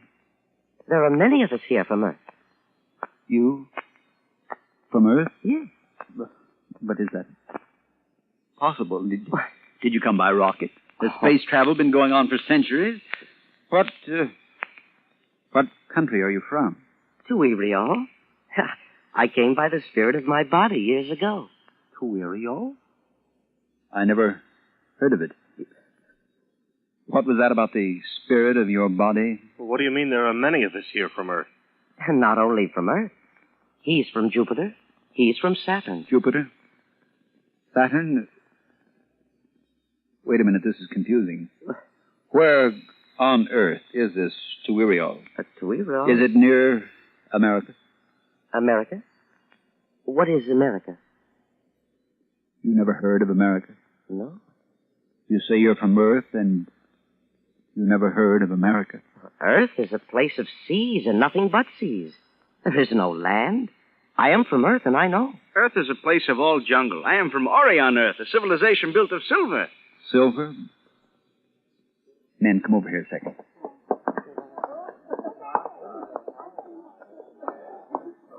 You realize what this is? What, sir? This is no celebration. These aren't members of the Institute. This isn't a banquet or a surprise party. Huh? Look at their eyes. Listen to them. Now I understand why the woman screamed, why the girl fainted, why the old boy in the soda fountain ran out on us, why the crowd was hostile, why they brought us here. Oh, where are we, sir? In an insane asylum. They think we're crazy.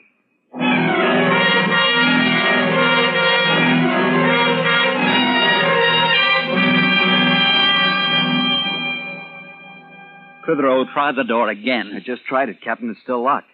Go right in, gentlemen. The members of the Institute will listen to you with the greatest interest, no matter how informal your remarks. I'll bet they've been listening, all right. I'll bet they've had us under observation ever since we entered this building. Captain, look. What? You ought to take a look. That woman who said she was from Earth, too. A blue flame is coming out of her mouth and then turning into the shape of a small naked child. You think that's something? I've been watching one of them change into a crystal pillar and then into a golden statue and then into a staff of cedar and then back into a woman again. Never saw anything like that. Magicians. No, not magicians. Those are hallucinations. They pass their insanity over into us, and we see their hallucinations, too. Telepathy, autosuggestion, and telepathy. Well, look, Captain. If hallucinations can appear this real to us, to anyone, if hallucinations are catching and almost believable, it's no wonder they took us for psychotics. If that woman can produce little blue fire children and that one can change into a pillar, how natural if normal Martians think we can produce our rocket ship with our minds. I've been thinking along those lines, too. If someone came up to you on Earth and said he was from Mars, just came in by rocket, wouldn't you think he was crazy? I would. Heaven help me, I would. What time is it? 2:35. Those channels open in 25 minutes. Where's that doctor? Where's that doctor? I said, where's that doctor? I'm here, Captain. I demand our release. I demand an apology for this outrage. My government will certainly hear of this. All the governments of Earth will hear of it. I shall tell them of the indignities heaped upon their representatives. Yes, of course. Don't humor me! Are you going to release us, or must I take steps? What sort of steps? I'll kill you. That's very interesting. Excuse me a moment. Dr. O. Yes, Doctor. Did you call me, Doctor? The case is developing along classic lines. I thought you might be interested. He's just threatened to kill me. Proceed, please, Captain. I wasn't joking, I tell you. Are you going to stand aside? No. All right. Jan. Most interesting. What do you suppose the next phase will be? Denial of insanity. Reaffirmation of sanity. But we are sane. We are. You see? Plastic men try to think of something. He thinks we're insane, and he won't understand that we're not. No, not at all. I do not think all of you are insane. Oh, no. Just you, sir. The others, the ones you persist in referring to as your crew, they do not exist. They are secondary hallucinations. Secondary? Hallucinations. But you can touch them. You can hear them. Go ahead and touch them. They will prove nothing. Patients have come to me with snakes crawling from their ears. When I cured them, their snakes vanished. We'll be glad to be cured. Go ahead. It's unusual. Not many want to be cured. The cure is drastic, you know. Cure ahead. I'm confident you'll find we're all sane. He persists in referring to the others. Oh, they never stop. You know, Captain, such cases as yours need special treatment. The others in this hall are simpler forms, but once a patient has deteriorated as much as you have with primary, secondary, tertiary, auditory, olfactory, and lingual delusions, as well as tactile and optical fantasies, it's a pretty bad business. We may have to resort to euthanasia. Euthanasia? You're crazy! Now, listen. My crew and I left Earth 3 days ago in a rocket. We landed here in Mars. Yes, you've already told me, Captain. Most detailed dream fantasy I've ever heard. But I can show you the rocket ship! I'd like to see it. Can you manifest it in this hall? No, certainly. It's over there on the corner. I don't see it. Of course you don't. It's not there. Why did you tell me to look if the rocket isn't there? I was joking, you idiot. Joking. Really? You have an odd sense of humor. If you give us transportation and come with us, I can show you the rocket. It's in a small forest near that town where we first saw you. Be rather interesting to observe his reaction at the failure to show it to us. Yes. Would you care to accompany me, Dr. O? Oh, I'd be delighted. Very well, Captain. Lead us to your rocket.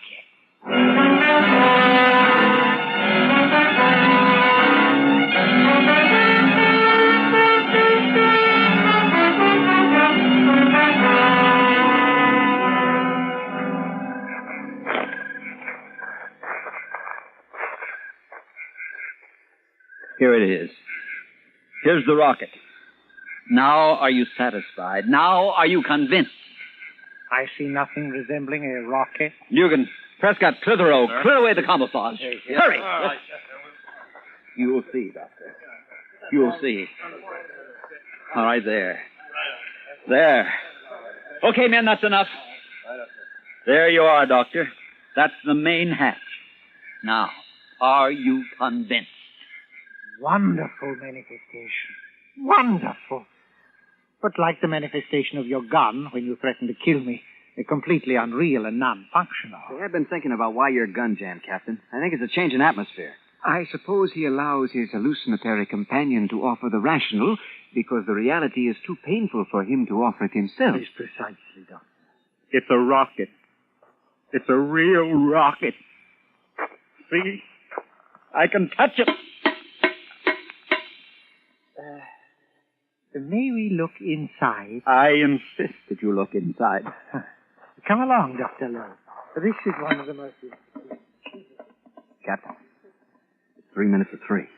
If we can keep them here until they open the channels, they'll be able to hear the reaction to our report on Earth, and then we'll be able to... I know. What a suspicious bunch of louts. 2 cents, I'd tell the people back home not to bother with Mars. Fascinating. I've never seen anything like it. All right, now do you believe? Well, this is the most incredible example of sensual hallucination and hypnotic suggestion I've ever encountered. We went through your rocket, as you call it. I tapped it, and I heard it. Auditory fantasy. I smelled it. Olfactory hallucination induced by sensual telepathy. I could even taste it. Lingual fantasy. Allow me to shake your hand, sir, and congratulate you. You are a psychotic genius. You have done the most complete job by the task of projecting your psychotic image life into the mind of another via telepathy, and keeping the hallucinations from becoming sensually weaker is almost impossible. Those people in the house usually concentrate on visuals, or at the most visual and auditory fantasies combined. But you, Captain, have balanced the whole conglomeration. Your insanity is beautifully complete. My insanity? Yes. What a lovely insanity. Metal, rubber, foods, clothing, fuel, nuts, bolts, 10,000 separate items we've checked on your vessel, sir. Never have we seen such complexity. Why, there were even shadows under the bunks and under everything. Such a concentration of will. Let me embrace you, sir. I'll write this into my greatest monograph. I'll speak of it at the Martian Institute next month. Doctor, he's incurable, of course. Of course. You poor, wonderful man. You'll be much happier dead. What? Have you any last words? No, don't shoot. Oh, you poor, sad creature. I'm afraid you are far beyond any psychiatric therapy. You are an incurable case. No. I shall put you out of this misery which has driven you to imagine this rocket and these 3 men. I did not. It will be most engrossing to watch your 3 friends and your rocket vanish once I've killed you. Doctor. And then I will write a paper on the dissolution of neurotic images from what I observed here today. I'm from Earth. My name is Jonathan Williams, and these men are... Yes, I know. From Earth. Honest. Captain Williams. They continue to exist. Superb. Hallucinations with time and spatial existence. I wonder how they will react to a bullet. What? No. Oh, no. Put on that gun. No, don't. An auditory appeal, even with the patient dead. Run!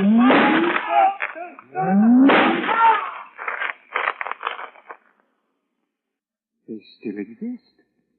And so does the rocket. Phenomenal. Such persistence of the psychosis. First time I've ever observed it post-mortem. But it will fade. It will all fade. Interesting, wasn't it? Well, shall we be returning to the Institute? I should like you to explain certain aspects of the case to the members of my department. Oh, gladly, my boy, gladly. You see, this patient... Earth to Mars. Earth to Mars. Calling rocket expedition.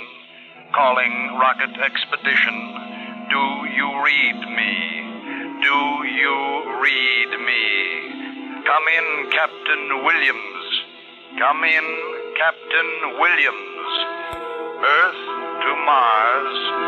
Earth to Mars.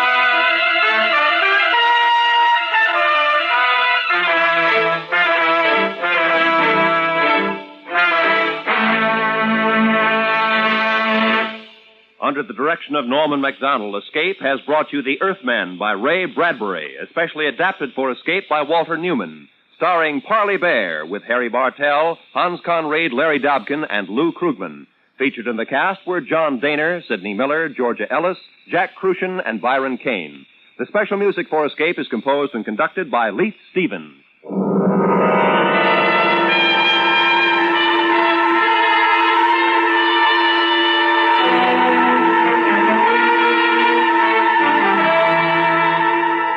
Next week, escape with us to an island off the northwest coast of Africa, and the story of a man whose quest for happiness was blocked by a giant, a madman, and a beautiful girl, as Millard Kaufman tells it in his exciting story, The Gladiator.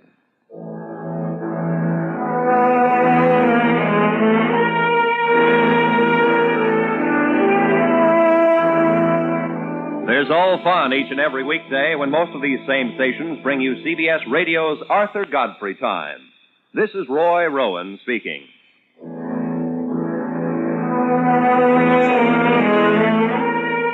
This is CBS, where you hear the FBI in Peace and War every Thursday night, the Columbia Broadcasting System.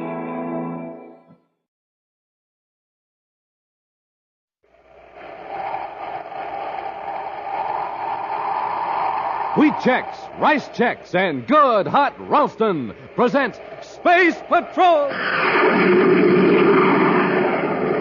High adventure in the wild, vast reaches of space. Missions of daring in the name of interplanetary justice. Travel into the future with Buzz Corey, Commander-in-Chief of the Space Patrol! In today's transcribed adventure, two criminals are holding Tonga in the subcellar of a Venus skyscraper. As Buzz and Happy advance toward the men, they pass a large ventilating tunnel covered with a metal screen. One of the men throws a switch, and behind the screen, the blades of a giant fan start to whirl. They've turned the ventilator fan on. Rush them, Happy. Yes, sir.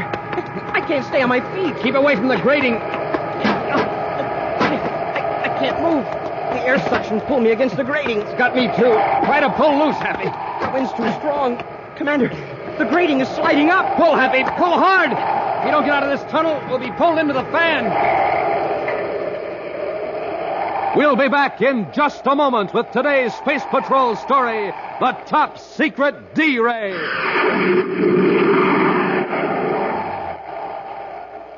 Boy, oh boy, gang, here's something I'll bet you just never dreamed you could own. I mean a pair of those amazing new Space Patrol space binoculars. A pair just like the commander uses himself. Now, you know how he can look way off in the distance with his space binoculars? Well, kids, you can do the same with yours. You can read signs blocks and blocks away, watch far-off traffic, study birds in high trees, and do lots and lots of other things with your space binoculars all year long.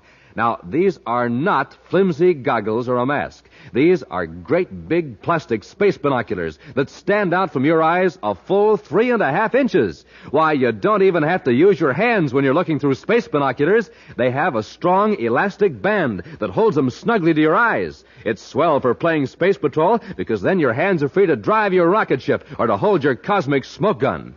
Now remember, These are real fixed-focus 4-power binoculars with 4 pure lucite lenses. Real binoculars 5 inches long, 5 inches wide. The greatest offer we've ever made on Space Patrol. But, gang, the offer soon ends, so don't miss out. Send for your space binoculars today. Just buy a box of Instant Ralston. Then, with your name and address, send 25 cents in coin and an Instant Ralston box top to Space Patrol, Box 686, St. Louis, Missouri.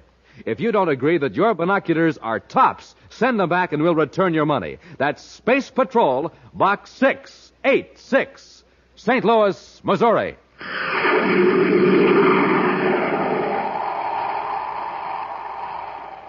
Commander Corey and Cadet Happy have just blasted off from Terra and have set their vector for the lunar fleet base on the Earth's moon.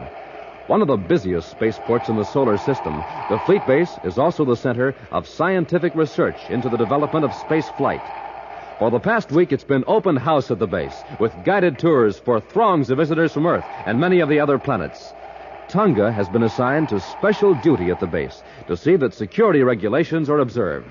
Buzz and Happy plan to spend 2 days at this moon spaceport and then bring Tonga back to Terra. Mind if I tell you something, sir? What, Happy? Well, I didn't say anything one way or the other, but, well, I'm certainly glad I wasn't assigned to duty at the fleet base this week. Somehow I get the impression that you don't exactly care for the idea of herding tourists around. Oh, it might have been fun for a couple of days, but, gee, a whole week. Why, I'd rather fly through the meteor belt in a birdcage.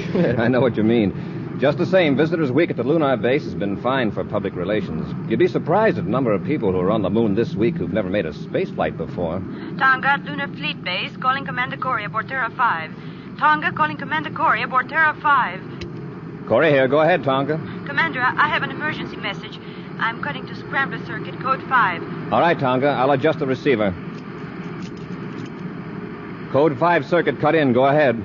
There has been a security leak on the D-Ray project here at the base. The D-Ray project? Yes, Commander. A strip of microfilm containing the basic designs has been taken from the files. Do you have any idea when the theft occurred? Within the last 3 days. Order the base commander to declare condition red and ground all spaceships. The thief may still be on the base. Condition red is already in effect, Commander. Colonel Jacobson issued the order 20 minutes ago. Good. That film must not be smuggled off the base. Tonga, cut on your tape recorder and take this message. Feed it through the public address system at the spaceport every 10 minutes. Ready, Commander. Here's the message. Attention, everyone, base personnel and visitors. No film of any kind is to be taken from the base until checked by security officers. Film that is cleared will be sealed and returned to passengers after they're permitted to board their ships. Film not surrendered to security officers will be automatically blanked out by cancel ray machines as passengers and luggage pass through the gates. To preserve your personal films, follow these regulations. End of message. I have it recorded, Commander. It will be put on the base PA system immediately. We don't want to keep innocent people on the base longer than necessary, so run the films through inspection as rapidly as full security methods permit. Yes, Commander. Happy and I will arrive at Lunar Fleet Base in approximately 3 hours. We'll contact you upon arrival. Corey out. Commander, what is this D-Ray project? The D-Ray is a new defense ray. It can make any unfriendly spaceship completely powerless, even at great distances. It neutralizes all electrical fields.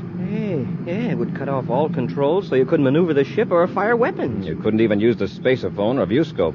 And those are the plans that have been stolen? Yes, and that means that somebody could build a D-Ray to use against Space Patrol ships, if they got away. That's why we have to get that microfilm back. Smoking rockets. I want to spaceophone Major Robertson and have him transmit the pictures and records of everyone suspected of espionage to the Lunar Fleet Base. Take over the controls, Happy. Yes, sir. And keep it on vector. Yes, sir.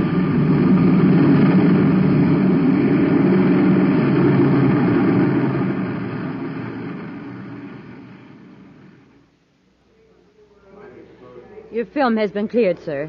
It will be returned to you aboard your ship as soon as transportation is available. Next. Your name, please. Bob Morgan. You have some film to declare? Yes, ma'am. It's in this can. It's a home movie of my family and some friends. Only a couple of shots of the fleet base. The guide said it was okay to take them. I'll have to run them off, Mr. Morgan. If you'll step into the projection room with me. Sure. You'll probably find them pretty dull. I'm not much good at taking pictures. Now, this is about the last of the shots I made on Venus. That's my wife and our youngest daughter, Susie. Oh, what a cute little girl. Thank you. Oh? Is this what you filmed here in the base? Yeah. Oh. Yes, that's rocket chute number 1. I got a ship blasting off, but I didn't have the camera aim right. Well, that's the end of the reel. I guess you're glad that's over. Unless you know the people involved, home movies are pretty dull, usually. Well, I'm sure you and your family will enjoy these when you get back to, Mars, isn't it, Mr. Morgan? Yeah. Films are all right, then? Oh, perfectly. I'll give you a clearance check, and they'll be returned to you aboard the Mars Express. Thanks, miss. Hope you find what you're looking for. Ladies and gentlemen, please. We're checking your films as rapidly as we can. Just wait your turn and be patient, please. Now, who's next? Is the crowd giving you much trouble, Tonga? Oh, Commander. No, I haven't had any trouble, but the people have had their holiday and they're impatient to get home. The thief or thieves must have planned to take the microfilms when we had thousands of visitors on our hands. Can we go somewhere where we can talk? We can use the room next to the projection room. Fine. Let's go. Happy will be with us in a few minutes. I have him waiting for some pictures and data Robbie's sending us by viewscope facsimile. Oh, in here, Commander. Any trace of microfilm, Tonga? No. The only microfilm any of the security officers have found is of a regular business record nature. Any indication of blow-ups of microfilm to regular amateur size? None. Wow, what a mob. I thought I'd never get through. Cadet, how much longer do I have to wait? Cadet, why is the Space Patrol interested in pictures of my daughter's wedding? Oh. It's understandable, Happy. Got the pictures? Oh, yes, sir, quite a batch of them. And background data as well. Look through these, Tonga. See if you can recognize any of these people as having been here at the fleet base. All right, Commander. Anything on the D-Ray films, Commander? Not yet, Happy. Commander, this man looks familiar. I think I've seen him here. Which one? This one. He had some amateur movies of his family. A reel he'd taken on Venus. Morgan is his name. Bob Morgan. Very interesting. According to the record, Morgan was picked up on Mars last week. He was suspected of violating security regulations there and released for lack of evidence. Well, there was nothing wrong with his films. Just his wife and daughter Susie and, well, a couple of harmless shots of the base. Yes, but look at this. Morgan was also questioned on Venus with a certain Art Robertson, also released for lack of evidence. Say, Morgan doesn't have any children. In fact, he isn't married. What? Now, why would a man lie about a perfectly harmless amateur film? Tonga, have you got someone who can take over your duties here? Captain Thornton has been working with me. He will assume your duties. You're to blast off for Venus City and try to get a line on Morgan's friend, Art Robertson. Happy and I'll head for Mars to check on Mr. Morgan. As soon as you have any information, relay it to me through Space Patrol Unit headquarters on Mars. Can't you speed up that projector, Morgan? I'm tired looking at these phony home movies. You're tired of them. I've seen this film a dozen times while I was editing and doctoring it at the fleet base, and I had to look at it again at security. Okay, I'll speed it up. Well, the place where I dubbed in the documents is coming up shortly. You must have done a good job if the assistant security chief passed it. It's lucky I took all that trouble out. Even though we thought we could get off the fleet base before anyone discovered the D-Ray plans were gone, it didn't work out that way. Now, what happened? Well, some eager beaver engineer started his shift 3 hours early. Now, we're getting close. Watch this, Art. There. I've stopped the film on a frame of the little girl. I don't see anything unusual. No, neither did security. Watch now. I'll switch to the microfilm lens on the projector. All I see is a plain white space with a blue border. That's a blow-up of one of the white checks on the girl's skirt. The blue border is made by the adjoining blue squares. You mean one tiny square fills the whole screen? I still don't see anything. You will when I cut off the regular lamp and turn on the infrared. Jump on Jupiter, the D-Ray plans. Right. That's page 1. The next 20 frames, there are other pages concealed in squares of the girl's skirt. Great job, Morgan. Terrific. Nearly went nuts. First I had to project the original microfilm, photograph it in infrared on another microfilm. Then came the tough part. I had to superimpose the plans on a regular-sized film inside one of those tiny squares. You did a great job, Art, and take the D-Ray strip to Venus. Now where we collect? Yeah. But it'll take me a couple of days to establish contact with the man who pays off. Naturally, he's cautious.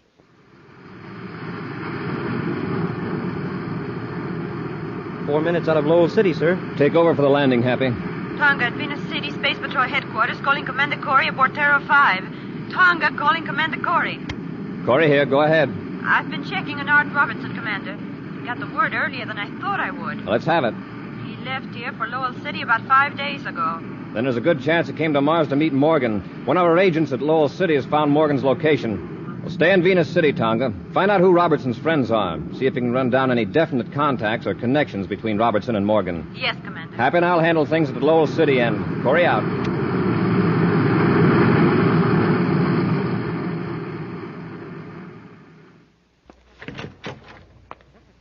Yeah? Mr. Robert Morgan? Oh, why, yes. I'm Commander Corey of the Space Patrol. This is Cadet Happy. We'd like to talk to you. Sure. Come in, gentlemen. After you, sir.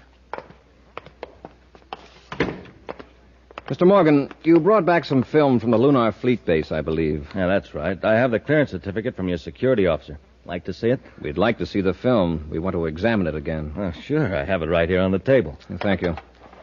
Here, Hap, take care of this. Yes, sir. Anything wrong, Commander? I mean, with the film? I hope not. Oh, by the way, is your wife home? Oh, she's visiting her sister in Jupiter City. I see. And your daughter Sally is with her, I suppose. Yeah, and Sally's with her.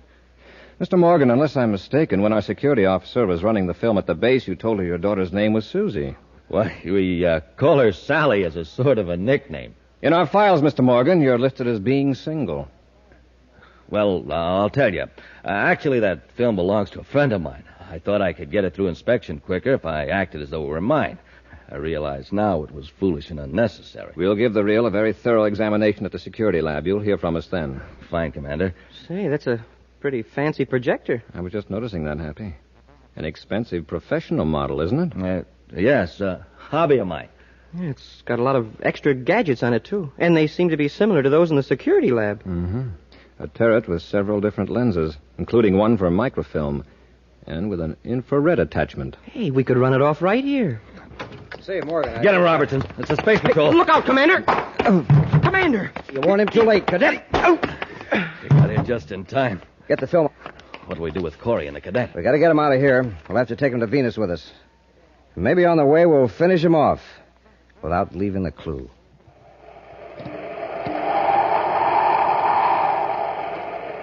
We'll be back with Space Patrol in just a moment. But in the meantime, here's a quick 3-act play. Act 1 begins with a boy and his mother in a house in a kitchen in the morning. Fill her up, Mom. Rice checks. Now there's a boy who knows what he's talking about. He wants a bowl of delicious rice checks for breakfast. Rice Chex, the shredded rice super cereal, spun in that modern bite-sized design. Act 2, next morning, same house, same boy. And in the kitchen, he's lifting up that bowl again. Fill her up, Mom. Wheat checks. Yep, today he wants Wheat Chex. Power-packed Wheat Chex. Swell-tasting shredded wheat biscuits in that same modern bite-sized design.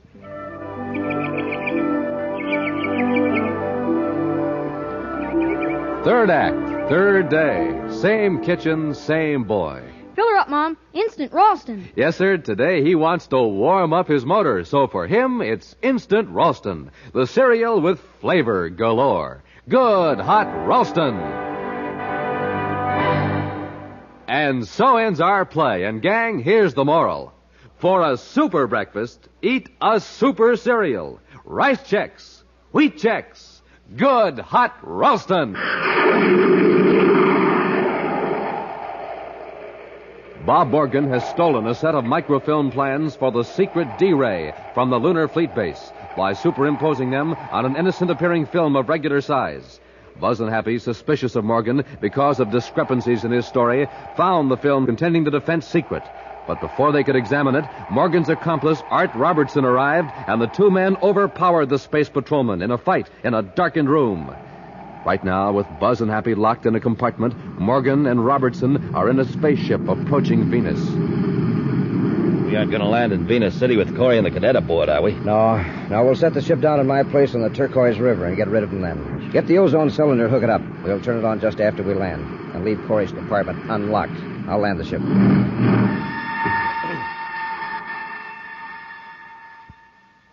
Commander, they've landed. I wonder where we are. Listen. They're out in the corridor by the door. Watch your chance. If they open it, we'll jump them. Yes, sir. Leave them in there, Morgan. We'll attend to them when we come back. Okay. Sounds like they're leaving the ship for something. Yeah. Did you hear a click just then?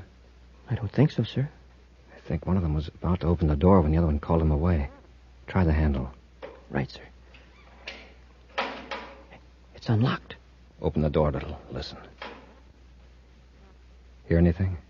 I thought I heard the hatch close. Let's get out of here. Happy. Look out the viewport. There they are. Yeah. Heading for that little building. By the looks of the landscape, we must be on Venus. And if I'm not mistaken, there's the turquoise river. It sure looks like it. I wonder what they're up to. They got our weapons, or we could rush them. Yeah, well, maybe we could take them by surprise when they come back. With those D-ray plans at stake, I don't want to risk failure. We'll blast off in their ship and space a phone to Venus City for help. It's a great idea, sir. They can't get very far away, even if they do try to escape. And we can watch them from the air. Come on, let's get to the cockpit. Boy, this is really a break. We needed one. I have an idea that Morgan and Robertson are ready to see that we didn't get out of this. There. All secured for blast-off, sir. And let's go.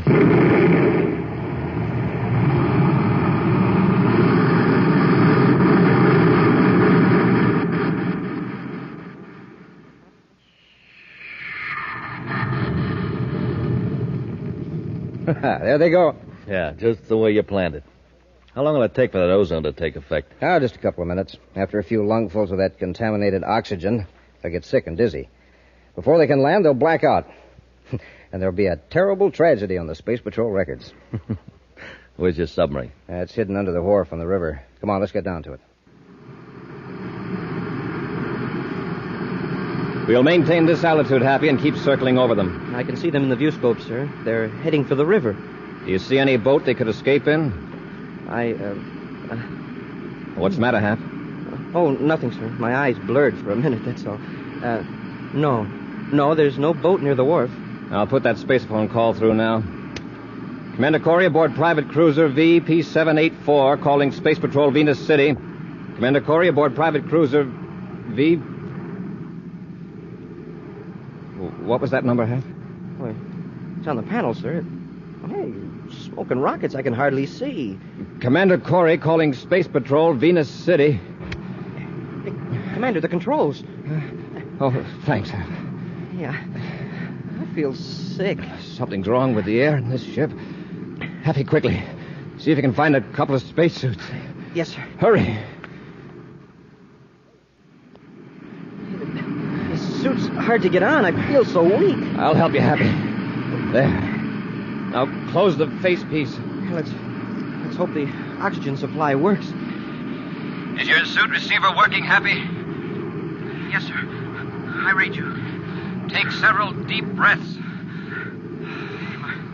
My head's clearing already. So is mine. Now check the viewscope. Do you see Morgan and Robertson? No, sir. The last I saw of them, they were headed for the wharf. Hey, do you suppose they're swimming across the river? Well, keep watching, Happy. I'll check the air analyzer and see what's wrong. Of course, they might have gone back to the building while we were putting on our suits. Boy, I sure thought I was going out there for a while. No wonder. The ship's air indicator's in the red. A few more breaths and we'd have been finished. Hey, there is a boat down there. It's coming out from under the wharf. It's an odd-looking craft. Hey, now it's gone. It sank. Submerged is more accurate. A submarine. A miniature sub. Right. I'm afraid we fell into a trap. They wanted us to blast off in this ship. Happy, check the air system, see what they rigged up. I'll notify Venus River Patrol to take soundings up and down the river for that sub. Where are we now? Right where we want to be. Pier 7, Venus City dock area, 8 fathoms deep. Safe to surface here? Sure. We come up under Pier 7. There's a ladder that leads up through a trapdoor into a tool shed. A few minutes from now, we'll be in the streets of Venus City, ready to sell the D-ray plans. Yeah. No one able to trace us. I'll cut the motors now. We're going to the surface.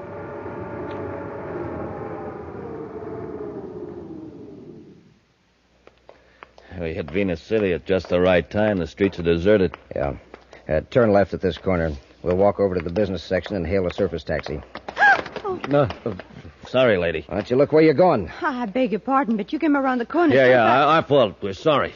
Wait, you're Bob Morgan. We're in a hurry. Wait, You're under arrest, both of you. For bumping into you? Don't be stupid. She's from the fleet base, a security officer. That's right. And you have to come with me to headquarters. That's what you think. Let go of me! Put your hand over her mouth so she can't yell. Okay. Hold still, you. We can't ever spread in the news we're in town. Drag her into the alley. Leave her there? No. The new building my company is moving to is a block from here.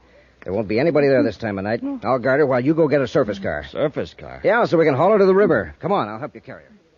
Where am I now? Told you before, you're in the basement of the Marcab building, 4th Avenue and Venus Boulevard, Venus City.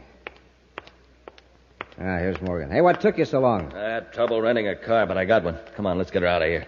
Okay, Tonga. Here we go. All right, Morgan, Robertson. It's Corey and the cadet. Let go of Tonga and get your hands up. Quick, Morgan, down this corridor toward the ventilator intake. Take the girl. Corey won't dare shoot. Let go! Come on! Commander! They're getting away, Commander. After them, Happy. Robertson, it's a dead end. Go to the far wall. We'll make a stand there. Come on, you. Commander! You haven't got a chance. With the girl here, we can bargain with Corey. All right, press back into this corner, under the switch box. You might as well give up, you two. Come and get us. Come on, Happy. Are you crazy? I left our ray guns in the sub. Corey will have to pass in front of that big grating. When he does, I'll throw the switch. What'll that do? There's an 8-foot ventilator fan back there. It'll create a vacuum strong enough to pull them right up against the grating. Commander! Happy, don't come any closer. Shut up. Morgan, pull the switch. Rush them, Happy. Yes, sir. Turn that off. Hey, Commander, I can't move. Come on and get us, Corey. Suction. Now, Corey, I'm going to release the grating. Happy, if we could slump down, maybe we could crawl away from the vent. Commander, the grating is sliding up. We'll be pulled back into the fan. I can still move my arm. If I can throw my gun and hit that switch and short it out. Aim straight, Commander. Here goes. Hey, you did it, sir. A bullseye. Quickly, Happy, rush them. They hit the switch. Morgan, pick up that ray gun. No, All right, you don't. Robertson. Get away from it, Morgan. All right, Robertson. No more. No more. I've had enough. How about you, Morgan? Sorry, Commander, but Mr. Morgan is out. Are you all right, Tonga? Yes, Commander. I guess you heard my miniature spaceophone. Yes, and Robertson's ship. Good thing you had it on. It was lucky Morgan had trouble locating a surface car. All right, Robertson, where's that film strip? It's right here in my pocket. Hand it over. Happy, see if you can revive our fleet-based tourist, Morgan. Oh, he's not a tourist any longer. Where he's going, he'll be a permanent resident. We'll be back with an action preview of next week's exciting Space Patrol story in just a moment. Hey, gang, have you sent for your Space Patrol space binoculars yet? Well, you better hurry, because this offer is soon going to end.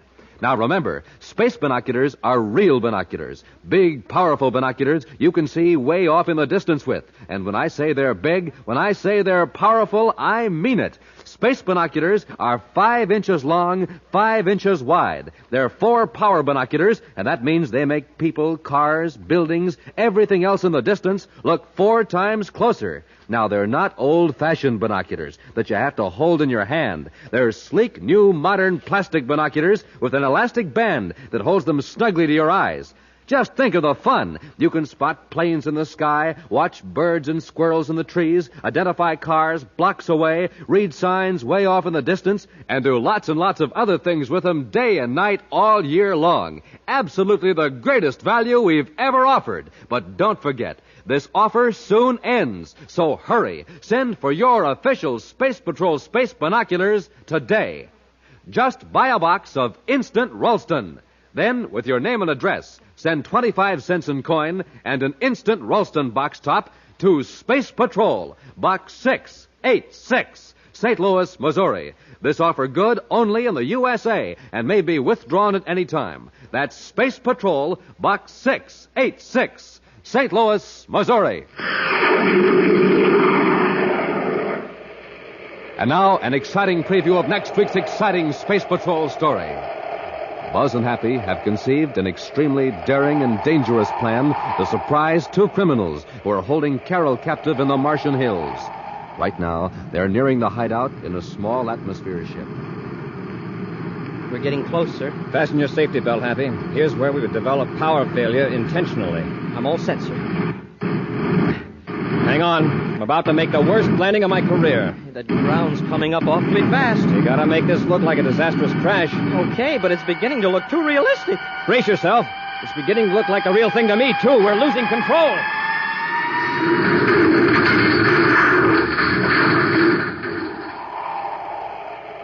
Be sure to be with us next Saturday for the exciting story, Crash Landing, when Wheat Chex, Rice Chex, and Good Hot Ralston again present Space Patrol! Space Patrol, an original Mike Moser production starring Ed Kemmer as Commander Corey and Lynn Osborne as Cadet Happy, was written by Lou Houston and directed by Larry Robertson. Other players were Norman Jolly, Ken Mayer, Nina Berra, and Stephen Robertson. Dick Tufeld speaking. Now, don't forget to tune in next Saturday and every Saturday when Wheat Chex, Rice Chex, and Good Hot Ralston again present the new, exciting Space Patrol! The CBS Radio Mystery Theater presents...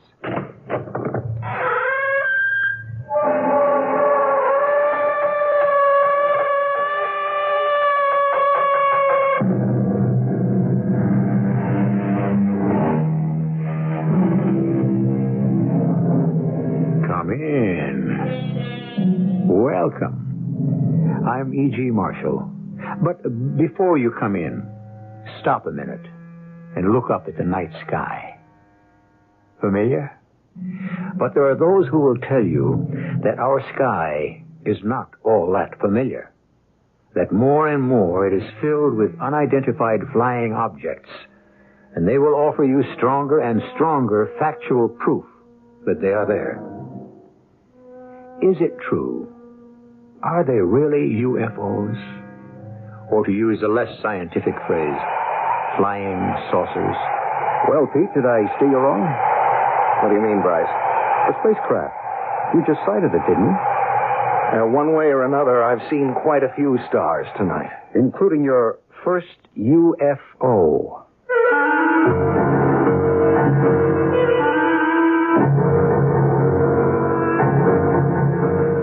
Our mystery drama, A Message from Space, was written especially for the Mystery Theater by Ian Martin and stars Tony Roberts. It is sponsored in part by Buick Motor Division. I'll be back shortly with Act One.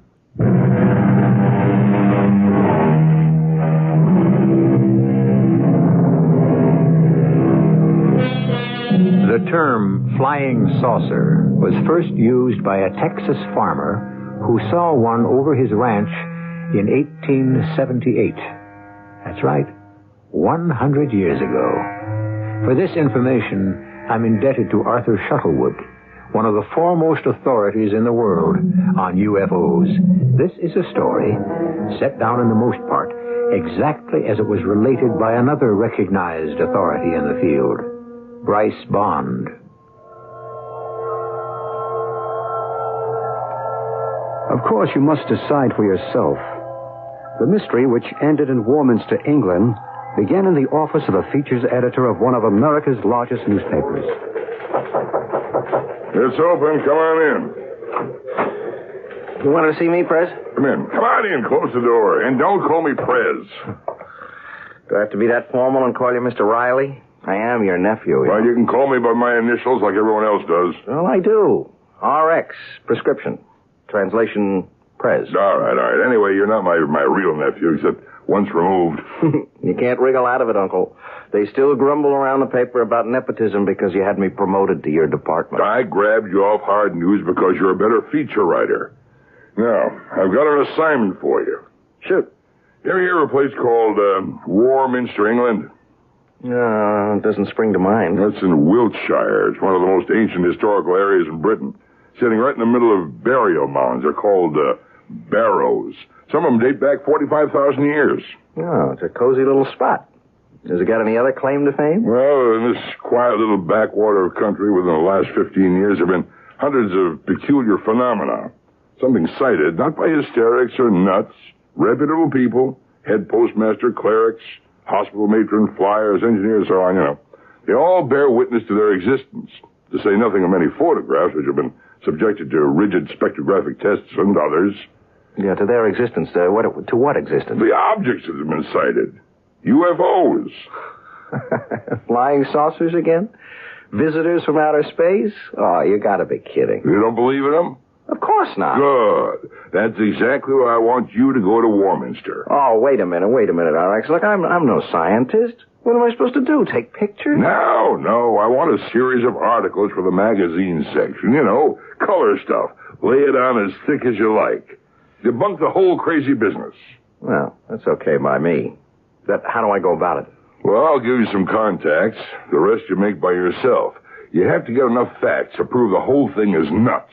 It's duck soup. Thanks for the plum. At that point, of course, I hadn't yet met Pete Heron. But a meeting was to come shortly, at the beginning of the experience which was to change his whole life and lead to a sudden and breathtaking climax. I was on my way to visit an old friend of mine in Warminster, England, but the nearer I got to the town, the traffic became unbelievable. Stop and go in this quiet English countryside.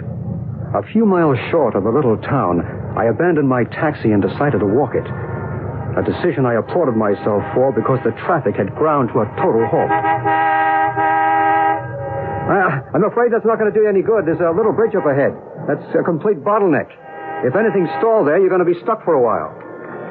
The ugly American. I should learn the virtue of patience. Particularly the British variety. When they put up with things, they don't gripe, they grin. Object lesson for this American. Noted. And we'll try to learn from example. So you're American too, aren't you? Guilty as charged. You're not guilty, you're just plain smart. I guess I should have had the courage and the good sense to hoof it, too. I can't claim either, only some prior knowledge. I had a taxi, but I bailed out when I saw the jam. I realized from experience it was one of those hopeless evenings. What do you mean? Well, it looks like it's going to be a good night. The low cloud cover seems to be lifting. And if you're sensitive, you can just feel the magnetism bristling in the air. I think you'll see a UFO tonight. What? Isn't that what you're here for? Yeah, in a sense. What are you, clairvoyant or something? I have no need of ESP or extrasensory knowledge to deduce that. What do you think all the rest of these people are here for? You mean all this traffic is just people who are screwy enough to think they might sight a flying saucer? That's right. Oh, I don't mean they're screwy, just that they expect a sighting, and probably will get their wish. Who are you? Oh, excuse me. I didn't mean to be rude. I'm Pete Heron. I'm Bryce Bond. Well, I'm a newspaper man. Yes, I know. Hey, you made my day. I mean, I always hope somebody reads my articles, but I never expect them to remember the byline. What do you do, Mr. Bond? Let's just say for the moment that I'm in communications, too. Radio and other media. You're here to do an article or a series on UFOs. Yeah, that's right. That what brings you here? In part. I have been here before. Well, then clue me in. You ever see any action? Oh, yes. Many times. Oh, you mean you actually believe you saw something from outer space around here? I didn't say where they were from. Just that I've seen them. And so I'm sure have a good many of these other folks in the traffic tied up here.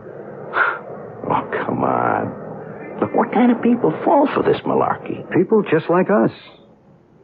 You're staying at the inn when you get to Warminster. Yes. You? Yes. Listen, you seem tuned in on this whole deal. Could we have dinner together? Or, on me, of course. I mean, on the paper. Oh, we'll have dinner together, but I'll pay my own freight. Oh, why? It's a justifiable expense. Well, I really have to move on. I have an appointment to keep. Can I say something? I don't know, maybe it's out of line, but... Well, say whatever thing you want. Well, you know, you're kind of an oddball, aren't you? I mean, look, just thinking back, things you said, they weren't questions. They were more statements, and I don't know. Like my byline. You haven't really read any of my stuff, have you? No. Well, then, how do you know so much about me? Why I'm here, and all that?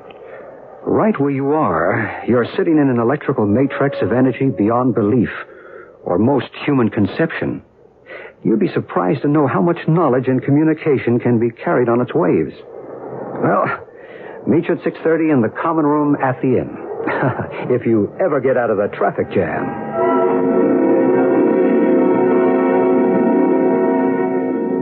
How about a brandy, Bryce? No, thank you, but don't let me stop you. Oh, I'll pass that, too. Look, please go on. Look, you were telling me about the magic triangle. Well, it's formed if you draw a line, say, from Glastonbury to Avebury to Salisbury and back to Glastonbury. Warminster lies right in the middle of it, at a point where all the ley lines intersect. The what? The ley lines. Invisible lines of electromagnetic energy.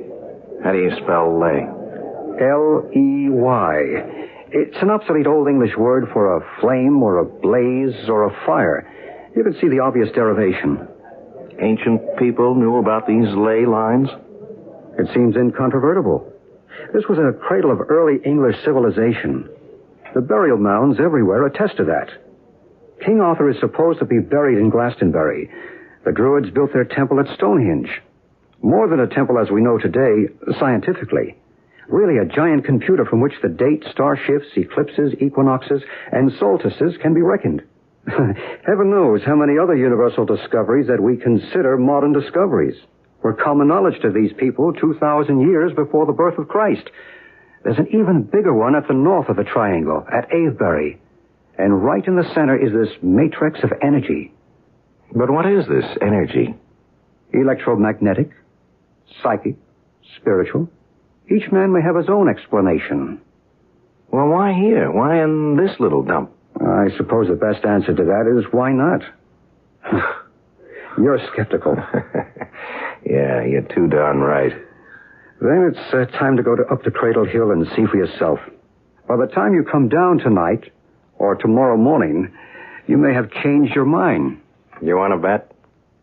Perhaps I can't guarantee you a UFO, but I think I can guarantee you that you will see something that will change your mind. I went out into the soft but damp and chill English night with my new friend, Bryce Bond. Friend. There is something about him that's compelling. Some inner strength that kind of gets to you. We drove a few miles in my rented car and stopped beside a field. There was only one other car parked there. You can cut the motor, Pete. We'll go by foot from here on. Check. There's a flashlight in the glove compartment. Okay. I have one, too, but I don't think we'll need them. The moon's pretty bright. Shall I leave the parking lights on? Better not. We might be all night, if you're up to it. Oh, I'm up to it. Good. Let's go. Is there a gate or a road or something? We duck through the fence and across the fields. Well, the moonlight is pretty bright. Get through all right? Yeah. Where'd they all go, by the by? The crowd is over on Cradle Hill. This is Star Hill. Yeah, well, why'd you bring me here? It's a good question for which I don't have a definitive answer. In terms we both understand, can I call it a gut hunch? You got some antenna that sends you the message I might get to see something here? Give your own antenna a chance, and maybe you will. I think I'll let you climb the rest of the hill yourself. Then if anything does turn up, you'll know I had nothing to do with it. What's on the other side? Just some wheat fields and quiet, rolling Wilshire country. Plus whatever else you might see. You're on your own. The moonlight was bright, of course, but with that soft brightness that leaves everything just a little uncertain in outline. It was as if Bryce had walked away into water. One minute I saw him, and the next he was gone as the night swallowed him up. I walked on up toward the top of the hill with the corona of moonlight outlining it, and as I came over the top, I witnessed something which in all my dreams I could never have imagined. Now, what do you suppose Pete Heron, success-oriented, skeptical, but otherwise completely normal and totally adjusted to life as we live it, saw on the other side of that hill? Well, you're an intelligent listener, and you have probably gone way ahead of me. since we have been building to this moment. But don't be too sure. There is something unexpected beyond the supernatural, at least for Pete Heron. I shall return shortly with Act Two.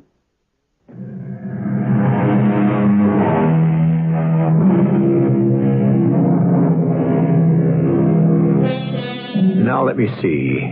Where were we? Oh, of course. Just coming over the brow of Star Hill in the moonlight, magically diffused through the damp, cool, early spring English weather. A healthy young skeptic, Pete Heron, sent by his newspaper to write a series of feature articles on the appearance of UFOs, seems about to meet the ultimate test, face to face. So, let's meet it with him. As I came over the brow of the hill, I'd been looking beyond to some gently rolling wheat fields, fading away out of the bright forelight to murky moon shadows. But in the middle of this dreamy landscape, below me and to the right, a strange thing was happening to the swaying waist-high wheat.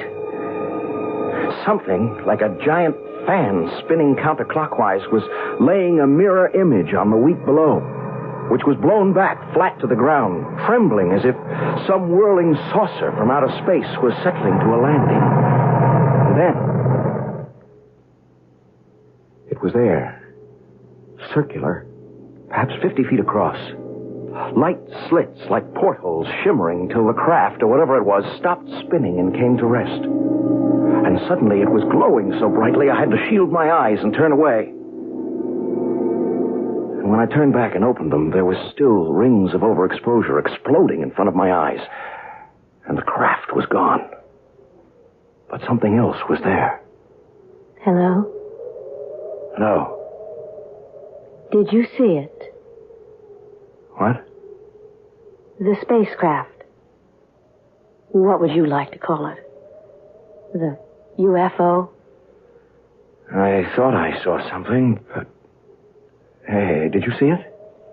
Of course I did. Hey, where did you pop up from, anyway? What do you mean? I came here just the same as you. You did? Oh, yeah, that's right. Yeah, I parked my car right behind a little blue hatchback. That must be yours, huh? Excuse me, I'm sorry. I ought to introduce myself. I'm Pete Heron, World Features. A reporter. Yeah, right. Well, sort of. Feature writer, you know. Human interest. Color stories. Tongue-in-cheek.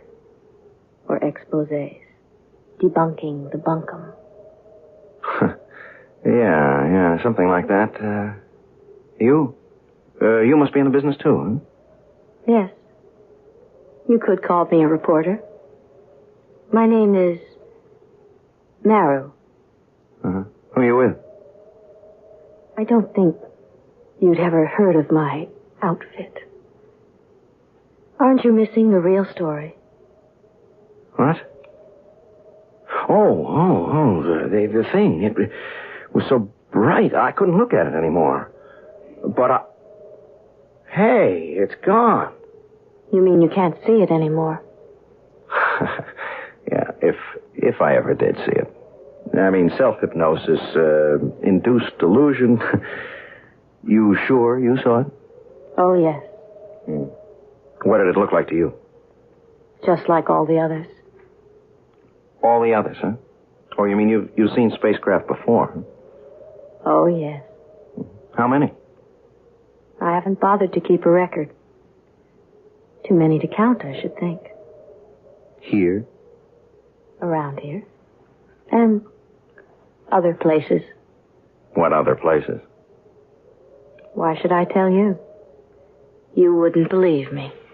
Hey, wait a minute. Don't go. Why not? There's nothing more for me here tonight. There won't be any more. How do you know? I know. If you really want to write a good story for your feature editor, you'd better do a little more legwork. What do you mean? Go down and examine the field more carefully. Aren't you going down there, too? No. You see, I don't have to be convinced. You're the one who has to be educated. Hey, wait a minute. Don't go away sore. I'm not sore, but I have to leave. Well, I'll go with you. I prefer to be alone. But look, Maru, wasn't that it? Maru was the name I gave you. What's your other name? Why do you ask? Well, it would kind of help so I could get to see you again. When you want to see me again, you won't need a name to find me. Maru, wait a minute. I had started after Maru, but a roof or a rock ledge tripped me, and I fell headlong. I suppose I must have hit my head on something and been out for a while, because when I became conscious again, the moon had climbed to its zenith in the sky. I scrambled to my feet. There was enough light to see all the way down the hill to my car. It was still there, but the other car, the little blue hatchback, was gone.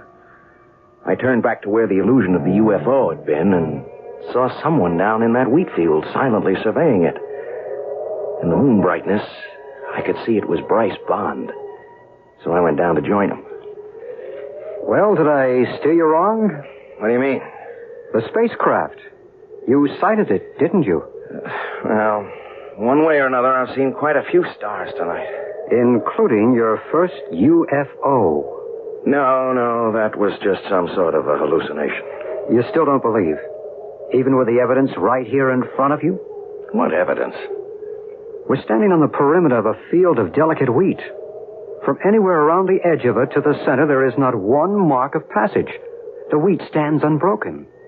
But the center of it is one of a deep impression, with the wheat churned flat in a counterclockwise direction. The earth is scorched beneath it. If something didn't land there, how do you account for it? Oh, a sudden squall, or the wind. In an English summer? Even so, the edges would have been affected, too. Don't you believe the evidence of your own eyes? I don't know. I mean, did you see the girl I was talking to? What girl? Well, she suddenly showed up on top of the hill there. She said her name was Maru. I don't know anybody by that name. It does sound like a phony, doesn't it? It's just as phony as all the rest.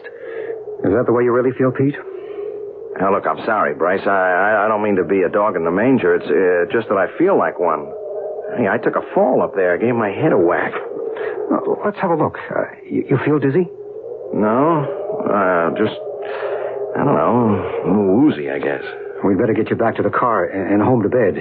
Hey, look, I wouldn't kid you. I could use some shut-eye. I think I still have jet lag. I should have waited another day before I started out on my scientific explorations. You mightn't have been so lucky another night. Lucky? Yes. Whether you want to admit it or not, you did have some visions. I'm afraid in my book that's just what they were. My timing got out of sync. Maybe everything I saw was after I fell and hit my head. Including the girl? What did she look like? Oh, man, what a dream.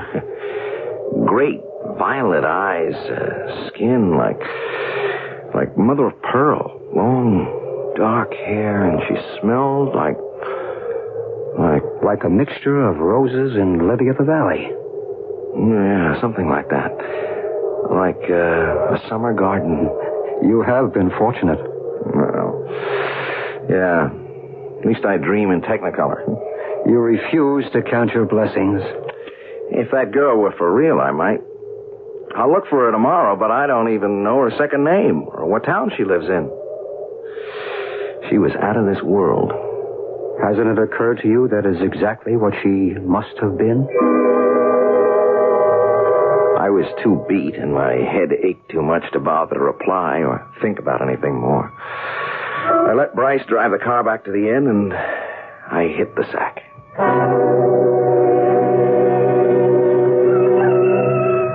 Some gung-ho rooster woke me up at sunrise. I looked at my watch. I'd had just about 5 hours rest, but I knew I couldn't get back to sleep. I was going looking for Maru.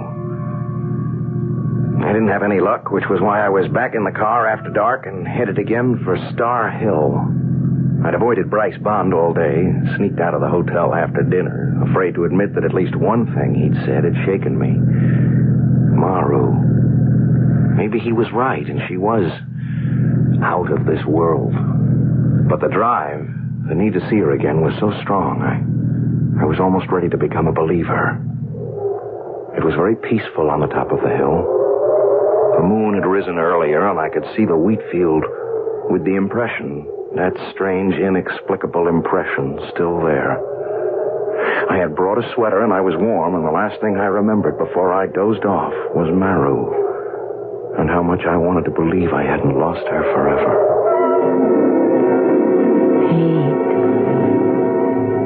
Pete. Oh. Maru. Where did you come from? I told you. When you wanted to find me, you wouldn't need a name. I've been hunting for you all day. Everywhere. You must have been looking in the wrong places. Well, at last I found the right one. Where two worlds meet. What does that mean? Just what it says. A point in time where the lines cross. What lines?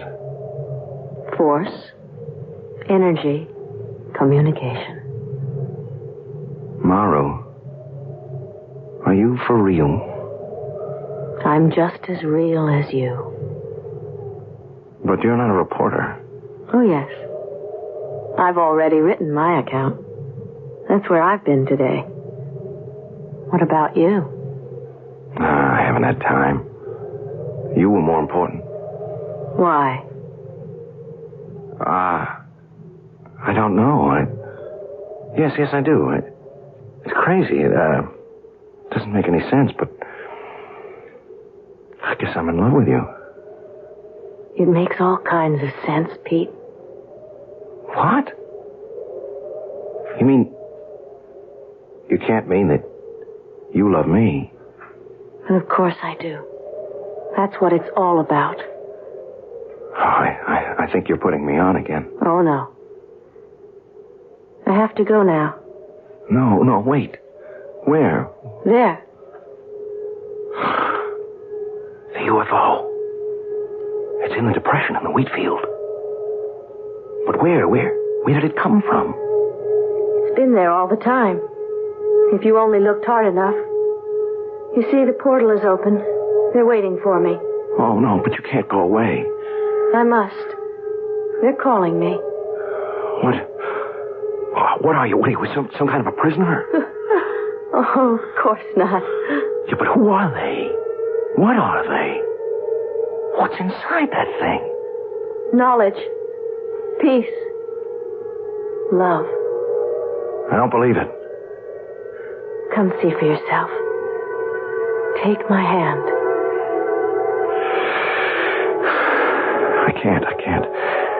I'm afraid. When you're filled with love, there's no room for fear. I can't, Maru. I'm still afraid. You are not yet ready. I must go now. Will I see you again? That will be up to you, Pete. Up to you. With lightning speed, Maru was suddenly through that strange portal that closed like a mouth and became an indistinguishable part of the hull. Immediately, the thing glowed with a light so intense I had to shield my eyes. I heard a great whoosh, and the hum like a dynamo drummed in my ears, spinning away like some giant top into the vastness of space. When I could look again, it was gone. There was nothing left but the depression in the field, and I started to run towards it like a madman. I've never felt so alone in all my life. These words of Pete's, reported to me by Bryce Bond, still ring in my ears. The presence and reality of that strange UFO sends tingles up and down my spine. A reaction to the unknown. But nothing in this eerie otherworld tale could have prepared me for the astounding climax. I'll return with that shortly, and the rest of Act 3.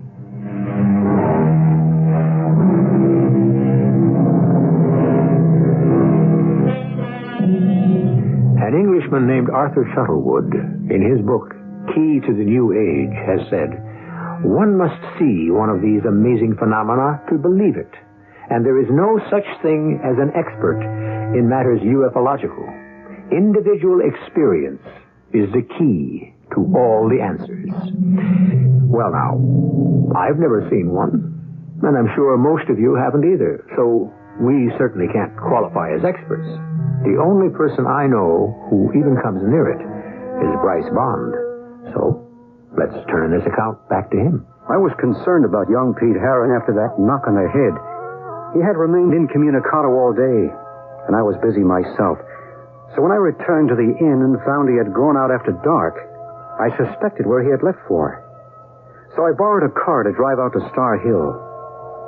I came over the brow of the hill by full moonlight to see Pete rush suddenly from the edge of the wheat field to that curious depression, only to stop suddenly, his shoulders drooping, forlorn. Pete! Yeah? Oh, Bryce. How long you been here? I just arrived. Then, you didn't see it. A UFO? Yeah. No. Then you didn't see her either. You mean the girl you met last night, Maru? Yes. No, I didn't. I could have gone with her. Oh, what's the use? I didn't. I didn't have the guts. Come on, Pete, take it easy. How's the head? Solid bone, clean through. Why couldn't I have... Oh, you mean the bump last night? Oh, that's nothing. It's just a scrape. Sure you're all right? Yeah. I'm all right, except for what happened tonight? Yeah. You want to talk about it? Maybe I do. There's so much to sort out. Yeah, I do. But not here. I need a drink. Come on, I got a bottle in my room. Aren't you coming? Right with you. Yes, they've been here. I can feel the warmth. The electricity still pulsating in the air. And that smell. That glorious scent. Roses and lily of the valley. Yeah, that's her smell. It's the way they all smell, Pete. Come on, let's go talk.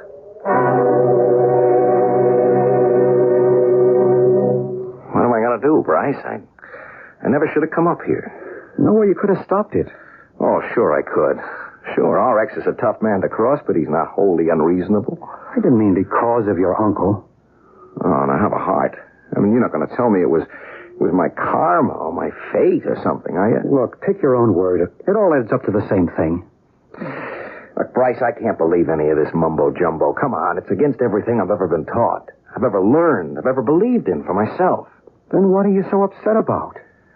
Hang it, Bryce, I have been through a wild set of hallucinations or nightmares. Sure, I'm shook. Why? If that's all they were, just write them off. How can I do that? I'm beginning to think I've gone round the bend. That I'm a nut.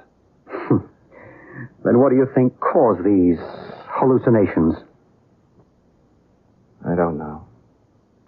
What are you going to write about in your article? You're going to poke fun at all us certifiable nuts who run around saying that we actually see just what you have? I tell you what I want to do. I want to put my tail between my legs and run. I would. If it weren't for her. Maybe that's why she was sent. Sent? To keep you from running. Obviously, they don't want you to. Well, why would they care about me? Hasn't it occurred to you that you may have been chosen? The only person I want to choose me is Maru. I don't care about them. Who the devil are they, anyway? People like you and me, a higher order, of course. Yeah? Well, where do they come from? From another planet. From another point in time. Perhaps they are right here with us. Living in a world alongside ours. In a time continuum with us. But what do they want with us? To help us. To guide us. Why? I believe because they are extensions of us. Another evolvement in the pattern of life. Another step upwards on the road to peace and perfect resolution. Oh, not all this and reincarnation, too. Why not? Listen, I don't want to open that can of beans, huh? I have enough trouble swallowing the UFO business. Help me, Bryce. If I can. All right, tell me, why now? Okay, why at this point in time do they suddenly start showing up? Well, there are a lot of theories on that. I won't go into them because I don't believe it is only, as you say, at this point in time. What about Elijah's fiery chariot, or Moses' burning bush, or Ezekiel's wheel within a wheel, or even the Star of Bethlehem? We know that no star could come into our system without overturning the axial tilt of the Earth, even a comet. So why not a UFO? You have eventually to take it on faith. It's a matter of what you believe. Well, I don't know what I believe anymore. Then stay. Write your articles. Once you start to put your thoughts down in black and white, I think it'll all come clear. So I stayed. Nights, I waited on the hill, but nothing happened. Days, I wrote my articles. And 3 days after I sent off the first one, another visitor from another world contacted me. Pete? Are you Pete? Okay, RX, you don't have to try to shout all the way across the Atlantic. I can What's hear... all this gibberish you mailed over here for the first article? I'm only reporting the facts, RX. What facts? Were you drunk or something? All this gobbledygook about seeing UFOs? Well, that's what you sent me over here to report on, RX. Well, you sound as if you believe this hogwash. I just reported what I saw. Well, you couldn't have seen what you said you did. There ain't any such thing as UFOs. There just ain't any such animal. And that girl business. Look, I didn't ask you for a comic strip. Violet eyes. Hooey. I want the truth on this story. If you don't believe that's what I'm reporting, maybe you better come over here and see for yourself. Well, I might just take you up on that. You just stay put at that end. I suppose I should have waited for the old boy, but I didn't know what plane he was coming in on, or even perhaps if he mightn't have changed his mind.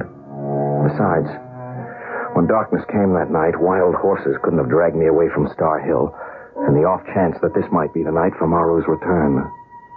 I left word at the inn where I'd gone, and Bryce was nice enough to say he'd keep an eye out for my uncle. I almost turned back at one point, but some inner voice drove me on.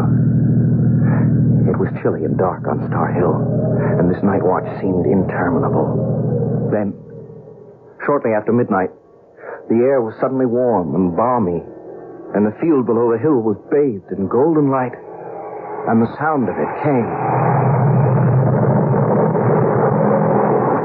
The strange portal in the spacecraft gaped open like a mouth, and from it, Maru came straight to me.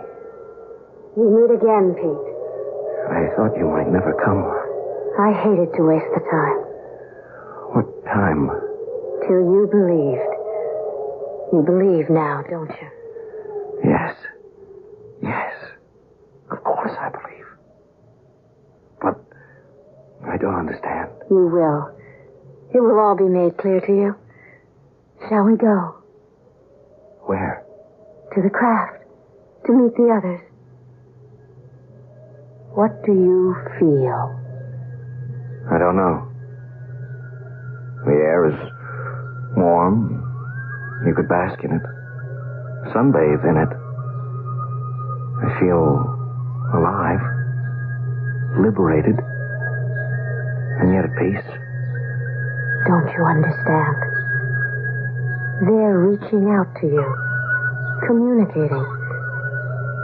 Telling you you are not alone in the universe. It's a message of love.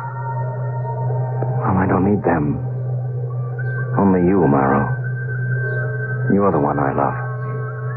We'll have each other, my darling. But don't you see that is not enough? It's got to reach out. That love. And wash over everyone else.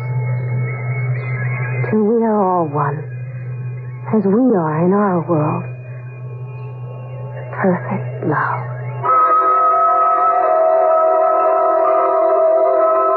Confound it, Mr. Bond. What's that reckless young fool doing up there on that Devil's Hill? What do you people try to do to him, anyhow? That's a sensitive boy for all he tries to act hard-boiled. We, whoever we are, we're not trying to do anything to him. What's happening to him is within himself. Ah, don't give me that double talk. How do I get to this witches' carnival? If you like, I'll take you there myself. I don't like any of it, but I'll make the best of it. Well, what are we waiting for? The top of the hill wore a corona of light, which I thought was the rising moon, and never afterward could convince him was anything different. For as we breasted the rise, we saw totally different things. There he is. Pete! Pete! Stop! What's that young fool doing? He's walking to the middle of that wheat field by moonlight by himself. He's not by himself. Can't you see the girl with him? Oh, I may be old, but there's nothing the matter with my eyes. There's no girl. He's alone. Where does he think he's going? To the spacecraft that's waiting. The door is open for them. What are you talking about? What spacecraft? You out of your mind? That's an empty field. Don't be too sure. Watch. What I saw was Pete and Maru, hand in hand as they walked to that shining ship, outlined in the aura of golden light as they stepped through the portal. And suddenly... Good Lord. He disappeared. Like that, into thin air. Not into thin air, Mr. Riley. Listen. Listen to what? I don't hear anything. I suppose not. But then you didn't see either. Well, there's nothing to see. An empty field and Pete just vanished. What kind of a trick is this? No trick, sir. He just chose to go with a girl and love. Chose and was chosen. There was no girl. He was alone. Oh, no, Mr. Riley. He will never be alone again.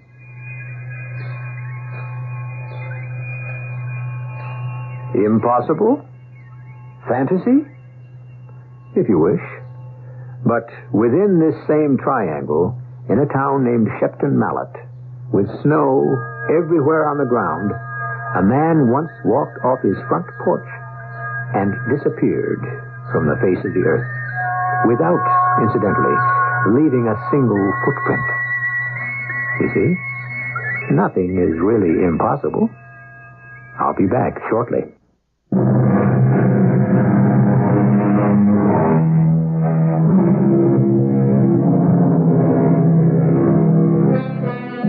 If it's a nice night tonight, wherever you are, or if not this one, the first one, when you can see the stars, step outside and look up. Is it the same familiar sky, or can you spot any unidentified flying objects wheeling with the stars? Perhaps you can't. But remember, you have many fellow human beings who think they can, and who are sure we are not alone. Our cast included Tony Roberts, Bryce Bond, Jana Rowland, and Joe Silver. The entire production was under the direction of Hyman Brown. This is E.G. Marshall inviting you to return to our Mystery Theater for another adventure in the macabre. Until next time, pleasant dreams.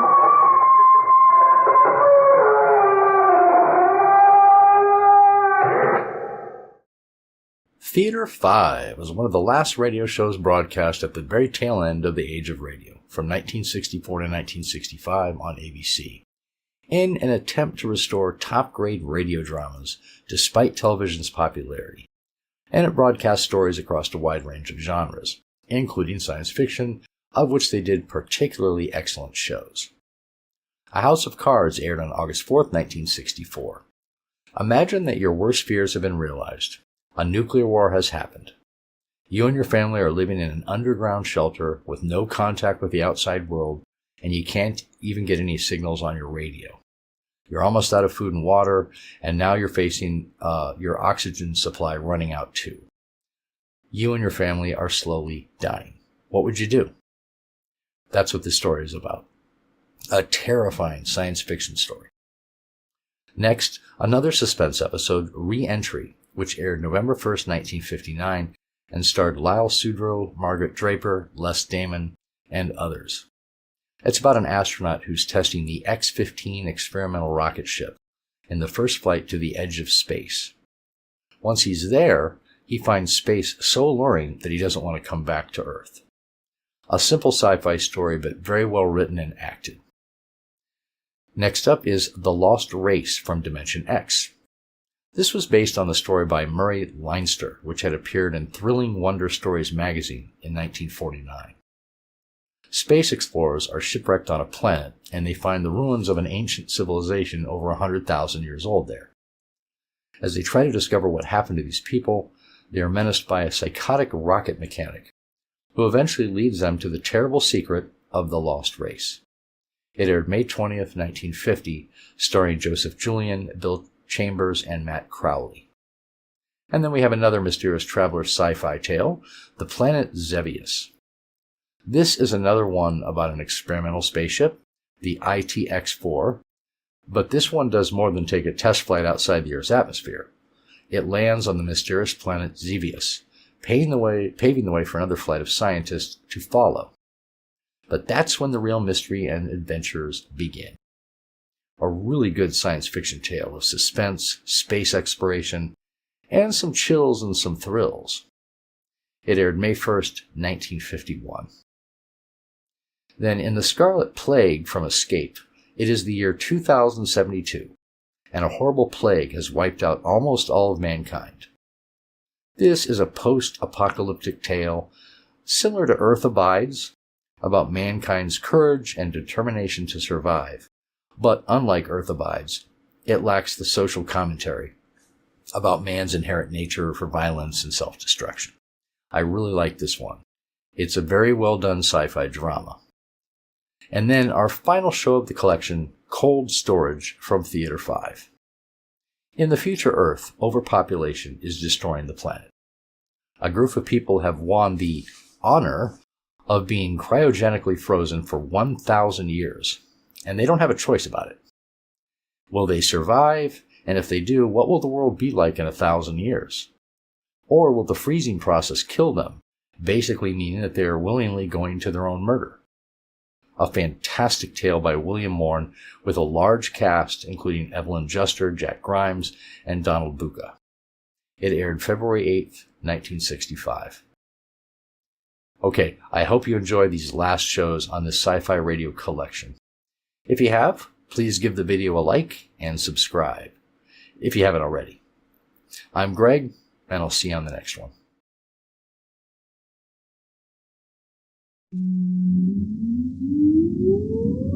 Countdown for blast off.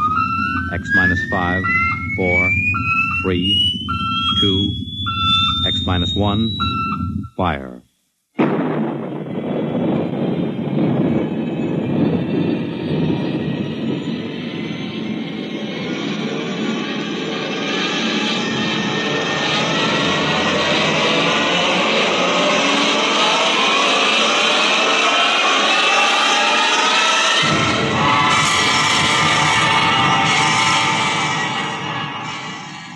From the far horizons of the unknown come transcribed tales of new dimensions in time and space. These are stories of the future, adventures in which you'll live in 1,000,000 could-be years on 1,000 maybe worlds. The National Broadcasting Company, in cooperation with Street and Smith, publishers of astounding science fiction, presents X minus 1.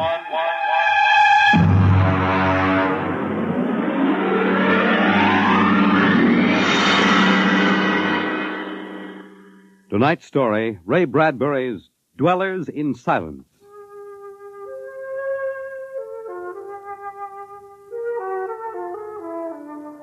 "20 years had passed. 20 years since the last of the giant migration ships had crashed to the surface of Mars, bearing its pitiful handful of survivors of the Earth Wars. 20 years of longing, of turning eyes toward the green Earth as it hung on the horizon like a beckoning light. And now it was done. And the first new ship, built of shining Martian chromaton, had lifted bravely toward home with 3 men locked in its metal belly. There it is. You can barely see the top of the Atomic Trades building in the twilight. They never finished building. Captain. What is it? Am I going out of my mind? Look, out that way, to the west. Could that be? Heaven, it is. Those are lights. Turn the ship. Full cruising speed. They are lights. Captain, it's the city, a whole blasted city lit up like a Christmas tree. What do you think of your dead planet now, Williams? Decelerate to -5. We're going to take her down.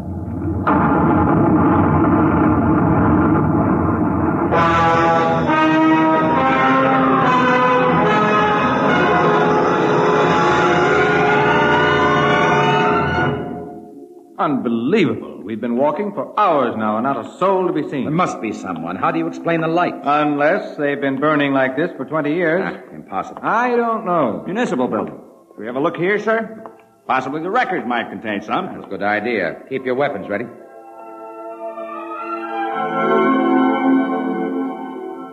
We'll start right here with the city clerk's office. Better check radiation again, Doctor. Well, not enough to do any damage. Gives you the creeps, doesn't it? Look at this desk. Papers crumpled, inkstand, just as if somebody came in and worked here every day. Dog licenses, hunting permits. That's strange. There's ink in that inkstand. Well, what of it? Well, you'd think standing open for 20 years it would have dried up.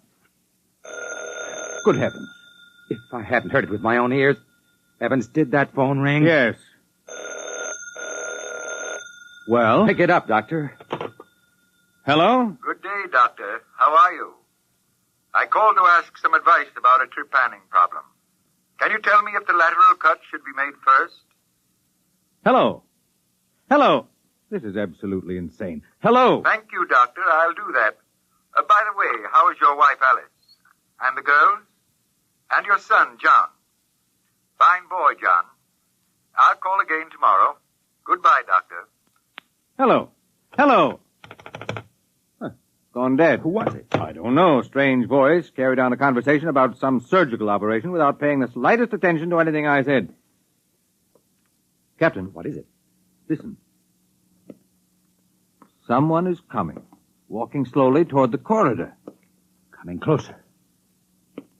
Jumping Jupiter. It's a man. An old man. Are you... Is it really someone? You seem to be real. I saw the ship come down, and I thought perhaps I was losing my mind. It's been so many years. I'm Captain John Parsons. These are my assistants, Dr. Evans and Mr. Williams. We returned to Earth from Mars. Then it's happened. We're not alone anymore. Forgive me, gentlemen, if I seem moved. I've waited and hoped for so long. You survived the radiation. We did. There are others. My family. We are the only ones.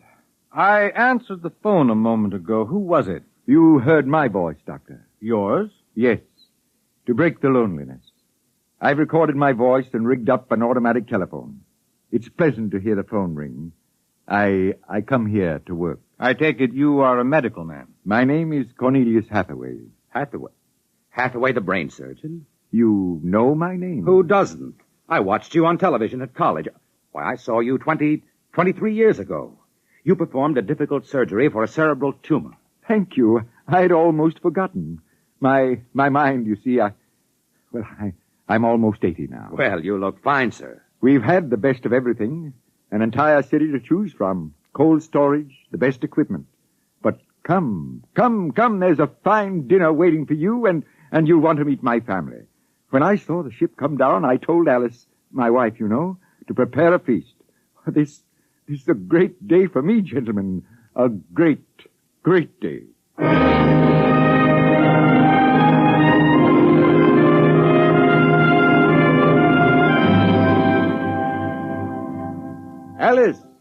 Alice, come out to the porch and see who we have here. Alice, you here? Come out. My wife, gentlemen. Alice, Captain Parsons, Dr. Evans, Mr. Williams. How do you do, Hathaway? How do you do? And now, if you will follow me in, gentlemen, we'll meet my children. Lord, what a beautiful woman. She looks no more than 35. Do you suppose the radiation could have done that to her? I don't know. And these are my daughters, Susan and Marguerite, and my son, John. How do you do? How do you do, sir? Sit down, gentlemen, sit down. We'll have a feast in honor of this occasion. Susan, Marguerite, get the best silverware and the damask napkins. And John, fetch the champagne. Yes, Father. Excuse me a moment, John. Sir? How old are you? 23, sir. Thank you. What is it, Captain? Something wrong? Nothing. Except that it's impossible. You see, Dr. Hathaway's son was already in college when I started. That would make him at least 45.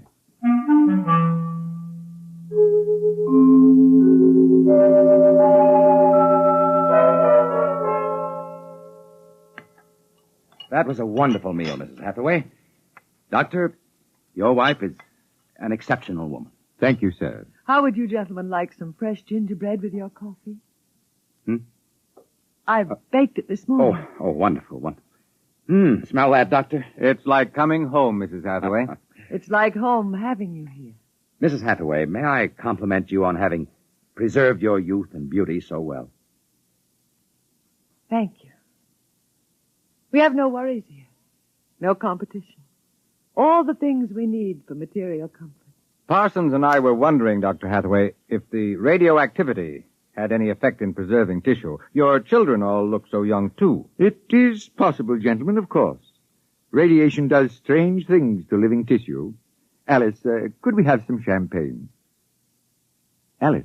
Oh, I'm sorry. What, John? Some champagne, please. Champagne.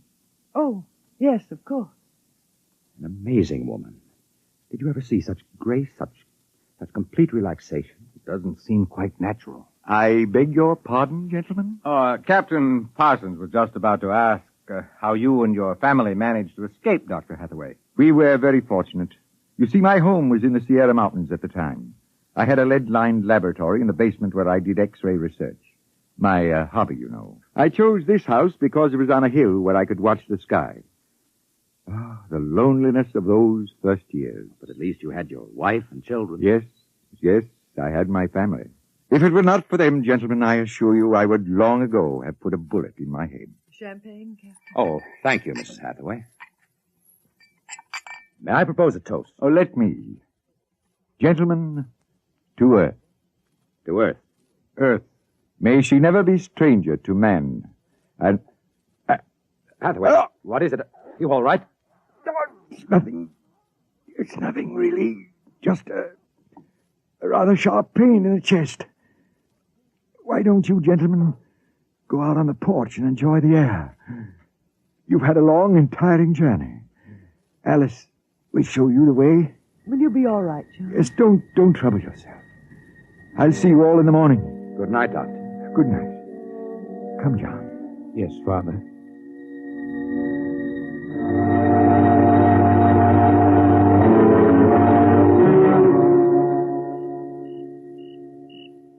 Well, what do you think of old Mother Earth now, Williams? Smell that summer breeze. And look at that view of the city, lighted up against the sky.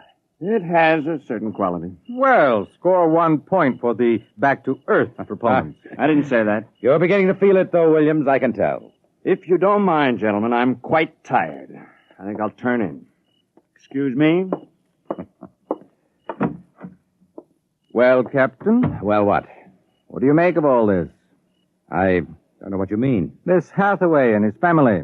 There's something strange and unnatural going on here. I can sense it. Oh, I think you're reading things into it, Doctor. Perhaps. Well, I'll turn in, too. Coming? In a moment. I want to smoke a cigarette.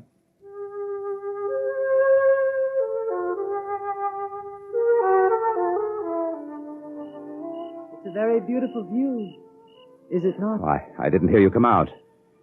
How is he? Resting. I've never seen him this bad. Yes, he's an old man. I'm sorry, but the difference in your ages is so apparent. You must have been married very young. You don't know about us, then? No. Perhaps it is better that way. I don't follow you. Is it something about your husband? He acts very strangely. My husband is a very great man, Captain. It is too bad there was no one to appreciate him. Once he wired the whole city with sound speakers. And when he pressed a button, the whole town lit up and made noises as if 10,000 people were living in it. He must have been very lonesome. Although, with a woman such as you, I don't understand. Perhaps one day you will understand. I hope you will come to trust me as a friend. I can trust no one but him. Good night, Captain. Good night, Mrs. Hathaway.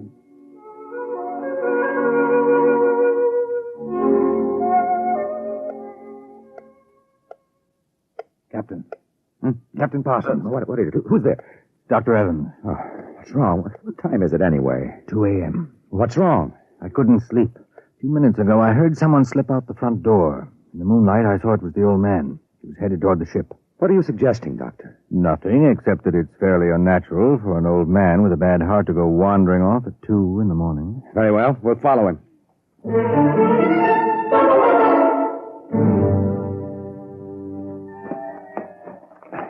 This is far enough. What do you suppose he's doing? What are those on the ground? Good Lord, those are grave markers. 4 of them. You're right. He seems to be praying over them. Listen. Do you forgive me for what I had done? I had to do it. I was so lonely. So terribly lonely. You don't mind too much? You do forgive me, don't you? Yes. Yes, I feel you do. Well, I'm glad. I think perhaps I can rest now. I think He's having another attack. Come on. Hathaway. Dr. Hathaway, can you hear me? Raise his head, Evans. Dr. Hathaway. His lips are moving. What is it, Doctor? Closer. Lean closer. I'm sorry I had to spoil all of this. I've expected it for some time. We'll fix you up. No, I'm an excellent diagnostician. It really doesn't matter. Except for them. What about them, Hathaway? You suspected, didn't you? Yes, I suspected. But I couldn't believe it until now. Do they know? No, they wouldn't understand. I wouldn't want them to know. Ever. Doctor? He's dead, Captain. What was it he meant about your suspecting? Light a match, Dr. Evans. Look on those 4 grave markers and tell me what you see. Good heavens. Well? Alice Hathaway, Marguerite Hathaway, Susan Hathaway, John Hathaway. Died July 1987. But that's 20 years ago. It's impossible. If these markers are correct, then who are those others? Can't you guess, Doctor? Can't you guess?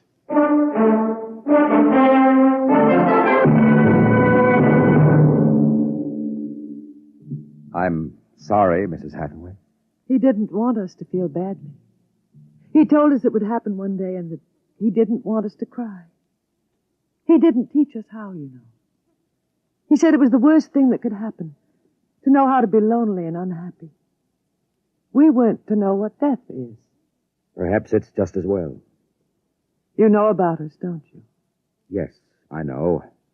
I didn't think you knew yourself. The children don't. I've been aware for a long while. No one would have guessed.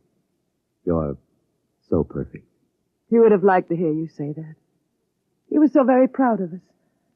After a while, he came to love us, and at the end he took us as his real wife and children.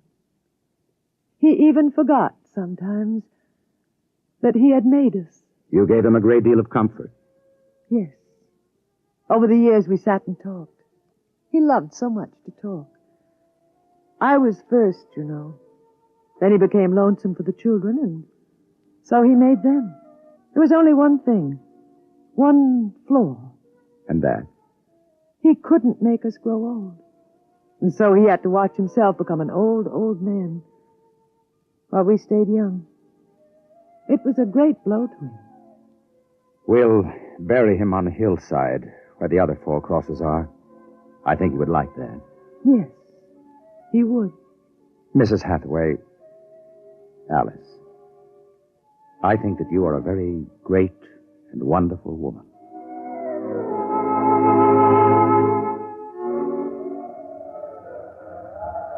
And so we commend the body of this man, John Hathaway, to his Maker. Ashes to ashes, dust to dust returneth. Amen. Come, John. Yes, Mother. Susan, Marguerite. Evans, Williams, stay here a moment, please. What is it? Let them go back to the house. I want to speak to you. I know what you're going to tell us, Captain. I saw the names on the grave markers. Well? It's a mockery, a blasphemy of everything we believe in. For a man to do something so evil. Can't you imagine what he faced? Can't you imagine what it must have been like to have watched his wife and children die slowly of radiation burns? To know that he was the last man on the face of the earth. Alone. Eternally and unalterably alone. Good Lord, man. What would you have done if you'd had his medical and technical genius? I'll tell you. You'd have come back to your laboratory just as he did and tried to recapture all the wonderful things that they had been to you. You'd use all the power of your memory, all the accuracy of your fingers, and you'd try to put together, bit by bit, all those things that were wife, son, and daughter. It's incredible. So you suggest that we take them back, Captain? I don't know. We haven't enough space in the ship for that. Every ounce counts. Still, to leave them here like that, alone... I think I have an answer, cold-blooded as it may seem. Go on. I suggested we turn them off. Do you think I could do that? No, but I think I could. After all, they aren't human. They're worse than robots. They're ghoulish. I suggest you go back to the ship, Captain, and leave me to deal with them. I will not permit it. You've no choice in the matter. I assure you it'll be quick and entirely painless. I hate to admit it, but he's right, Captain. We can't take them with us, and it would be less than human to leave them here without Hathaway. They were created by him for himself. They have no other feelings, no other purpose. If you leave them, they'll go on year after year, night after night, talking, laughing, baking strawberry biscuits for no reason, not knowing who they are, why they exist. Could you do it, Doctor? I don't know. I've already offered to do it. No, I wouldn't want it to be you, Williams. You're sick. You have no feelings. If Dr. Evans here can do it, well, so be it. It's a difficult thing, Captain. Still, as you say, they aren't human. Logic is on your side. It isn't as if you were murdering someone. Well, give me the blast gun, William. We'll wait in the ship. Take off in half an hour. Half an hour.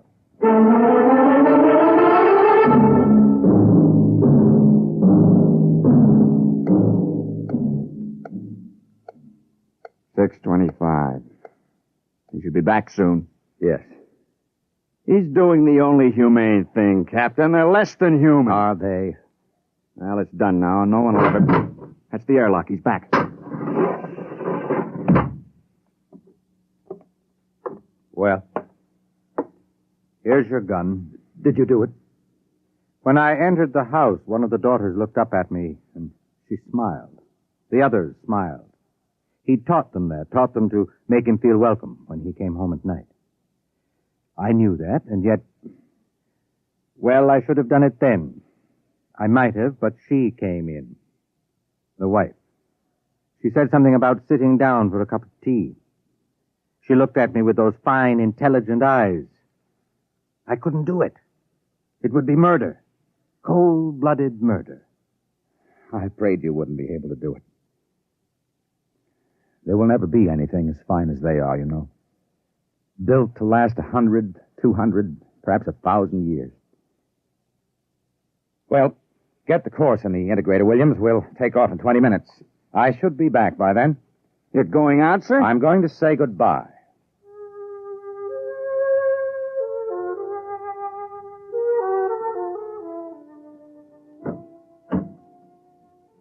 You've come back. Only to say goodbye. It was nice of you. I wanted you to know that I'm coming back. Here? To us?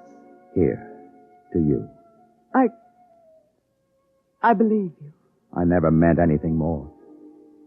When will you come? I don't know. It'll take many years to prepare fuel for another trip. 6, 7, perhaps 10 years. I will watch the sky at night, just as he watched it. I'm not a young man. Time is nothing to me. I was born out of time. I'm afraid I must go now. I understand. Strange. I have a new feeling. One which he didn't teach us. A feeling of longing, of sadness, That one is not taught. It comes of being alive. Yes, I am alive. Even though he created me, I'm a person now. Goodbye, Alice Hathaway.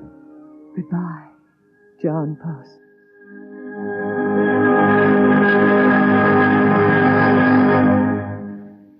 You have just heard X-1, presented by the National Broadcasting Company in cooperation with Street and Smith, publishers of astounding science fiction.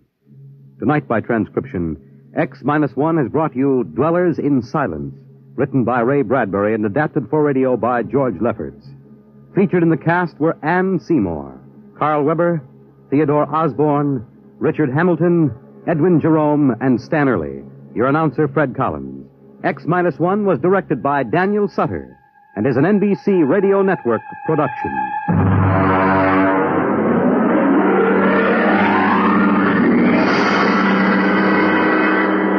Don't forget, next week, X-1 will be heard on Wednesday at 8 p.m. Eastern Standard Time.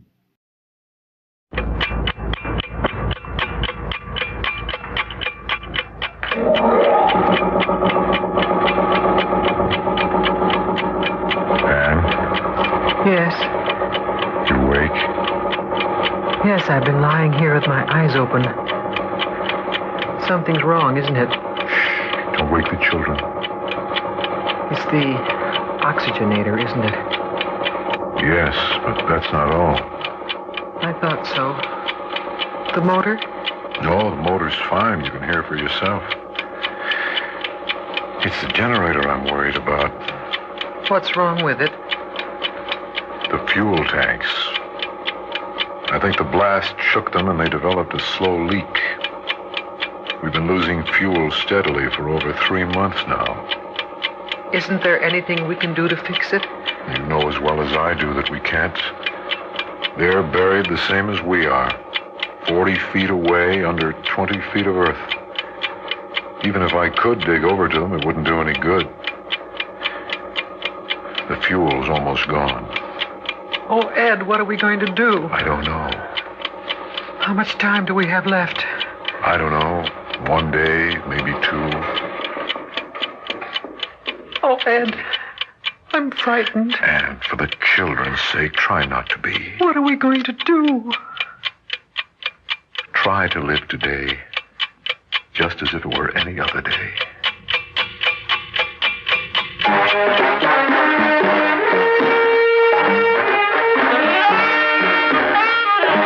Theater 5 presents A House of Cards.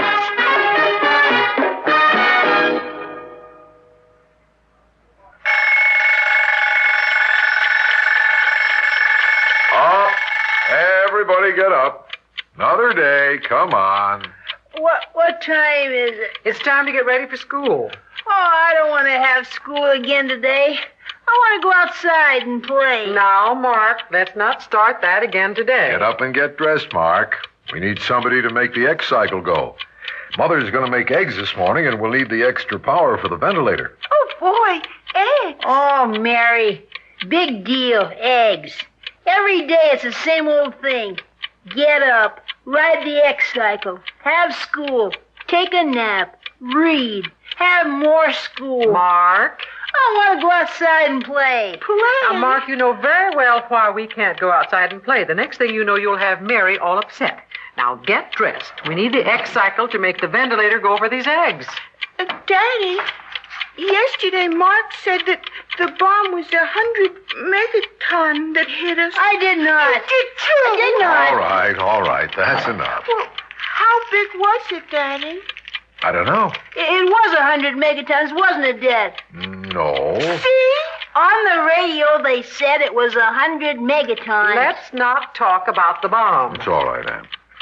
On the radio, they said it was between 50 and 100. They didn't know for sure. They have no way of knowing.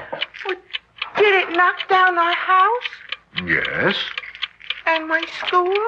probably. How about Grandpa and Grandma's house? I don't know. I think not. They're pretty far away. Are Grandpa and Grandma still alive? It's all right, Ann. I think they're still alive, Mary. Grandpa's a pretty smart man. He could have gotten them away before the fire got to them. Oh, Mark said there was nobody left alive in the world but us. Mark. I did not. You did too. Now, Mark, that was a terrible thing to say. Well, then how come we can't get anything on the radio anymore? Ed, I don't think this is a subject we ought to discuss before breakfast. I think it's better they know the truth when they ask for it, Anne. It's better than guessing about half-truths. Now, there could be any number of reasons why we can't pick up anything on the radio anymore, Mark. Maybe our antenna was destroyed by the firestorm that followed the blast. Maybe it's covered with radioactive ash. We know that most of the major cities were hit the same time ours was. Maybe the smaller cities don't have broadcasting stations powerful enough to reach us. It could be any number of things. But I can assure you of one thing. Somewhere, somehow, there are people left. Is my bicycle gone too? Yes. And the swing? Oh, I knew this was going to lead to no good. Now, Mark, you march over to the X-Cycle and get it going. This place is getting full of smoke. Now, Mary, darling, you wash your face and get out your homework. We're going to study fractions today, and you didn't do too well last time.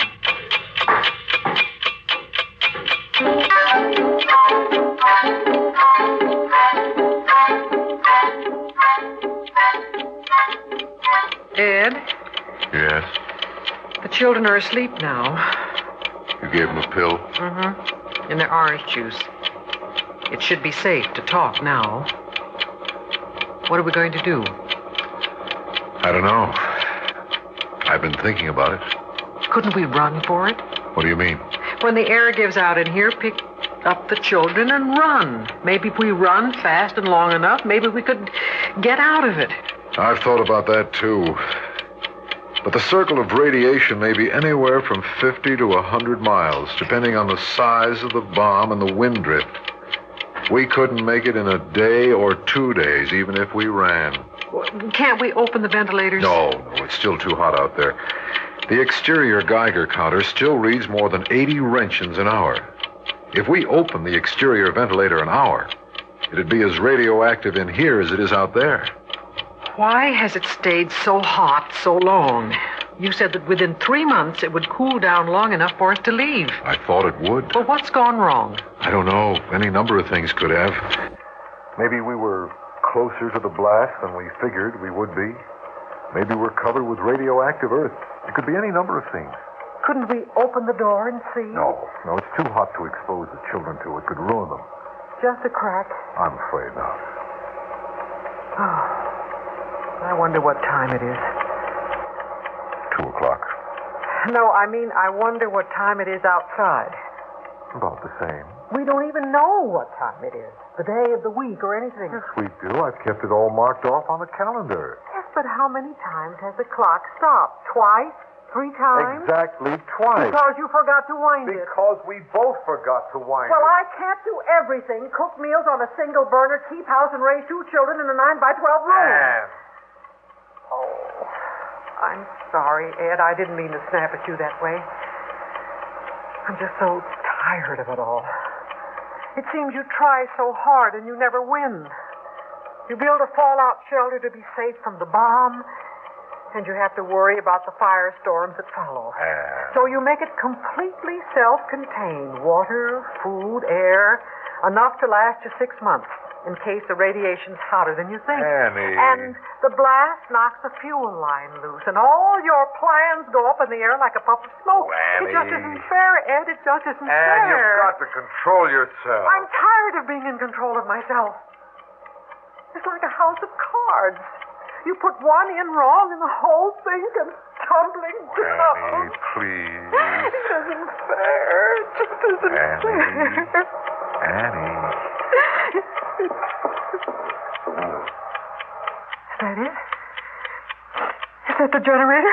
No, that's the oxygenator. When the generator goes, everything will go. The lights, water, everything. And we've got to make some decisions. Listen. What? Listen. It sounds like digging.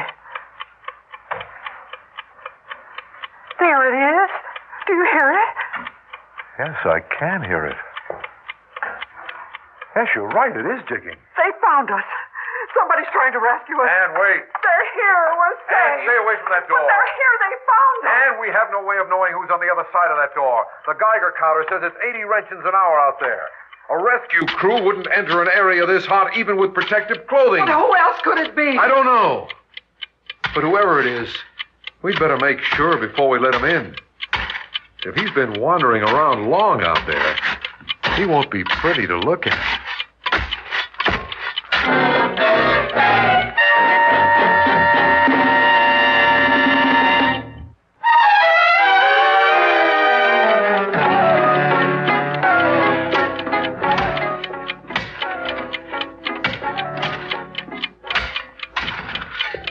Listen, he's still at it. Whoever it is, he's kept it up over 2 hours. Who's out there, Dad? I don't know, Marky, but we're going to find out. Hand me that Geiger counter, son. You're not going out. No, I just want to get a radiation reading in the airlock. Here it is, Dad. Stand back at the table, Ann, and keep Mary behind you. All right, stand behind your father, Mark.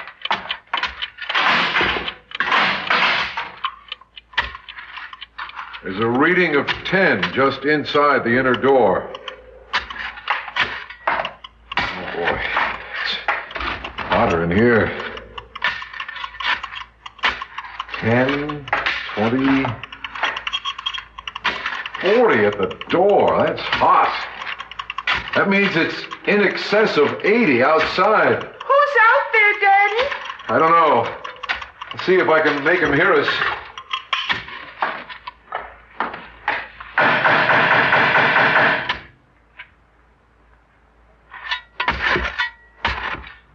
There's someone out there, all right. He hears me, but he won't answer. Who do you suppose it is? I don't know. Bill Bigler. What? Bill Bigler from over the next block. He's the only one in our neighborhood that built a fallout shelter besides us. But what would he be doing out there? He's got a Geiger counter. He knows it's too hot to be moving around out there. Food. What? Food. They've run out of food. Do you suppose? I know it is. I talked to Alice on the phone the day after they finished their shelter. She asked me how much food we were stocking, and I said enough for 6 months. Well, she laughed and said they were only stocking for 3 months. Bill said no radiation would linger beyond that, and if it did, they wouldn't want to come up to see what the world looked like. Could be. This is almost the 4th month. They could have lasted this long if they'd stretched things. I know it's them. Oh, they must be starving. We've got to help them. No. And they're our neighbors. We never so much as spoke to them until we built our shelters. But they're human beings. Ed, I'm warning you. Stay away from that door. Ed! Ann, put that rifle down. You're frightening the children. If you open that door, Ed Johnson, I swear I'll shoot you. Ann, try to be reasonable. I am being reasonable. You can't build a shelter to protect your family from radiation and then throw it open to a total stranger. Bill Bigler is not a total stranger. He is if he's contaminated with radiation poisoning. And all I plan to do is put some food and water in the airlock. I'll open the outer door and lock the inner one. No. He can't get inside with the inner door locked. No, but the radiation can. You told me that. Not that much. Enough. You know that. Enough to hurt the children. Ann, those people are starving to death. Well, let them starve. Ann. Alice Bigler laughed when I told her we stockpiled enough food and water for 6 months. Well, let her laugh now. Ann, this is insanity. I mean what I say, Ed. Mommy, please don't. Ann, you're frightening the children. Please put the gun down. Please, Mom. Why did the lights go out? Mark, go get the flashlight. Well, what happened, Dad? We've just run out of fuel, that's all. Will we be all right, Dad? Yes, nothing's wrong. I'll take care of it. It's time to go to bed anyway. Everybody undress and hop into bed. What about the man outside? Don't worry, he can't get in. I won't let him hurt you. I'm scared. Daddy, I'm scared. Don't be, Mary. It's all right, honey.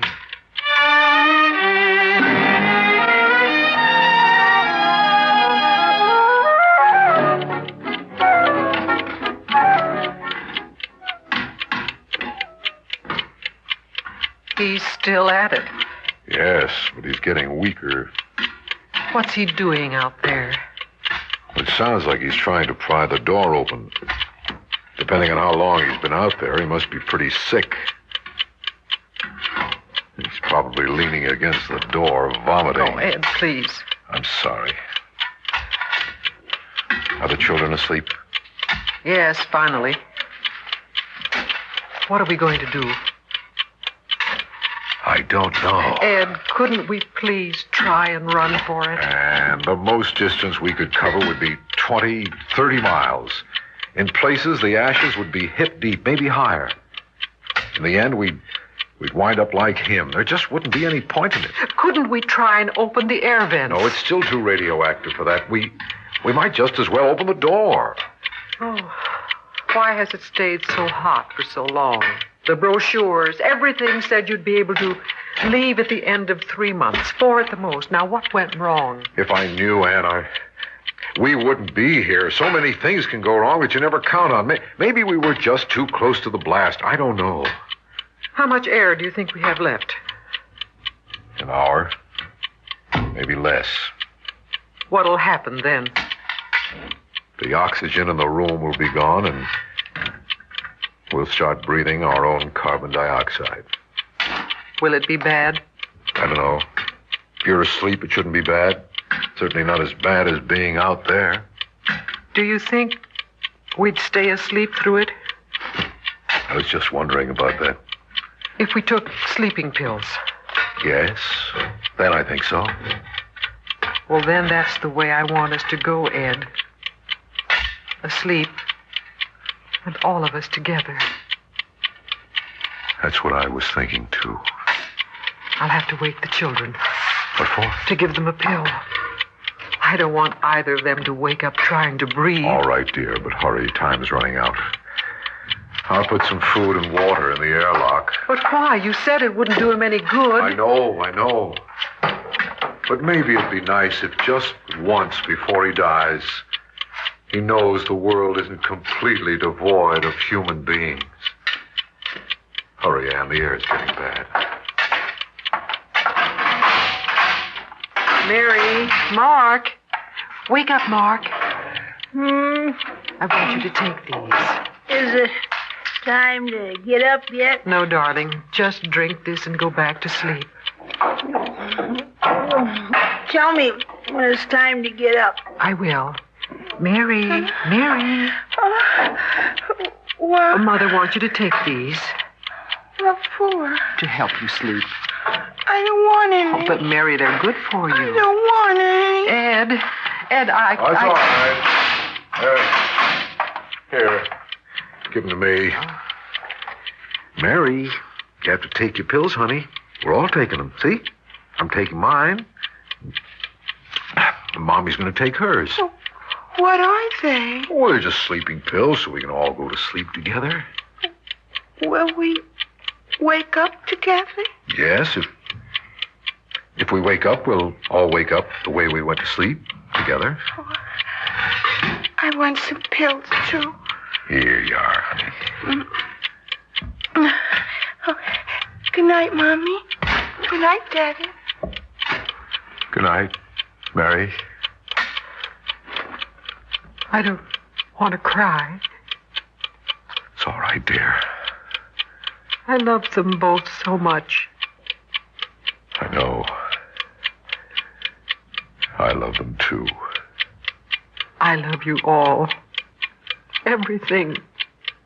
So much. I love you, darling. I'm sorry I couldn't make it work. I tried. I tried very hard. I know.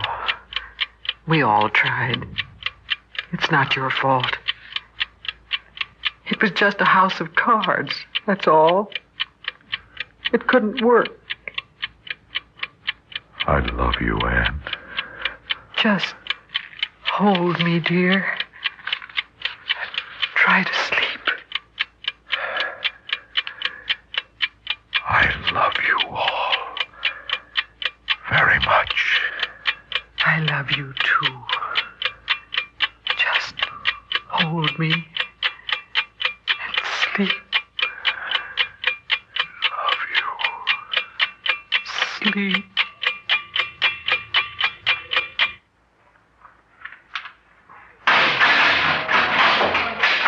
Get those stretchers in here. Take the children first. Take the woman's pulse, Greg. She got too hysterical near the end.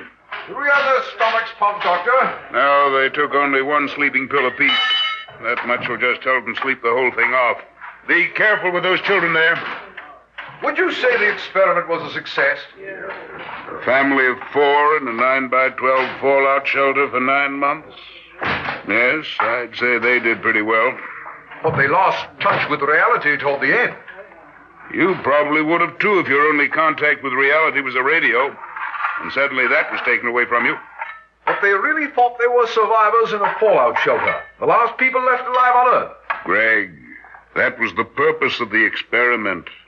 To change the variables until you find the breaking point. Anybody can survive when everything's running smoothly. But break their communication, disrupt their fuel supply, threaten them with the unknown from without. And they did pretty well. For 2 months, they wouldn't mention to each other that they were losing fuel. Neither one would mention it, for fear of frightening the others. They did pretty well. Then the experiment was a success. No, the experiment wasn't a success, but the people were. As long as people have to hide under the ground, all experiments are failures. But maybe we can learn how to protect the people so they can outlive the failures of experimenters. Watch that stretcher there. Be as gentle as you can. That's a human being you're carrying.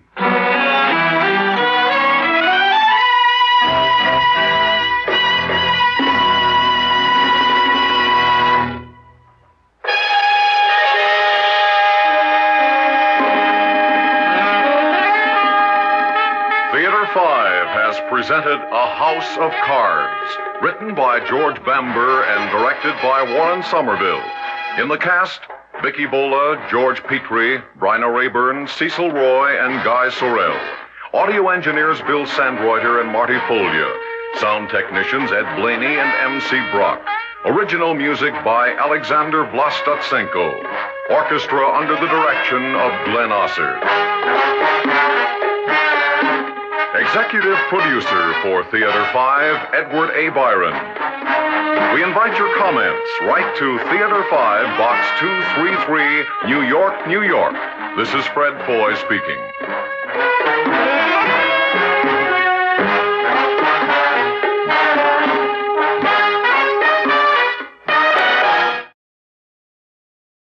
And now, another tale well calculated to keep you in suspense. What will man's first flight into space be like? Will he be able to re-enter the Earth's atmosphere? And how will he feel? Well, we don't know for sure. So this is only imagination as we bring you George Bamber's Flight of Fancy, Re-Entry.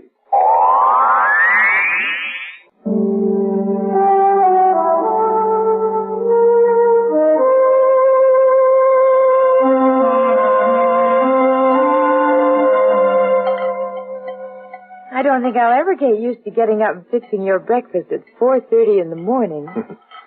Well, a lot of men get up and go to work at 4:30 in the morning. Want some more eggs? Howard, would you like some more eggs? Oh, no. This is fine. Today's the day, isn't it? What day? Today's the day you take it up, isn't it? Yes, I suppose so. If everything checks out all right, there's no reason why not.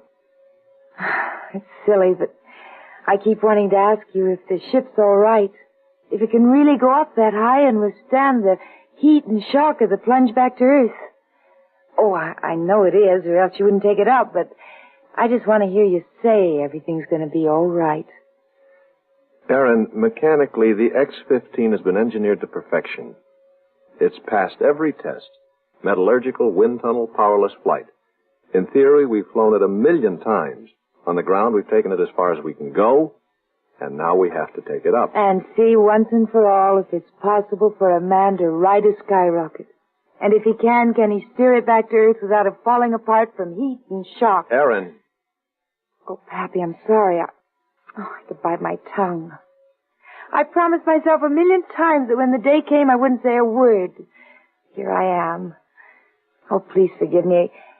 I know as well as you do that everything will be all right. More coffee? No, I better be going. You want the station wagon today? Yes, I've got to get groceries. All right. Let me walk you to the door. Mm-hmm. You got everything? Briefcase, notes? Mm-hmm. I suppose on this day of days I should be able to think of something witty and brave to say, but all I can think of is, be careful. Well, don't worry, I will. Bye now. Bye. Pappy? Yeah? You want to look in on the kids before you go? What for? I'll see them when I get home tonight. Oh, yes, of course. Bye, dear.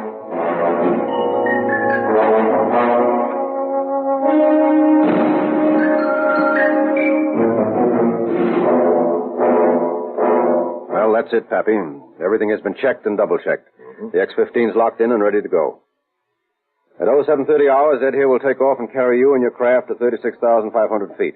Ground control will wait 2 seconds and then ignite your rockets. From then on, you're on your own. There's no change in aircraft test? No. Just don't take it more than 100 miles up. All we're interested in this trip is re-entry. And I don't think we'll have any problems there. Any questions? No, sir. Very well, then. I've got to get over to operations or I'll miss the whole show. Good luck to you both. Thank you. Thank you, sir.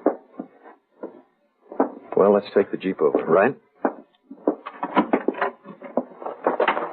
Well, how does it feel to be a white-collar hero? What do you mean by that? Is there any doubt in your mind, Pappy, that you'll make it?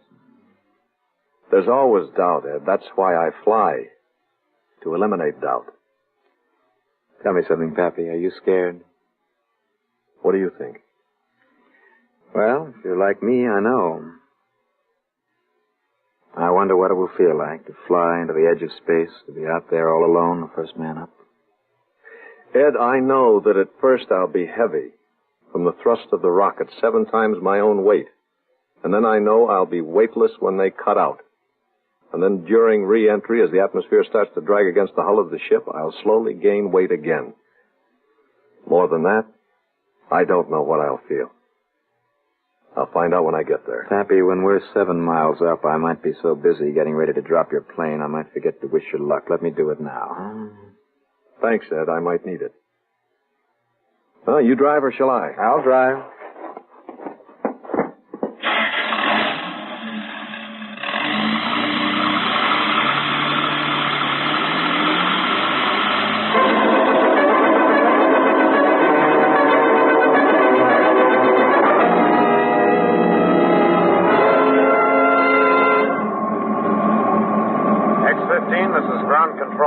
X-15, this is ground control. You are now 0 minus 1 minute from drop-off. Roger, ground control. X-15, this is aircraft commander. X-15, this is aircraft commander. Your oxygen ammonia have been topped off and disconnected. You are free to fall. Thanks, Ed. Our altitude is 36,500 feet and our airspeed is 50 constant. The flight plan is now yours. Okay, Ed. Everything checks out across the board. Just for kicks, do you have your rocket throttle set on prime? I've been through this maneuver so many times I can do it in my sleep. Everything here is straight stick. Good. Well, you are now 7 miles above the face of the Earth. Would you like to try for 100? I have a lady in the balcony, Doctor. This is ground control. Please clear the air. You are now 0 minus 30 seconds from drop-off. Please clear the air. Will you listen to them up there talking just like it was any other day? What do you want them to do? Get out on the wing and pray? Well, do something. You know, they've never fired those engines in the air before. I'll bet they blow right up in his face if they fire at all. Oh, knock it off, Sarge. When they were making the free fall test, you swore that ship would fall like a stone. Well, it didn't. He flew it down better than a glider. The free fall was different. This time, I'm right. She doesn't blow to smithereens when he cuts in them rockets, and she'll heat up and fall apart on re-entry. One way or the other, he's not coming back. You wouldn't like to make a little wager on that, would you? And bet you a month's pay. You're on. Make it 2 months of your pay. You E3s don't make enough for a man to live on. Okay, my 2 against your 1 says he makes it back. And I say he don't. All right, men, knock it off. Tend to your equipment. Yes, sir.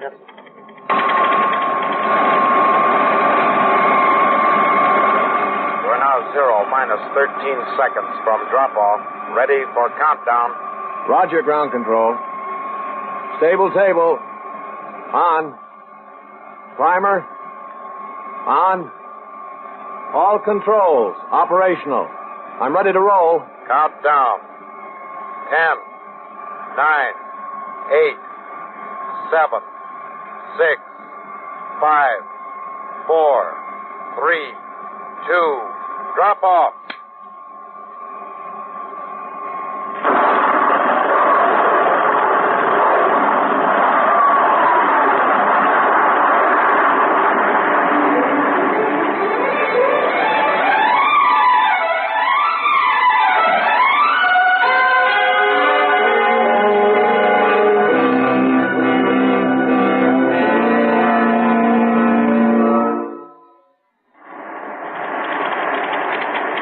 Dr. May, why doesn't he say something?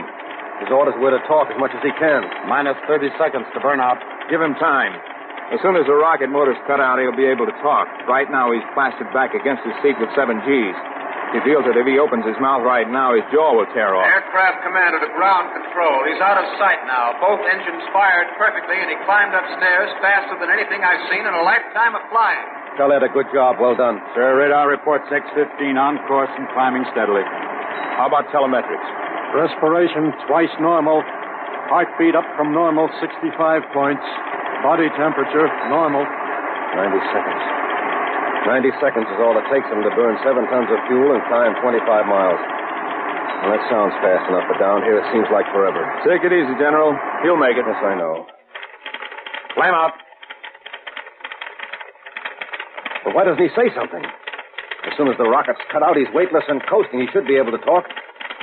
Ground control. Make sure we have radio contact. X-15, this is ground control. X-15, this is ground control. Do you read me? Over.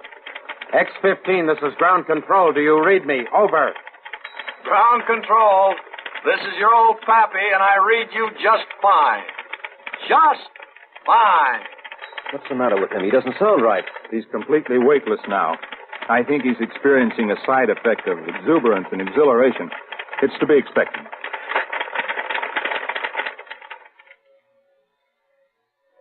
Hello, Pappy. This is General Brighton. Can you read me? Yes, General. Us chickens hear you loud and clear. Try to keep us informed as much as possible on your observations and operations. How does the ship handle? Like a dream, baby. Like an effortless dream. Everything is pinpoint control. It seems like I'm just sitting still, but the stable table says we're still climbing at 45 degrees. And if I'm to believe the airspeed indicator hanging on the wall, I'm traveling at 3,900 miles an hour. Pappy, describe the effects of weightlessness. Do you feel nauseated, dizzy? No, I feel fine. I feel like I'm home for the first time in my life. And like this is where I belong and I want to stay. It's so easy to move. If I want to lift my arm, it jumps up. If I stick it straight out in the air and relax, it stays where I leave it so I can rest it anywhere I want it. But that isn't the best, Dr. May. Not the best. Oh, you should be up here, Doctor. It's beautiful. Just beautiful. What's beautiful? Space. The threshold of the universe. It's the beginning, Dr. May, and it's the end. Describe it, Pappy. Well, it's black. The universe is black. Well, for a long while it was misty blue-gray, but now it's just black velvet. And the stars are brilliant. They crawl through the universe like huge Christmas tree bulbs. Steady, blue, green, yellow. And they don't twinkle. They just hang there. And if I keep going, I can reach one. Just a little bit farther. X-15, this is ground control. You have now reached an altitude of 95 miles. Begin re-entry maneuver. Well, if it's all the same to you, ground control, I've got enough gas, I just think I'll just go a little bit farther. X-15, you have passed the apex of your flight. Your orders are to level off for re-entry. But I have to keep going. I'll be back. What's the matter with him? Evidently, the aura of well-being that weightlessness produces has given him a dangerous false sense of purity. Please, just let me climb another 10 minutes. Another 10 minutes? By that time, he won't be able to re-enter. He'll shoot out into space. Try giving him a direct order. In this childlike state, he might respond to the first positive suggestion.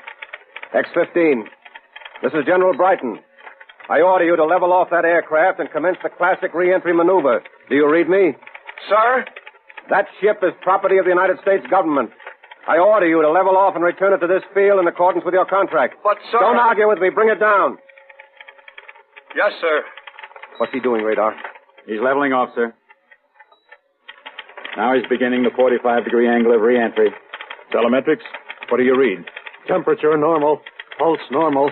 Respiration normal. Radar reports the aircraft has definitely begun the correct angle of re-entry. Happy, Dr. May again. If it doesn't interfere too much, we would appreciate it if you'd keep giving your sensations and reactions whenever you can during re-entry. What for? I don't see any point in it. Please, Pappy. It may be important. All right. When I pushed the nose down, the edge of the earth broke above my instrument panel like the rim of a great sea. A sea that has turned to blue-green mud, covered with a cataract film of clouds. The rivers of lead are beginning to pour through my veins, weighting down my arms. It's getting harder to breathe. Sound is beginning to come back, and I feel like I'm turning my back on a new world and re-entering a dead one.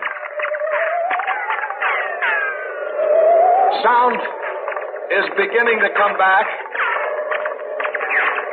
Sounds like the plane is falling apart, and there are people standing on my wings outside.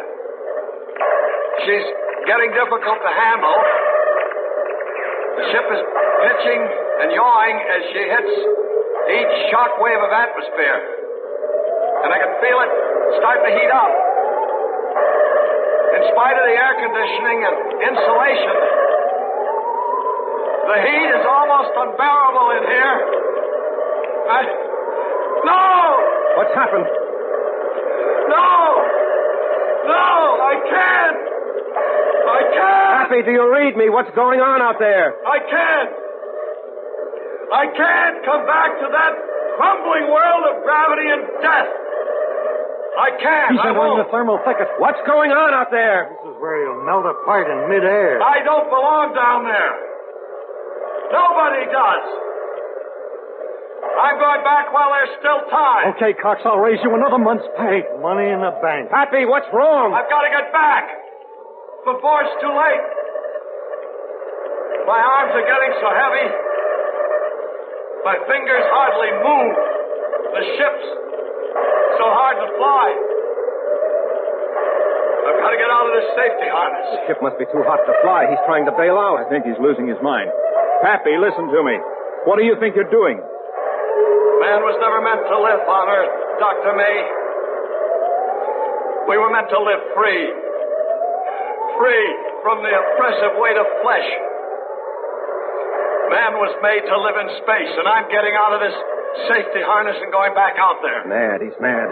Happy, I order you to fasten your safety harness and bring that ship in. You can't order me, General.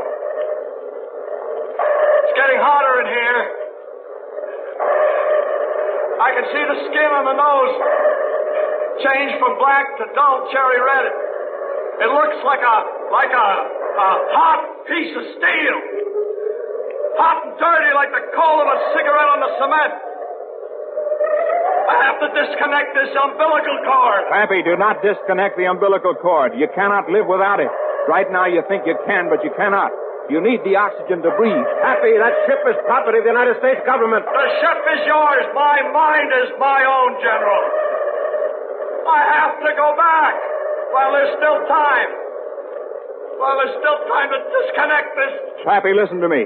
You cannot live without the cord. You need oxygen to live. Pappy, for the sake of Aaron and the children, leave the cord alone. Pappy, do you hear me? What's the telemetric readings? They've dropped to normal, sir. Right across the board. Normal? Normal, sir. Radar, what's your reading? Aircraft adhering to the proper 45-degree angle of descent. Losing altitude. At the proper speed.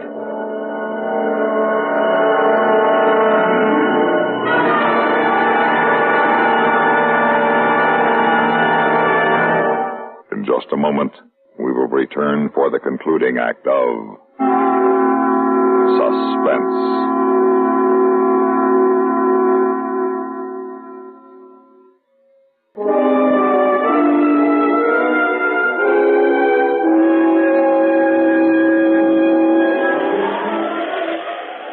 Ladies and gentlemen, this is your news reporter, Dave Miller. At the moment, I'm standing at the edge of Rogers Dry Lake in the Mojave Desert at Edwards Air Force Base in Southern California.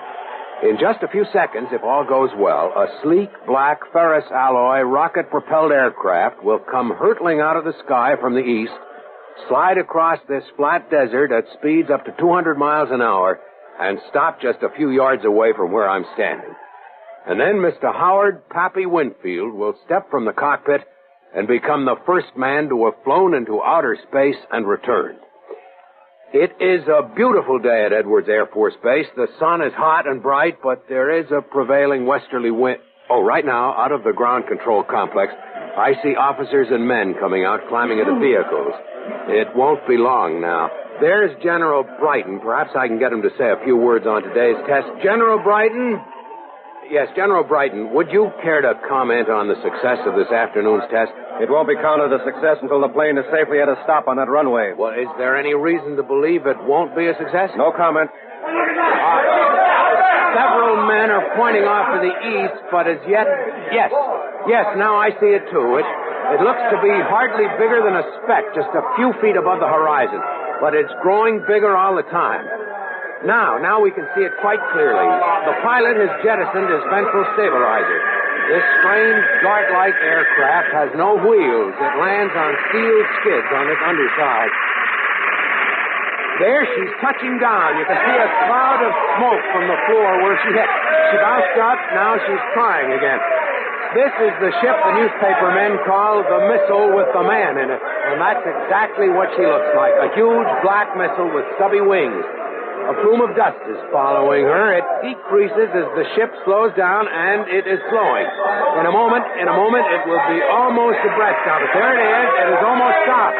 Listen to the cheering of the technicians as they run toward the ship. I'm trying to keep up with them. It sounds like Cape Canaveral on a good day. Hey, you want me? I'm getting closer to the ship. The dust is settling over her dull black surface. Her sharp needle nose looks deadly. Now they're moving an aluminum ladder into place next to the ship. Mechanics and asbestos gloves are working to get the canopy raised. The latch is released. Slowly, the canopy is being raised. In just a moment, we catch our first sight of the first man from outer space. If I can just get closer.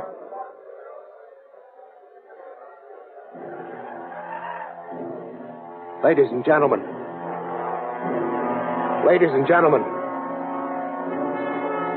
There is no one there. The cockpit is empty.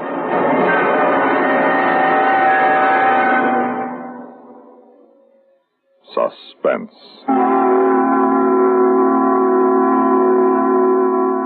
You've been listening to Re-Entry, written for Suspense by George Bamber. In a moment, the names of our players and a word about next week's story of Suspense.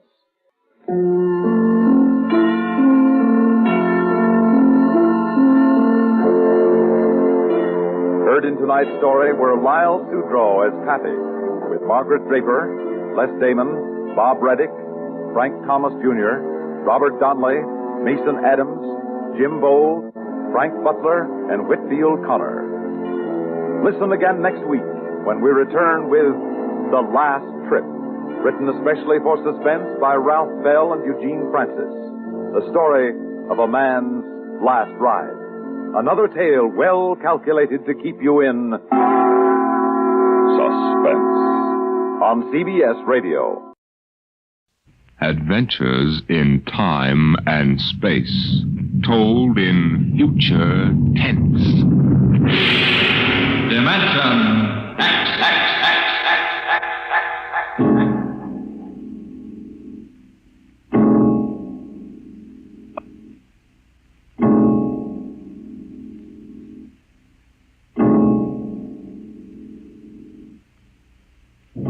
When man first crossed the vast distances of outer space to land on strange worlds, he found that someone had been there before him.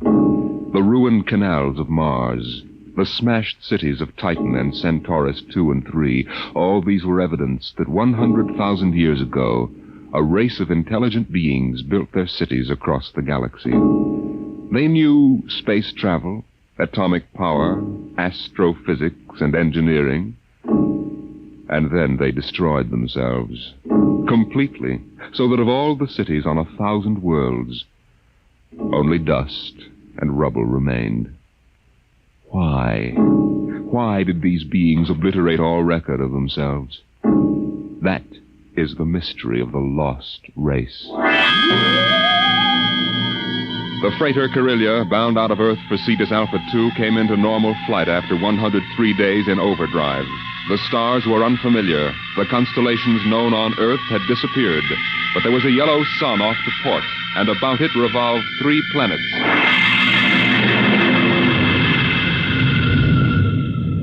What do you make of it, Briggs? It isn't on any of the star charts, Captain Wharton. I checked through. 1 and 3 are dead, all right. Have to take a closer look at number 2. Turn up the vision scale. Polar ice caps. She's green around the belt. Let's take her down to a 5-mile orbit. Swing around her for a look. Alert for deceleration. Aye, sir. Throw in the manuals. Power room. Power room, aye. We're going down to have a look at something. Give us just enough power to keep her under control. All right, Briggs. Hang on to your stomach.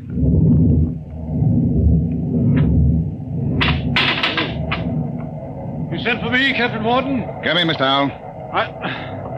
Do you mind if I sit down? Free fall sickness? Well, I'm afraid I'm not an old space hand. Oh. We'll level out in a minute. Do you want something? Yes. We come out of overdrive, smack in the middle of a new planetary system.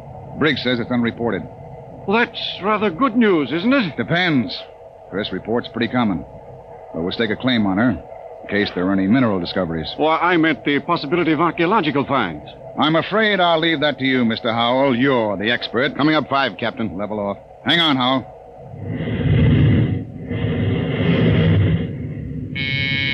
Power room. Hold her steady she goes. We'll orbit at slow cruising speed. All right. Clear the scope, Briggs. Aye, sir.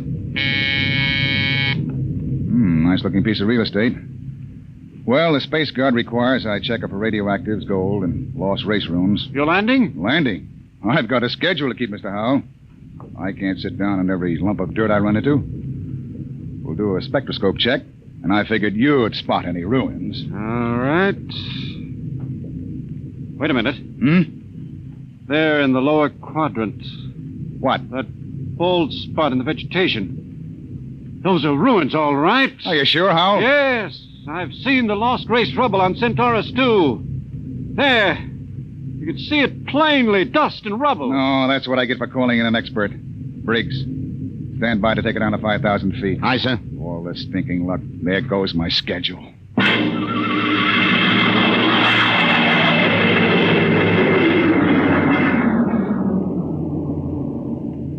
Seen enough, Howell? This is going to set me back 5 hours. Interesting. Wait a minute. What's wrong? I don't believe it. Marvelous. Incredible. Stop sputtering, Howell. What is it? Look over that rise in the ground. It's a section of the city still standing. Hey, you're right. That hill must have shielded it from the blast. Captain, you've got to land. Land? You've got to. This is the first lost race site that's ever been spotted. Of course you'll land. Howell, we get a $1,000 bonus for every day under par for the run. But you don't understand. It's the biggest find in the century. We can chart it, and you'll have to get back somehow. That's all. I'm not sitting down to rake over old dust heaps. Captain Wharton, I'm on commission to the Space Guard. You may have to answer to them. I'll think up one. Look, Howell, strictly speaking, you're a passenger. Well, you've got to You land. don't belong on the bridge. I'm not landing down there, and that's it. Freaks! Emergency from the power room. Something must have blown. Power room. Power room. Stanton, what's wrong down there? Stanton. Oh, he doesn't answer. Anything serious, Captain? Reaches the fuel locker.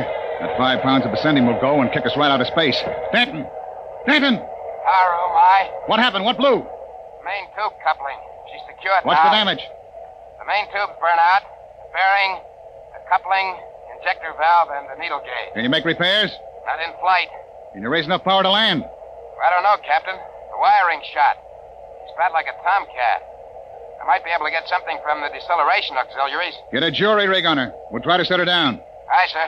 Briggs. Yes, sir. Alert for crash landing. Signal room. Signal room. Signal, aye. Langston, get off a position fix and SOS standby. Aye, sir. Well, Mr. Howell, I guess you're going to join your friends in the lost race. I just hope it's not permanently.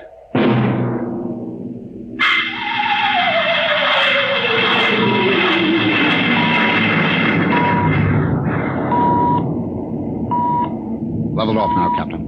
Trim her up a point. That's it. She's bucking bad. 5 more minutes and the hull plates will shake loose. Power room. Stand by for bow blast on signal. Power ready. I'm going to try for that clearing. Too narrow. 2 to 1 for $1. All right. Hang on.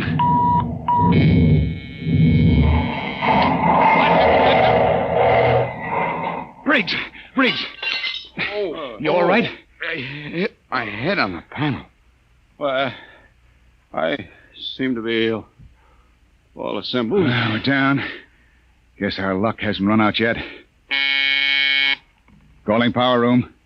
Power room, aye. All right down there? Yeah, I'm all right. Stanton, I want a complete damage check and repair estimate. Get up here as soon as you got it for me. Briggs, you all right now? Yes, sir, I guess so. As soon as we get Dan's report, get a detail aft. Help him with repairs. Captain Wharton. What is it, Langston? My speaker line's out. Sending circuit's blew. Spare tubes? That was a pretty rough landing, Captain. They're gone. I can't replace them this side of Lunar Space Station. I see. Well, the SOS ought to do it. When the Space Guard monitor reports our position... They aren't going to, Captain. Why not? Sending circuits went out when the blast went off down there. I didn't get the SOS out. Thank you, Langston. Get back and see what you can salvage.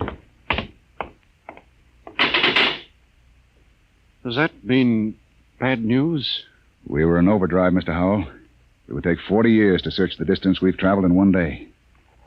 Consequently, when a ship doesn't make port and doesn't transmit a position fix, they forget about it. Oh. I see. And with the radio out, we blast off on our own power. Or we don't get off. Got your damage report, Captain. Well? Here. It's on a B-23 checklist. Not bad? Worse. Stanton, how long will it take you for repairs? I don't know. An estimate. I know gypsy fortune teller. How about the lifeboat? For deep space? What are they teaching at Sands Point now? Basket weaving? Stanton, lifeboat couldn't lift half a light year off this here mud heap. Stanton, I'll take just so much... Look. Can it be converted to Bessendium drive? Converter links were mashed when we came down. How long is it going to take you to repair the main drive? Look, Captain, I got 2 hands. You want me to hold a lug wrench in my teeth? See here, Stanton. You see here, Captain. The whole lousy crew's been spitting all over me ever since we blasted off. Now you can all wait on me. Who do you think you are, Stanton? The only power man on this ship, that's who. You ain't satisfied with the way I'm working, go hire yourself another boy. The woods are lousy with him. I'll take my own sweet time. What's the matter with him? Got a bug in his ear? Space fatigue, Captain. He's been locked up in the power room 4 days. Oh, we don't have enough trouble. Briggs, remind me to slug the psychotechnician when we get back. Don't tell me nobody gets into deep space who isn't emotionally stable. What are you going to do about him, Captain? Nothing. Stay off his back. Oh, but you can't... Captain's the only man who can get us out of here. If we want to hit the cradle at New York Spaceport again, we've got to keep him happy. Captain Wharton, as long as we're landed, and we do have to wait for the engines to be fixed, I suppose we can explore the lost race ruins. Look, Mr. Howell, I can't spare the men. We are now stuck tight until Danton gets those engines fixed. And if he can't, which is entirely possible, we are stuck, period. Oh. Briggs, I want you to keep a careful eye on the men. Space fatigue is nothing compared to what we might run up against now. Captain Wharton. Captain, I've got it. Is there any circuits? No, sir, but I picked up the incoming video band. Well, that's something. Can you get the mail call through? The men could use a little lift right now. Well, the scheduled one-way personals are due at 23:30 Greenwich. Good. That ought to help morale. Langston, rig the receiving booth. Aye, sir. Howell, this is a break. Seeing the folks at home may be enough to keep everybody on an even keel. I know I'll be glad to see that kid of mine.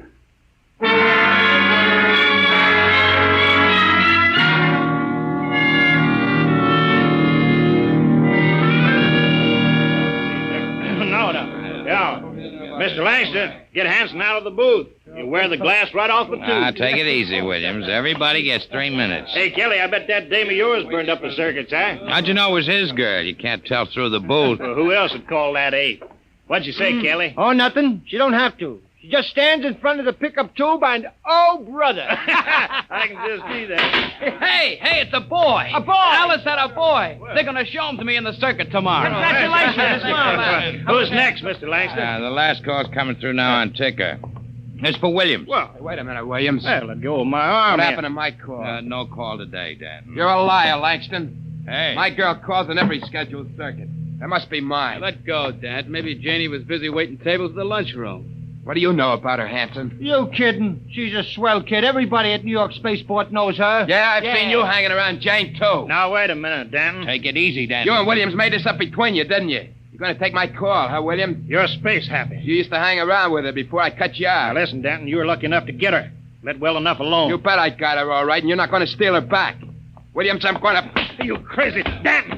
Get him off! You lying. Get him off! Hey, what's going on in here? Let him fight! Kill you double-crossing. Behind my back. Grab him, Hanson. Get his arm. Oh, me. Nobody took your call. Now, calm down, Danton. I'll fix all of you. Look out. He's got a wrench. Danton! He's nuts. Nobody gets a call. Nobody. How do you like that, Williams? You ain't going to hear from Janie no more. How do you like that? After him. Kelly! Hanson! The airlock. He's left the ship. Let him go, the jealous screwball. Sure. But that's the only man who can get us off of here.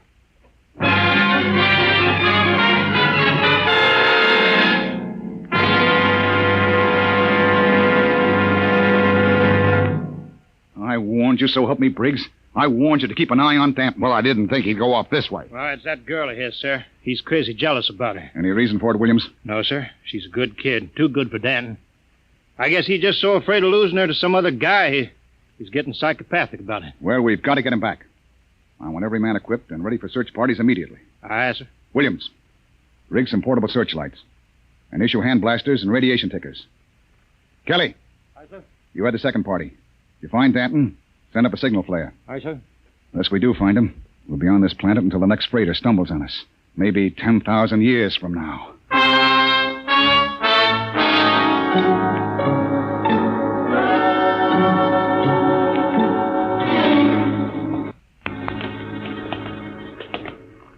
Hold that light up, Hanson.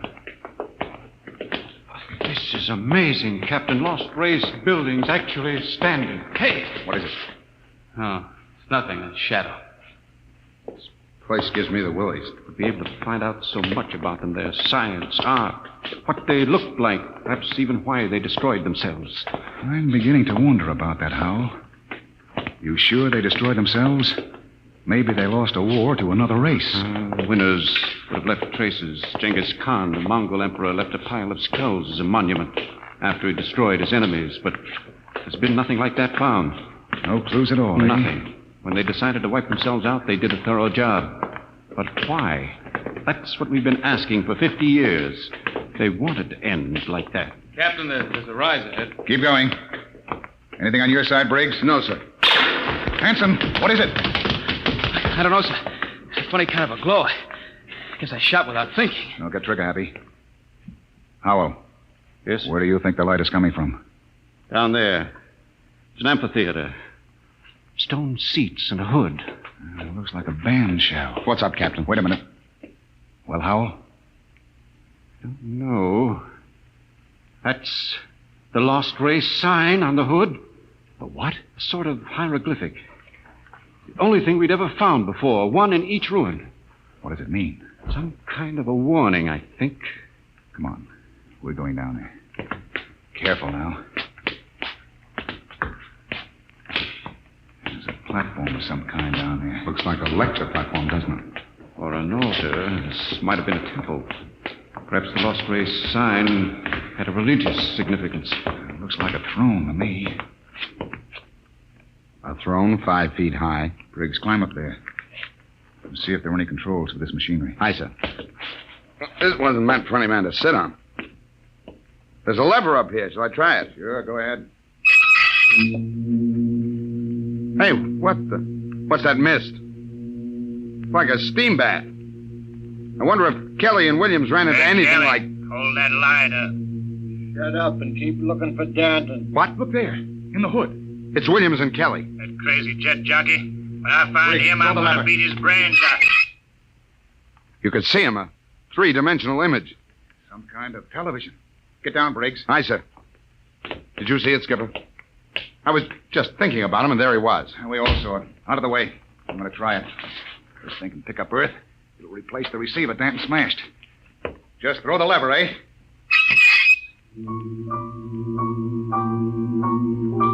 What? That's my son. I'll be darned. His music lesson. Say, it reaches Earth all right. What? Imagine. Television without a transmitter. Looks like the Lost Race was ahead of us in more ways than one. Go up and try it, Howell. It's amazing. Television without a transmitter. This machine may be the clue to the mystery of the Lost Race. I'll try it. Mary, I've told you I like my paper first in the morning. If that youngster wants to know how the Tigers did, let him wait until I am... My father in Detroit. Remarkable, Captain. You can see the whole room clearly. Say, how about me, Captain? Let me get up there.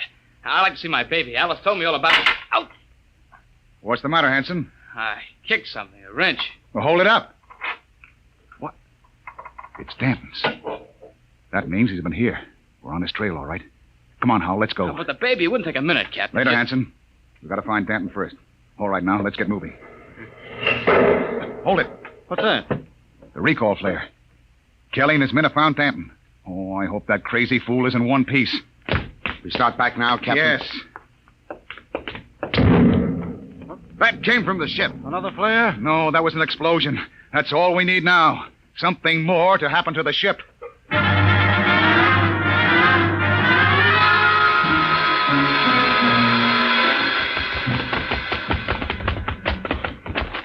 Oh, it's the main jets. Smashed flat. Of all the sleeping rot. Check through the ship for further damage. Aye, sir. Oh, look at those plates. Crumpled like an accordion. Captain! Oh, Captain! Here comes Kelly's party. We got him. We got Danton. Hold it. What happened here? Somebody blew up the main jets. Danton, do you know anything about this? No, sir. Not much, he doesn't. He's crazy enough to blow us all up. Listen, Hanson, I admit I went off my head tonight, but I'm not crazy enough to commit suicide. The jets are smashed. We're all marooned up the same creek. I still think he's got something to do with it. Lay off, Hanson. We found him wandering up in the hills. And he was with us when the blast went off. Yes, that's right. We saw your recall flare before the explosions. Oh, I guess that puts Danton in the clear. Then who did it, Captain? I don't know, Howell. Looks like somebody didn't want us to leave this planet. Well, we still got one slim chance left. If we can repair the lifeboat... Skipper, it's gone. Gone? The escape port is open. The boat's missing.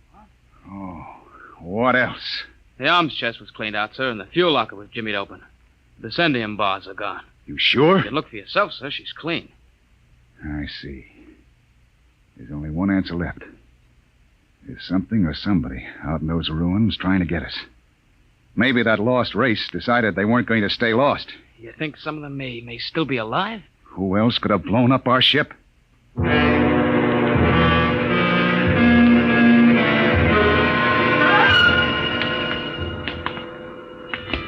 Keep your blaster up, Hal. And be careful. It's a hair trigger. What are we doing back at the television machine, Captain? I thought we were looking for the lifeboat. We are. Whoever blew up the ship must be around here. Might as well try to use the machine to track them down. Yeah. Catch them with their own gadget, huh? That's right. All right, Hal, you're the expert. Get up there and try to find him. I hope it works. Well? Trying, Captain. Nothing but mist. I don't understand it. It reached all the way to Earth before. I saw my father in Detroit. Mary, my paper's all rumpled again. What the? There it is again. My father in Detroit. I've told him time and time again I don't like a messy paper. Look at that. No selector control, yet all the way to Earth. You can see the whole room, the goldfish bowl, the antimacassars on the chairs. Yet we can't pick up something less than a mile away. Knock it off, Hal. We're wasting time. Come on. That gadget won't work. We'll have to comb these rooms inch by inch. I don't understand. Neither do I. We'll cut behind the hood here and go on.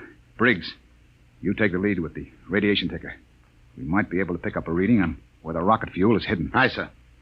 All right, let's go. I can't understand why that machine can pick up Earth and not... Help, Captain! Briggs, what is it? Captain, help! I'm falling! It's a cave-in. Hang on, Briggs. I'm slipping, Captain. Grab his wrist. All right. Now pull. Pull. Higher. Higher. Oh. What happened? I was just walking along and the ground caved in. What? It's some kind of shaft. Hold your light over it, Captain. Oh! 50 feet deep in a stone bottom. I could have split my head open like a grapefruit. Something down there. Hold that light steady. Amazing. Amazing. Looks like a pile of bones to me. 2 piles.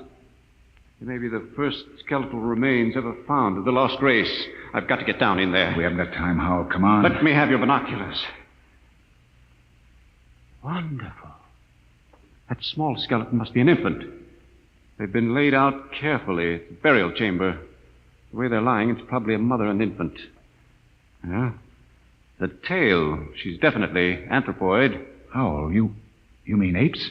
Something like that. Yet they had atomic power and built cities across the galaxy. Amazing. Oh, we haven't got time. Hello, that's funny. The little one is different. The caudal bones are different. No tail. Listen, Hal. What do I care whether they had tails or not? Come on now. It's almost as if... Well, they did have atomics, and radiation does funny things to heredity. They had that problem of mutations in Detroit. What? Detroit? That must be it. What? The new atomics plant at Detroit. They tore down my father's house to make room for it. Quickly, Captain. Oh, where are you going? Back to the machine. I've got a theory that may solve the whole mystery of what happened to the lost race. I don't care what happened to the dead ones, Hal. I want to find the living ones who wrecked my ship. I think this machine may give us both answers. There's the house, Detroit, down to the last detail. Oh, come on down. We know all that. But don't you understand? That house was torn down. I got a letter before we lifted off Earth. It's gone. But it's on the television machine. Captain, that machine isn't television. It's a thought projector. What? It only mirrors what's in your own mind. But, Mr. Howell, we saw Earth. It was really there. But it was just because we imagined it, Briggs. It's a thought projection. I can produce any mental image that occurs to me on this machine. New York spaceport, a space guard patrol, anything. Anything? Yes. And now I think I know what inspired the lost race to do what they did. It was fear. Fear of what was in their own minds. They could all see it with machines like this. But fear? Fear of what? They foresaw the future. So they destroyed themselves. Every last one of them. Hold it, Howell. Are you sure they're all dead? 100,000 years ago. Then who blew up the ship and stole our lifeboat? Danton. Danton? But why? He was pathologically jealous. Yes, but blowing up the ship was like committing suicide. He wasn't crazy enough to do that. The lost race was after they looked at this machine. You mean Danton did too? We found his wrench here. You're right. He must have looked at the machine and thought it was television. He must have seen all his fears about losing his girl confirmed. That was enough to make him completely unbalanced. But he was with Kelly when that explosion went off. He's got an ironclad alibi. No, he hasn't. Wouldn't take a power man long to sneak back to the ship and rig a delayed action fuse. Howell, we've got to get back to the ship before Danton. Never mind, Captain. Stay right there. That's Danton. I'm in the dark. You make a perfect target there. Stop your gun. I got a blaster set at wide angle. Drop him. He's got his cold. I've been following you, Warden. I wanted to tell you, I'm going back to Earth. I got the lifeboat hidden over that rise. It won't work in deep space. You believed me when I told you that, didn't you? Well, I've got it fixed. And with that Vicendium fuel, it'll be a milk run. I'll reach the Space Guard station at Volta with a long, sad story about how the rest of you exploded in mid-space. Danton, that's murder. Yeah, that's just what it is. And easy, too. Danton, you can't just leave us here. Watch me. Sit in front of that machine and watch me. Yeah, I know what it is. I know it's a television without a transmitter. And I did some checking up. I've seen how you were stealing my calls. Trying to steal my girl. Danton, you're sick. You Pretty can't... smart, that lost race. They built some machine. And it showed me plenty. It showed me enough to kill you. Oh, you've got it all wrong. This isn't a television machine. What are you trying to pull, Warden? I saw it. Those were your own thoughts, Danton. Those things you saw exist only in your mind. Shut up before I blast all of you down. You're just trying to lie out of it, that's all. But I know the truth when I see it. And you're going to die. All right, Danton, but you're not going to get away with it. Look at the machine. What's that? The machine. It's the Space Guard patrol, Danton. Look, they're coming. X3 to command. Spotted the Corellias, reported. Preparing to land. That's the Space Guard, Danton. Yeah, whole patrol. You're lying. They couldn't come. There wasn't any SOS. X3 to command. Preparing to land. There's the clearing. That's enough, Howell. All right, Danton. They'll be coming over the horizon. Drop your gun and give yourself up. No, they're not going to catch me. I'll be away in that lifeboat before they land. Stay still, all of you. Stay where you are. I still got you covered. Danton, look out behind you! Burial shaft. He fell in it. Hold the light down, Briggs. Well? He's dead. Deader than the lost race. And what about those Space Guard cruisers? Out of my head. I just imagined them. There they were on the machine. Poor Danton believed they were real. I wish they were real so we could get off this planet. No, it doesn't matter. We know where the lifeboat is now. We can send one man to bring back help. And it won't be Danton. The machine got him the same way it got the lost race. Through fear. But what was the lost race afraid of, Howell? Changing. Changing? Look at those skeletons down there. They had atomic energy, but they couldn't control it. Look, the baby is different from the other. The race was changing by mutation. Mutation? Look at those skeletons. Now imagine a shifted hip socket so they could walk upright. The baby was already without a tail. But how? That would mean they were changing into... Yes, Captain. The lost race committed suicide rather than face the fear of seeing their descendants become such horrible creatures as men.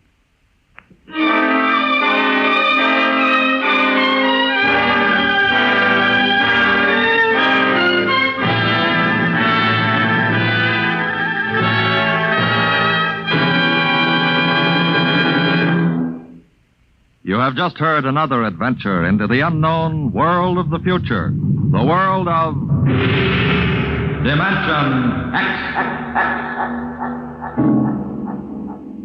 And now, about next week.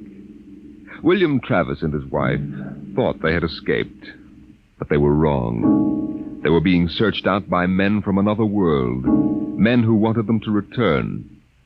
Where? I'll tell you next week. Tonight's drama was based on the Murray Leinster story, The Lost, and was adapted for radio by Ernest Kenoy.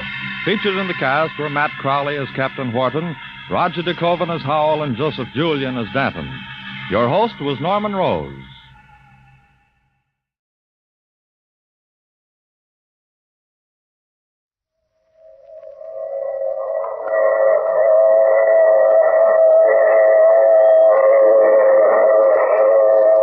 Transcribed. The Mutual Broadcasting System presents The Mysterious Traveler. Written, produced, and directed by Robert A. Arthur and David Coben, and starring two of radio's foremost actors, Ralph Bell and Brett Morrison, in The Planet Zevius.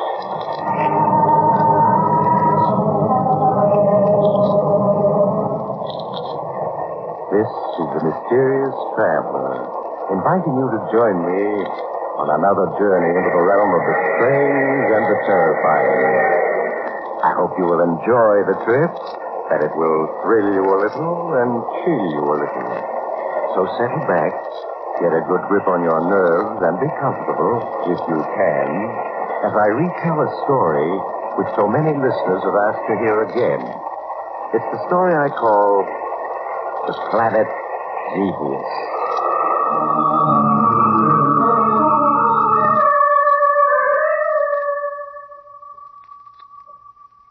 Our story begins in a large, darkened laboratory filled with intricate machinery and instruments.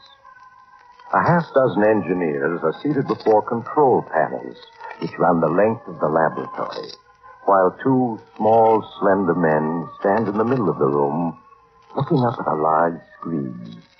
A screen which reveals the celestial heavens to them. The two men follow closely, anxiously, the movement of a pinpoint light across the screen. Signal's coming in much stronger, Commander. Yes. The ship is approaching the stratosphere. I think that this time we've succeeded. Let's hope it all goes well in the landing. Yes, we've waited so long for success.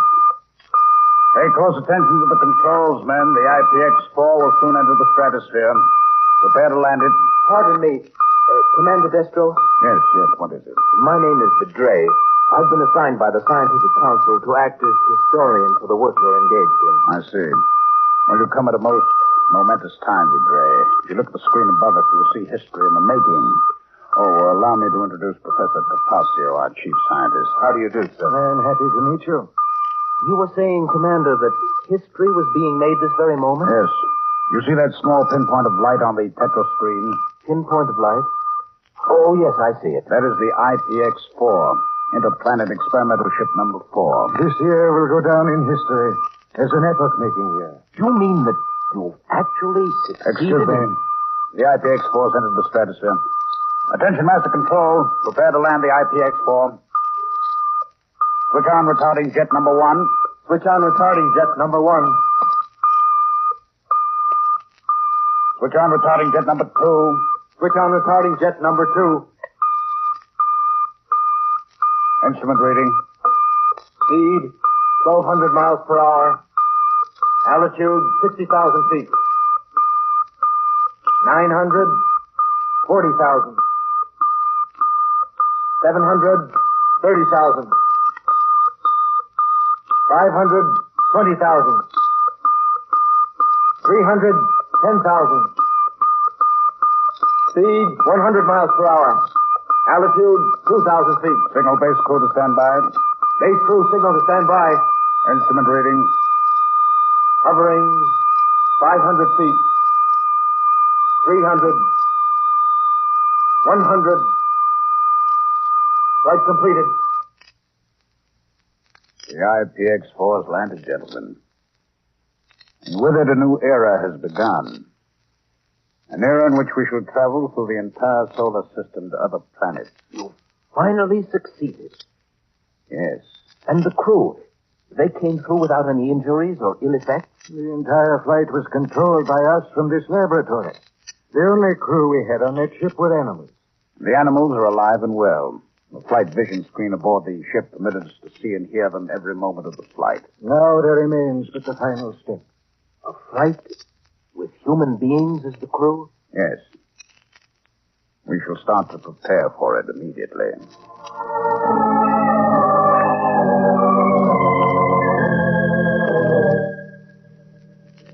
Ready for flight, sir. The crew are at their station. Thank you.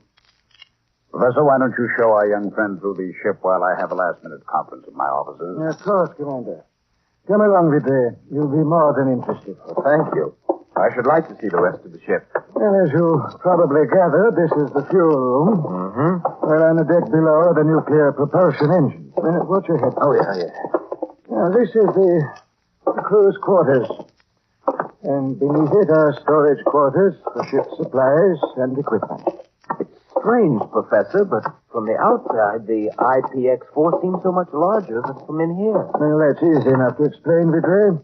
You see, the IPX-4 is a hull within a hull, and this is the inner hull. Oh, I see. And it's the outer hull that protects it. Yes. To break through the field of gravitation of this planet, we must achieve a speed of 20,000 miles per hour. At that speed, friction creates great heat on the outer hull, heat which we, fortunately, won't feel in this hull. I understand. Is this the control room? Yes. Now, don't be overawed by these hundreds of controls and instruments. In time, you'll come to understand them all. That large screen, is that the eye of the ship? Yes. Once we're in flight, what lies before us is projected on the screen. Stand by, Zal, for flight orders. Yes, sir. Stand by for flight orders. Well, gentlemen, the moment has arrived. Sound warning signal. Sound warning signal.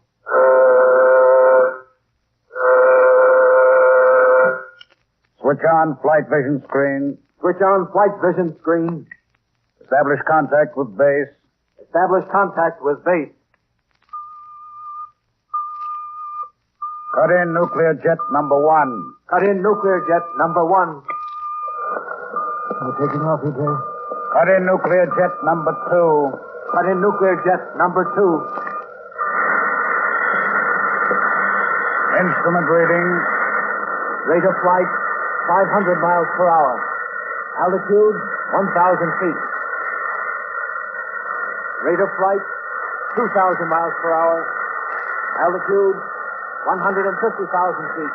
Don't worry if you start to black out, Vidre. It's to be expected. The crew is conditioned for it. Rate of flight, 5,000 miles per hour. Altitude, 140,000 feet.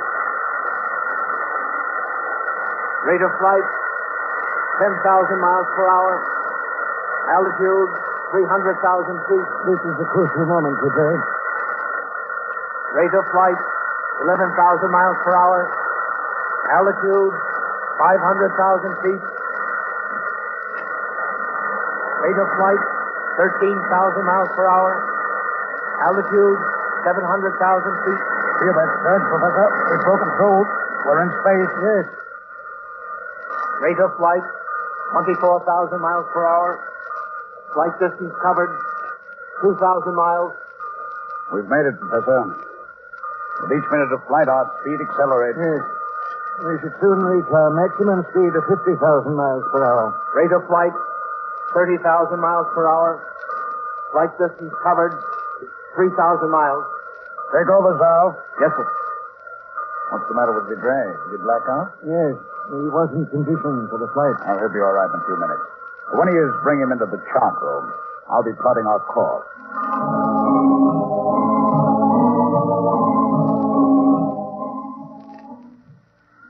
Come in, Vidre, Professor. How do you feel, Vidre? I'm all right now, sir. Have a seat. Thank you. I've just been plotting our course to the planet Zevius. Zevius, sir? Why Zevius? It isn't the nearest planet. Well, that's quite true, Vidre. But through the use of a spectrometer, we've been able to determine that Zevius can support human life. The composition of the air on that planet isn't much different from our own. The air of our planet contains 22.8% oxygen and 77% nitrogen, and traces of other gases. And Zevius? On Zevius, the oxygen content is 20.5%, a little less than our own. The nitrogen content is 79%. So we shouldn't have too much difficulty breathing on Zevius. I'm afraid I'm not too familiar with Zevius. How does it compare with our planet in other respects? Well, 3/4 of Zevius seems to be water. The land is divided into 2 continents. Very much like our own planet. Yes. The circumference is approximately 28,000 miles. 300 years ago, our astronomers noted huge explosions on Zevius. At the time, they thought it was disintegrating. But it didn't. Yes, and since those huge explosions 300 years ago, there have been no additional ones. Professor, Do you think there might be human life on Zevius? Oh, it's quite possible, Vidre. We should reach Zevius in 60 days. Perhaps then, Vidre, we shall have the answer.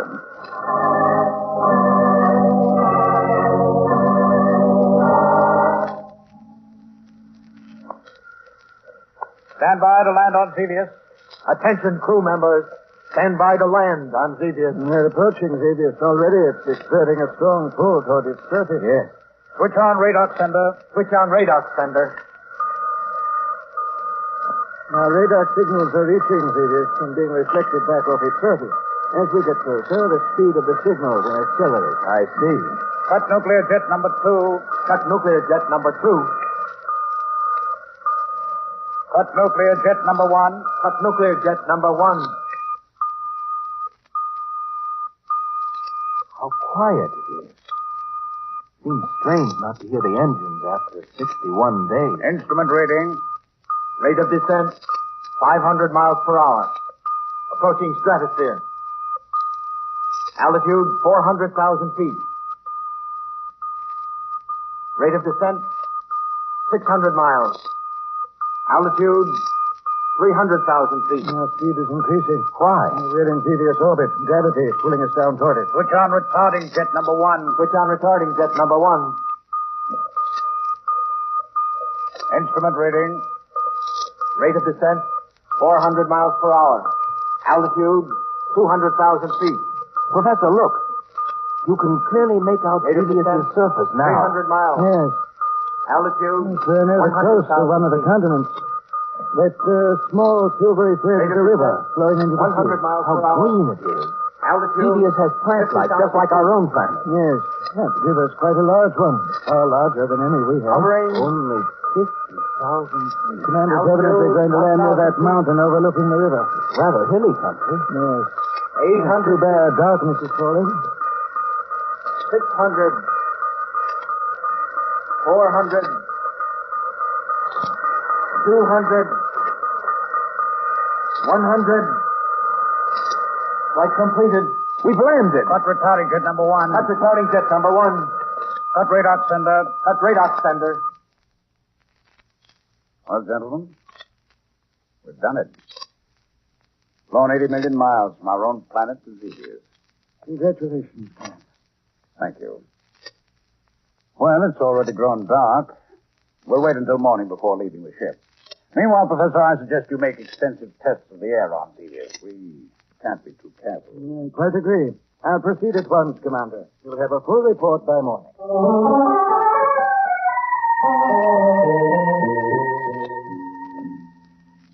Good morning, Professor. Good morning. Good morning, sir. Well, I've made a thorough analysis of the air, Commander, and it substantiates our earlier findings. In other words, we can live out there. Yes. Well, we may find ourselves a little short of breath now and then due to less oxygen, and we're used to it. It's perfectly safe. Good. I'll give orders to have the nuclear copter assembled for flight. The 3 of us will make an exploratory trip over this area. Be prepared to leave in exactly 1 hour.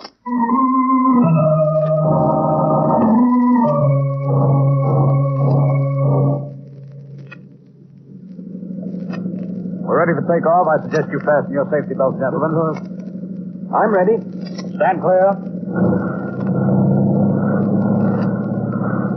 We'll rise straight up and have a look around. Look, we're high enough now to see the river. It's enormous. Yes. I should estimate it to be at least, a mile in width. Seems to flow into that bay and then out to sea. Professor, look. To your left, across the river. What are you pointing to? All I see are trees and greenery. Well, wait till we rise a little higher. Yes. That greenery is growing on top of immense ruins. You see them, don't you, Commander? Yes, I think you're right, Vidre. Apparently it's an island. Yes, it is. Let's fly over and have a look. The island itself doesn't seem to be very large. Oh, yes, I see the ruins now. And they're barely discernible under the growth of trees and grass that covers it. Well, where are you going to land, Commander? We'll put down on that huge ruin directly ahead. From it, we'll have a good view of the entire island.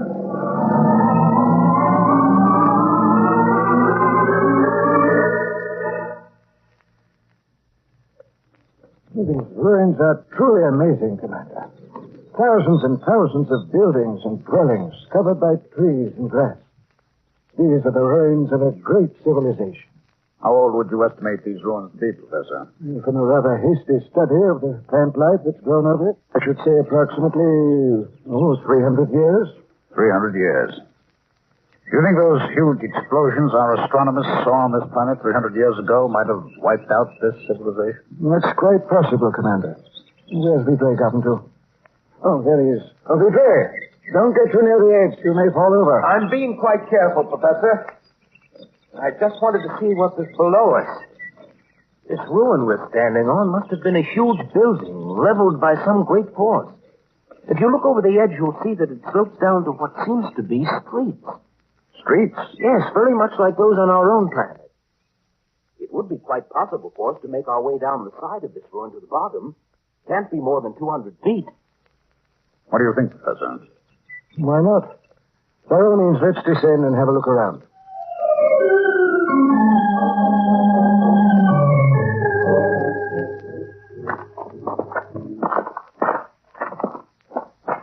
Well, we only have a few more feet. Watch your footing here. These rocks keep giving way beneath me. Yes. It'd be quite easy to break a leg here. You all right, Professor? Yes, Commander. Well, here we are. Oh, it seems as though we've descended 1,000 feet instead of only 200. Yes. It's rather dark down here.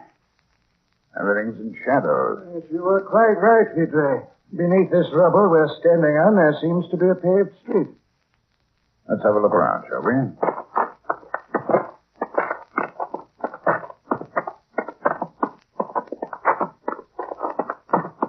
Look at those ruins. They seem to have been huge buildings. Yes. If I'm any judge, they must have been 7, 8, perhaps 1,000 feet high. Apparently, this civilization was almost as highly developed as ours before it was destroyed. Yes. Professor, do you think it's possible that there may be descendants of the people who built this civilization? It's possible, of course, but as yet I've seen no signs of them. Look, there's a building which hasn't been entirely destroyed. Let's have a look inside. Yes, by all means. Perhaps we'll discover objects that will give us more information about the race that once lived here. How huge that entrance is. It looks quite dark in there. Unfortunately, I have a small torch. Come along.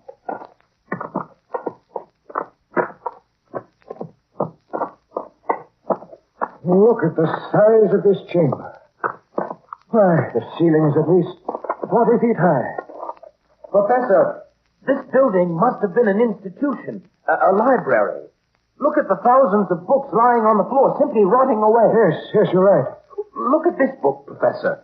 It's about twice the size of our own. Yes. It's too bad it's been exposed to the elements. Pages are yellow. The printing is all but faded. Here's another one on the floor. It's a much larger book, and bound in some sort of animal skin. Let me see it. Yes, this is in much better condition. We shall take it back to the ship, Vidre. See if one of our scientists can decipher the language it's printed in. Professor, would you come here for a minute? Oh, yes, of course. Look. These ashes on the floor. Looks like the remains of a fire. Yes, you're right. It appears to be only a few weeks old. A few weeks old? Then that means... Yes. There were survivors of the Holocaust that destroyed this civilization. Their descendants may be here, in these ruins, watching us. That's quite possible. However, we're armed. I wonder what they look like. Perhaps after a time, when they get used to the sight of us, they'll show themselves. Yes. What was that? Sounds like a signal of some sort. Yes, you're right. I suggest we leave, Commander. Yes, come along.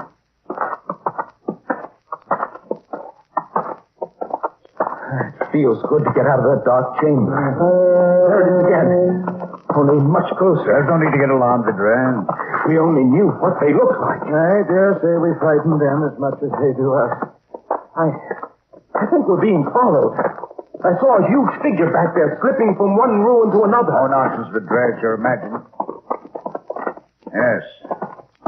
Yes, I think you're right.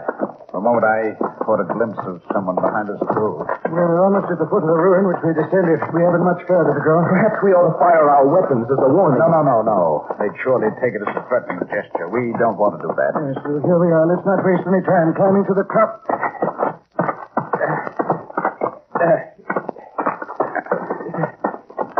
Yes, they still seem to be following.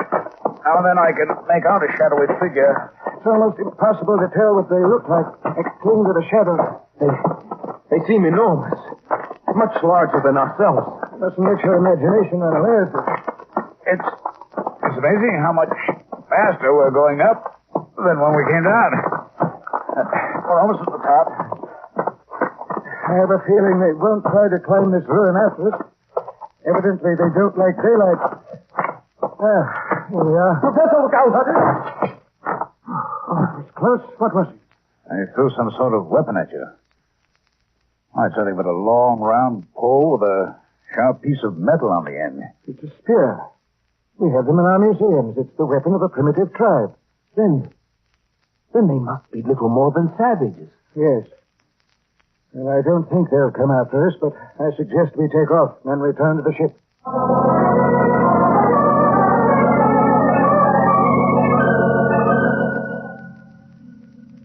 Zal? Yes, sir? I don't expect any trouble, but turn on the radar system for protection. If anyone approaches the ship, the alarm will go off. Yes, sir.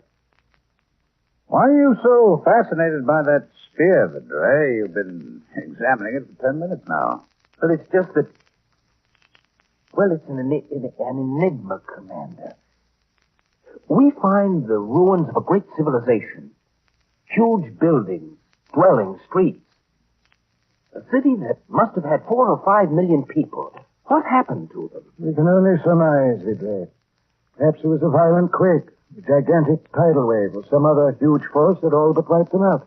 And this spear... Could it have been hurled by a descendant of that great race that built all that? Yes, it's quite likely. But look at this spear. The man who threw it was little more than a savage. Perhaps the wheel of evolution has slowly turned to its starting point. It's difficult to say. The alarm. Someone's broken through the radar system. All crew members, attention. Report to stations. Switch on radar screen. Switch on radar screen. It's too bad night has fallen. Green reveals nothing but shadowy trees. Yes. What's that? Sounds very much like spears bouncing off the hull. Yes, we're being attacked. Oh, those spears can certainly do us no harm.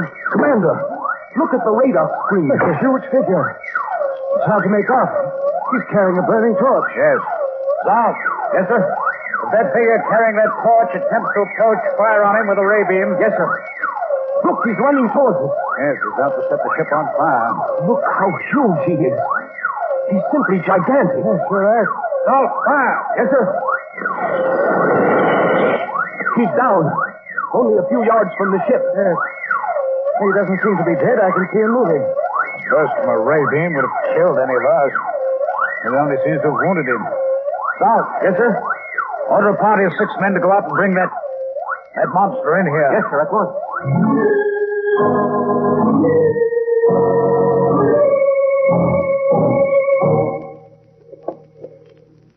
They're bringing him in now, Commander. Yes.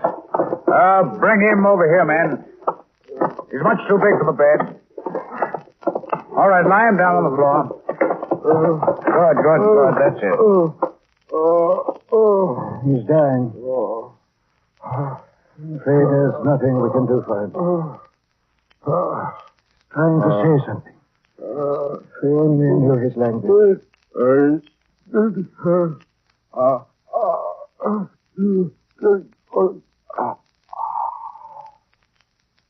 Professor. He's dead. Too bad. Sorry we had to fire on him. I was hoping we could establish friendly relations with the people of Zevius. Look at the size of him. He's gigantic. Even larger than I thought. Yes. Must measure at least. Here, let me see. Professor, the leather-bound book you found in the ruins. I've succeeded in deciphering the language. I've already translated the first 2 pages. Be patient a moment, Ledo. I want to finish my examination of this man of Zevius. Amazing. Simply amazing. This book you found is apparently the key to their civilization. As soon as I've translated the rest of it, I'm sure we'll have a... This man of Zevius, I should say, he weighs at least 200 pounds. And as for his height, he's at least 6 feet 1. 6 feet 1? Why, that would make him almost twice as tall as we are. Yes. But that isn't all. He only has 5 fingers. 5 fingers? Are you sure? Positive. Please, sir, I wish you'd let me read you the translation of the book you found in the ruins. Oh, yes, Pedro. By all means. Go ahead. Well, I've translated only the first 2 pages. It begins this way. When God began to create the heavens and the earth was a desolate waste, with darkness covering the abyss, and a tempestuous wind raging over the surface of the waters.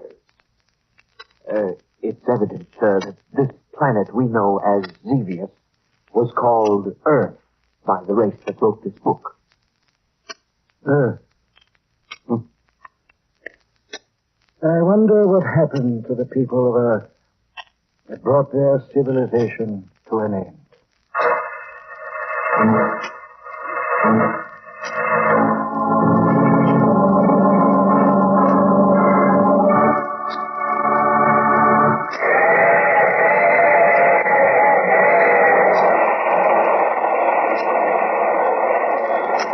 This is the mysterious traveler again. Did you enjoy our little visit to the planet Zevius, or better known to us as Earth? What's that, madam? You don't like the thought of civilization being destroyed? Well, fortunately, it doesn't have to happen. Not if we don't want it to. Oh, by the way, all names of characters in this story were fictitious, and any resemblance to the names of actual persons is strictly out of this world. And, oh, you have to get off, dear. I'm sorry. But I'm sure we'll meet again. I take this same train every week at this same time.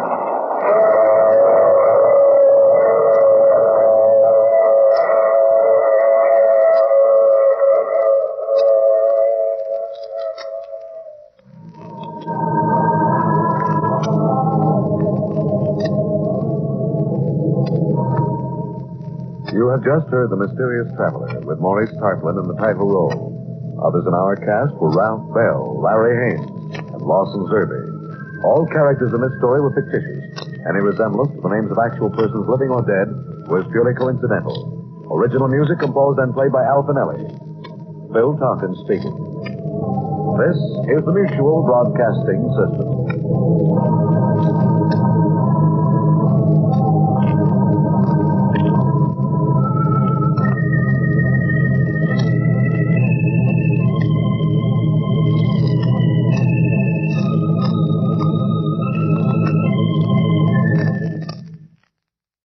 Tired of the everyday grind?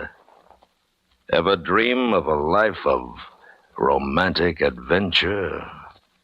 Want to get away from it all? We offer you Escape.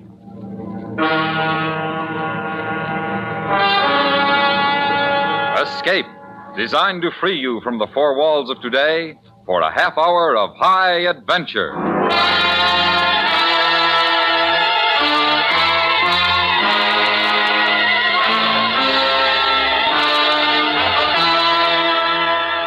You are alone in a world of decay and desolation, looking down on what was once a great city, while coming slowly to meet you, her hand stretched out in greeting to you, is a beautiful girl whose very existence may be the cause of your death. Listen now as Escape brings you Jack London's classic novel, The Scarlet Plague.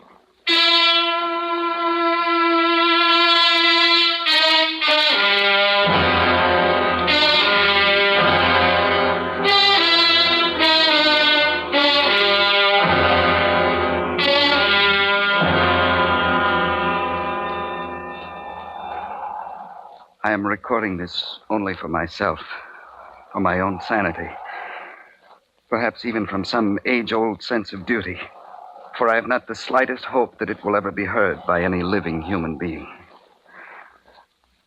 I was at one time a professor of English literature in the great university at San Francisco. Professor James Smith, a man who believed in reason and intellect, and who abhorred the instincts of animal nature. But that was before the terror and the madness of the Scarlet Plague. This morning I killed a sheep with my bare hands. Then, squatting on the ground, I tore a haunch from my prey and ate it raw.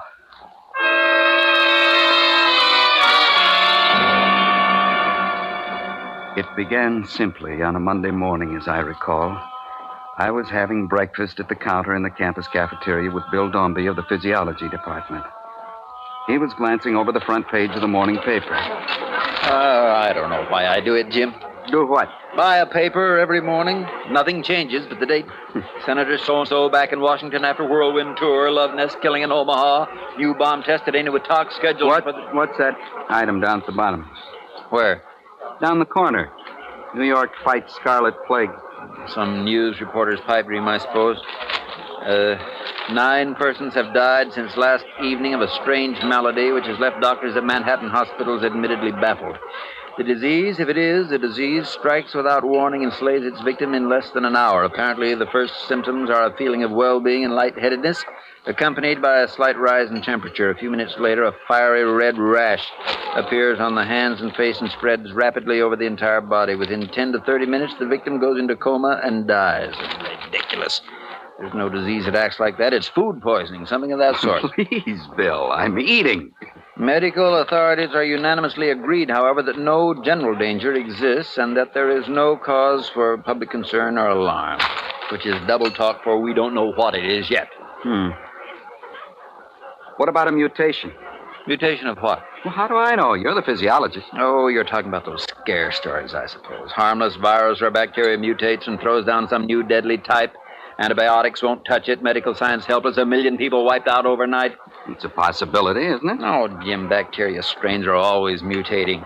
And usually the mutation is less harmful than the parent. That idea's been overworked for years. Pass the cream, please. No.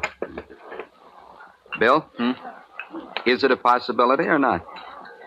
Yes, it's a possibility.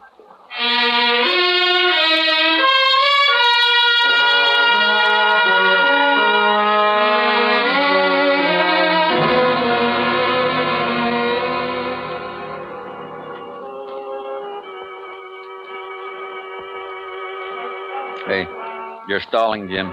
That rook's the only piece you can move, and you know it. Don't rush me now. I still got the queen back here. Now, let's see. And here is the latest development on the Scarlet Plague. No, the Scarlet The following Plague. statement was released a few minutes ago I wouldn't by move the that if I director were of you. the Bureau of Public Health. Up to this hour, the official death toll in Greater New York is 321 persons. In Boston, 94. Washington, D.C., 111. Chicago, 181. Medical Spreading men like throughout the wildfire, nation are yeah. working around the clock. It is expected momentarily that the causative agent of the disease will be isolated and an effective treatment prescribed. Meanwhile, stay home and stay calm. We return you now to dance time. Turn it off, Jim. How can it spread so fast? It's hard to tell, not knowing the period of incubation, whether it's airborne, contagious by contact, how long it's contagious before the symptoms show up, not even knowing what it is, in fact. One thing sure, though, something's got to be done fast. I guess we can call ourselves lucky out here. There hasn't been a case reported in San Francisco. No, not yet.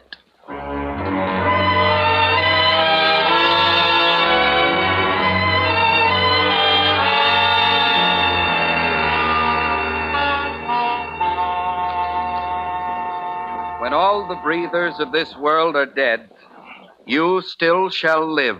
Such virtue hath my pen, where breath most breathes, even in the mouths of men. Now, I did not choose this particular sonnet because of possible contemporary suitability, but because it does, I think, best keynote the transitional phase that later appears in the philosophies and the poetic... Is something wrong back there? Mrs. Smith! Yes, what's the trouble, Miss Baxter? Please! It's the Scarlet Plague! Oh, now wait! Morley, Everett, wait and give me a hand here.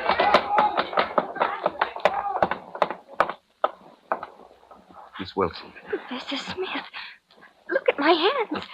My arm's all red. Now, Miss Wilson. I feel so strange. Cold and numb. I'm dying. Everyone who gets it dies. I'm only 19 and I'm dying. There. When all breathers of this world are dead, you...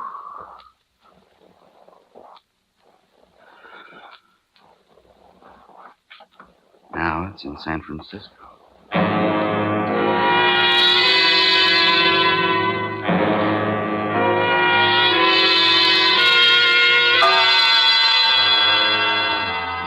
I sat for a long time in the empty classroom, paralyzed by shock, by a strange fear I'd never felt before, the fear of the unknown. The girl had walked into my class smiling and talking, and now she lay dead at the back of the room. Why? How could it happen so suddenly? What had caused the plague? Where had the terror started? And where would it end? I went to the faculty club. Bill Dombey was listening to the latest reports. Latest reports from around the nation include the following figures. Greater New York, estimated 184,000 deaths. Philadelphia, estimated 150,000 deaths.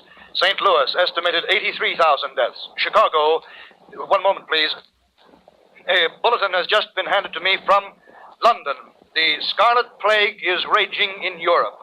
Unofficial reports from Russia estimate the death toll in Moscow at 180,000, with additional millions dead and dying throughout the Soviet Union and China. New bulletins will be broadcast whenever they are received for as long as our facilities last. And we... No word of any cure yet? Jim, I didn't hear you come in. I just walked across the campus. It's completely deserted. Yes. Guess the faculty club here is the only holdout. And at that, there are only 4. 4? Counting you. Myra Blake of Graphic Arts. She went over to her room to pack some keepsakes. She'll be back. Dr. Barnes is out in the kitchen trying to rustle up something to drink. Bill, that girl who died in my class a while ago, 1 minute she was all right, and a minute later she was dead. Well, it's fast. That's one thing. Can you get it from contact? I lifted her head. I put some books under it. Nobody knows how you get it. I don't suppose contact matters much. It couldn't be all contact. Not millions of cases in less than 48 hours. Well, why can't they find a cure? They've had 2 days now. What are they all doing? Dying, Jim, like everybody else. Dombey, Smith. Oh, Dr. Barnes? Here. Maybe this will help. Scotch. Why not? There's a whole case of it out there. I think it might be a good idea to keep that radio on. Yes, you're probably right, Dr. Barnes. Technicians, engineers, they've died by thousands all over the country. How much longer can services like radio, telephones, transportation... A few minutes ago. All conveyances, regardless of ownership or occupancy, are being stopped and turned back at Army control points. Stay where you are. Do not attempt to travel. You are no safer in one place than in another. The plague is everywhere. Repeat, the plague it won't is stop, everywhere. No, they'll still try to run. Yes, also anywhere, just as long as it's somewhere else. Has not mutinied. Repeat, the Army has not mutinied. It must be getting Statement rough out signed by there. Edmund C. Dover, Senate member and acting President of the United States, and by the Joint Chiefs of Staff. In a bulletin just handed to me, Johns Hopkins regretfully states that Dr. Theodore von Zwickler, who had earlier announced partial success in identifying the causative agent of the plague, has just died. Though Dr. Zwickler left no notes on his work, hospital personnel continued to... What happened to the lights? Power failure, I guess. It was bound to happen sooner or later. Well, there's a flashlight in that desk drawer. I got it. There's a portable radio with batteries in the game room. Oh, let's leave it for the moment, Dr. Barnes. Yes, the liquor sounds better than the news. Well, in that case... Wonder what's keeping Miss Blake. She's She was coming right back. Hey, wait a minute. Where's that light coming from? It's like a fire. Maybe we can see from the windows. Not one fire, 1,000 fires. Down there, toward the bay. Berkeley, Oakland, and over in the city. Why? What started them? Open. Can't you hear why, Jim? Gunfire. Yes. They're not waiting for the plague to do the job. No. They're already out in force. The looters, the maimers, the robbers, people with a hate and a grievance. If it started already, it'll get a lot worse. Oh, yes. It'll get worse.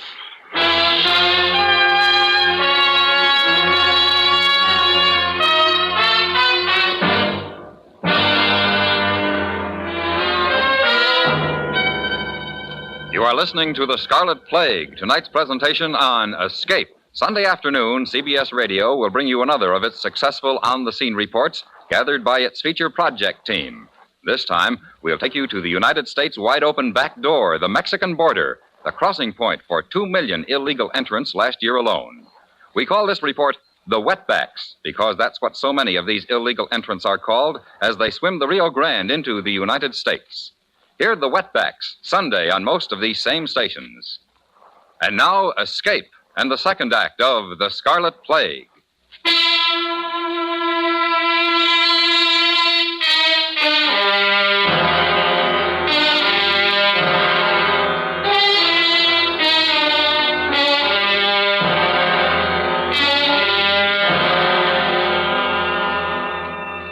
We stood at the window of the faculty club, looking out across the campus, down over the hills toward the bay, where fires lit up the growing night, and where even fiercer fires of greed and lust and hate burned in hearts that were beating their last hours or even seconds of life in this world.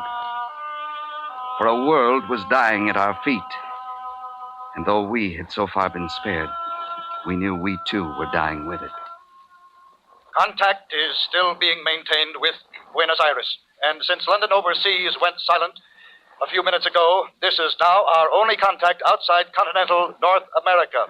It makes you know you're We alone. are at present able really to maintain alone. contact with only 2 stations in this country, Washington and Chicago. The West Coast has been silent for some 30 minutes, and we do not know whether we are being heard there at this time. Oh, this is unbelievable. At the A moment, we crazy are waiting dream. for word It from can't be Washington naming happening. the new president of the United States to replace Edmund C. Dover, who died on the Senate platform while attempting to conduct... Yeah. What's the use? Well, are we still agreed on leaving? We must. If by some miracle we do survive, we'll be out of food here in 3 days. And tonight may be the last chance to find any. They're probably looting every store in the Bay Area. Grocery stores, liquor stores, jewelers, fur shops. More the reason to get started now, then. Right.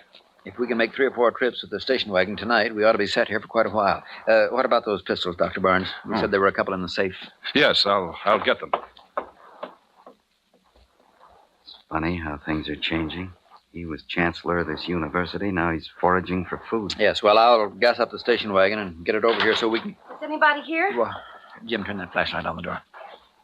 Myra. Jim, thank heaven you're still here. Oh, Dr. Barnes was worried about you, Myra. He just went into the other room. I'll tell him you're here. All right, Jim. I was afraid there might not be anybody here. I was hurrying to get back, and I caught my heel on the edge of the walk and fell.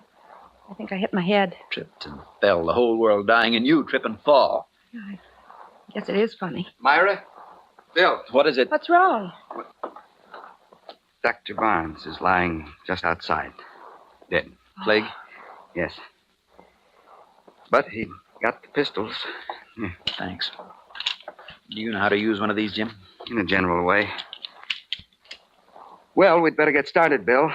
We shouldn't be too long, Myra. You're not going to leave me here alone. Well, she's right, Jim. I wouldn't want to be left alone either. All right. Let's go.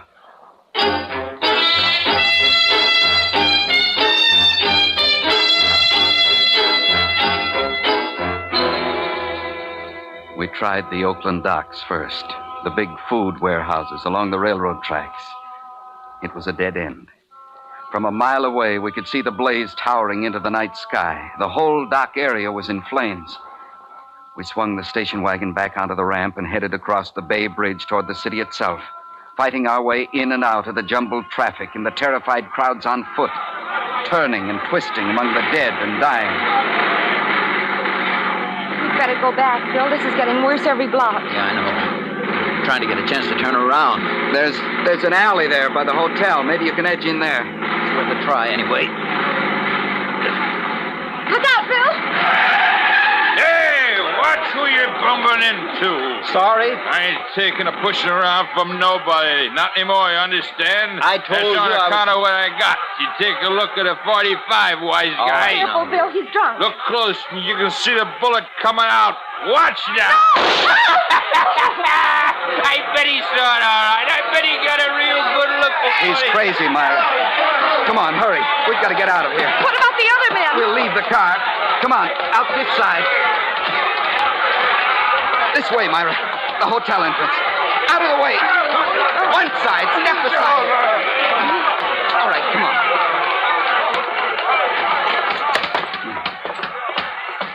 What can we do, Jim? They saw us come in. They'll be after us any second. The stairway there, next to the elevators. Hurry, Myra.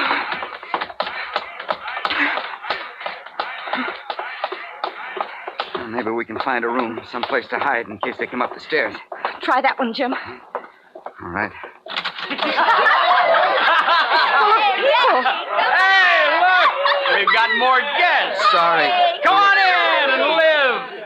That's what all of us are doing. Living while we're dying. A party. Come on in. We got plenty to eat, plenty to drink. 50 pounds of diamonds, tons of money, lots of women, and not a worry in the world. Come on, Myra, let's go. Sore heads? Come on, Lily, open another bottle. Jim, where can we go? Well, the hotel's about 12 or 14 stories high. The elevators aren't working. I doubt if anybody'd bother us on one of the top floors. They wouldn't have any reason to climb up there. You want to try it? All right, Jim. Let's go.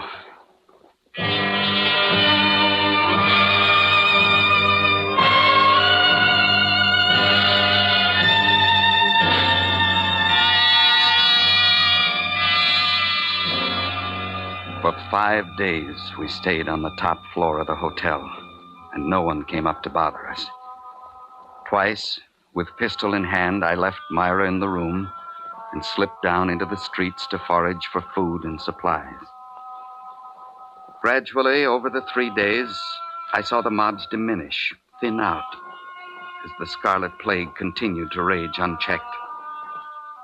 Then finally, on the morning of the 6th day, I brought Myra down from the room to see what had happened to the city.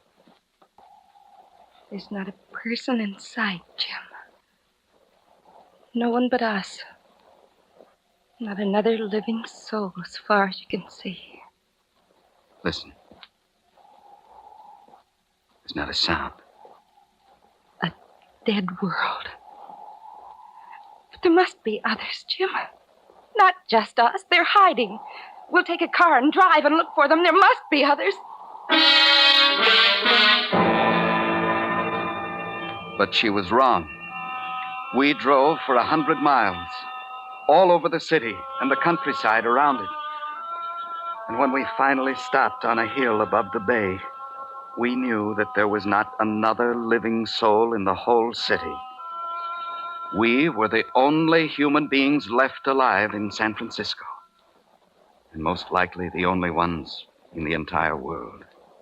But why, Jim? Why us and no one else? I don't know why. I don't know why any of this. It's just too vast to begin to comprehend. But we're alive. That's the only thing that's certain. We're both alive. To be alone, to be the only living human in the world, would mean terror. Absolute terror and insanity. I feel guilty somehow. Being alive when everyone else is dead. There can't be any guilt when you don't have a choice. It was nothing we did. And besides, Myra, don't you see what it means? Since we've been spared, mankind itself has been spared, and civilization. We'll have children. We'll teach them. See that they remember and pass on the greatness of the past. Yes. Oh, yes. Together. Together we can do it. We can give mankind another chance. You and I, Myra. We can keep it from being lost forever. Together, everything's different. There's a new hope, something to live for and work for. And we... What's wrong, Jim? Myra, What? your face. It's turning scarlet.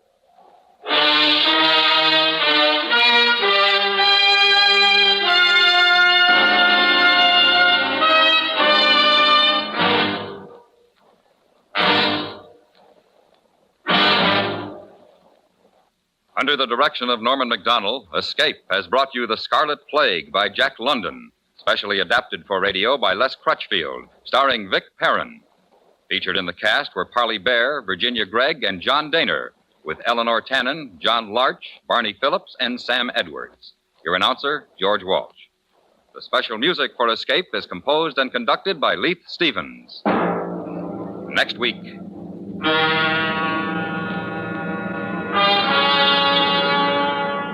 You are standing in the bedroom of an English inn, the sound of revelry coming faintly up the stairs. While in the shadows across the room from you, the gun in his hand already aimed at you, is an enemy agent whose success depends upon your death. So listen next week when Escape brings you Ben Wright's story, Affair at Mandrake.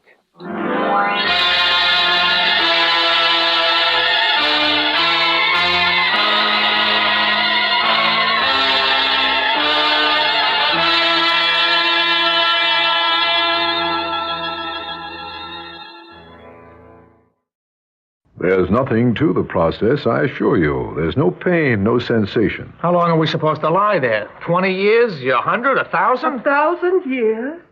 My great-grandchildren will be grown, dead, buried, and turned to dust. Who could even find their grave?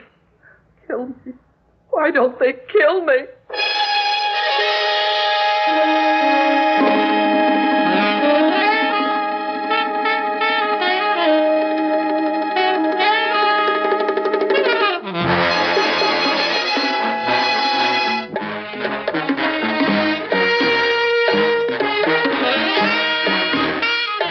Theater 5 presents Cold Storage.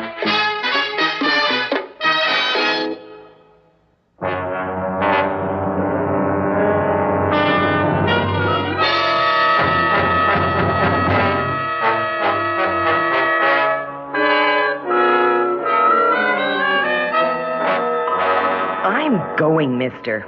Look, I was here on time, baby and all. So was this lady. If the lady would like me to hold the child. Oh, it's not holding she needs. It's her bath and bottle. The very idea to keep us sitting I'm here. sorry, Mrs. Passy. There's nothing I can do. But if you're not even sure the others will come. I'm sure they'll come. Oh, but, well, how long will it be after they come? Not long at all. It never is. Oh, 10 minutes? 20? In here? Is this where we go? Oh, it's so tiny. This is a room? I seen a bigger matchbox. Hey, what is all this, man? Thousands of people, 1,000 rooms. Me and Marie got a date. You know each other already? What's already? Arnie and me are engaged. We're engaged to be married. Yeah, you didn't know that, huh? Only statistically, I knew it was possible. Are you sure we're in the right room? The rooms are all the same down here, Mr. Revs. Won't you sit down? Well, what for? We're okay. We're clear. The future Mr. and Mrs. Arnie Revs. You see? A grandmother, a mother, now a couple in love. My dear, get ready. You ready for what? What is this? Me and Marie ain't getting married till winter. We're waiting for one more. One more what, sardine? Look, tonight me and Marie have known each other a year, you understand? We gotta sit around in a sardine can? I'm sorry, there's nothing I can do. Oh, give me that. Don't give me that nothing I can do bit. Can you suggest something to do? You're in charge, right? You got a phone. You got a door here and a door there. You saw what the guide had to go through to open that door, didn't you? Well, you got the same routine to open that door there? No, the door behind me is open. Hey, mister, what's the matter with you? You making Arnie sound like he's got to escape or something. Forget it, baby. He's a nothing. We wait for the higher up. Ah, is that whom we're waiting for? Your higher up? No. No? Come on, get him on the phone. I'm not sitting around here wrapped in red tape. The phone is incoming only. This is an incoming room. What do you mean incoming? Once you're in, you can't get out? How do you get out? The door behind me. What, you think I'm going in there? I don't know where it goes to. Yes? I'm here. I'm here. I'm here. Michael, the last of the Malloys. Pardon me. And, well, what are you all the last of? A dirty drunk. In here with us? A dirty drunk? Is this a joke? Is this how we're honored? Honored? You call this honored? Honored. 17 times a grandmother. Well, it's you that honors this dingy hole, madam. They'll never honor you. Your notice, please. Are you the one that told her that? The honor was Mrs. Stilton's own assumption. But you let her assume it. It is the official position. And you're the official? Are you the Judas goat that explains it? I'm the Judas goat that explains it. Well, all right then, man. Begin. For example, I just can't wait to hear how we are to be honored. If men can be sent out to conquer space, why not have representative teams going forward to conquer time? What'd he say? Is that the honor? We are to be pioneers. Is that it? You're going to send us into the glorious future. What else? You mean like in a time machine? Well, there's nothing to the process, I assure you. There's no pain, no sensation. You arrive in exactly the same state of health that you're in now, and you will see the wonderful things of the future. Who knows what man will have achieved by then? You will see it all. Yes? Oh, no. Why? There was time to get it ready. Today, right now, this minute. How long will it take to fix it? No, I'll come in. I want them to fix it. They must. I'm sorry. There are a few more details to explain, but I won't be long. Just a minute, sir. What's this talk about a time machine?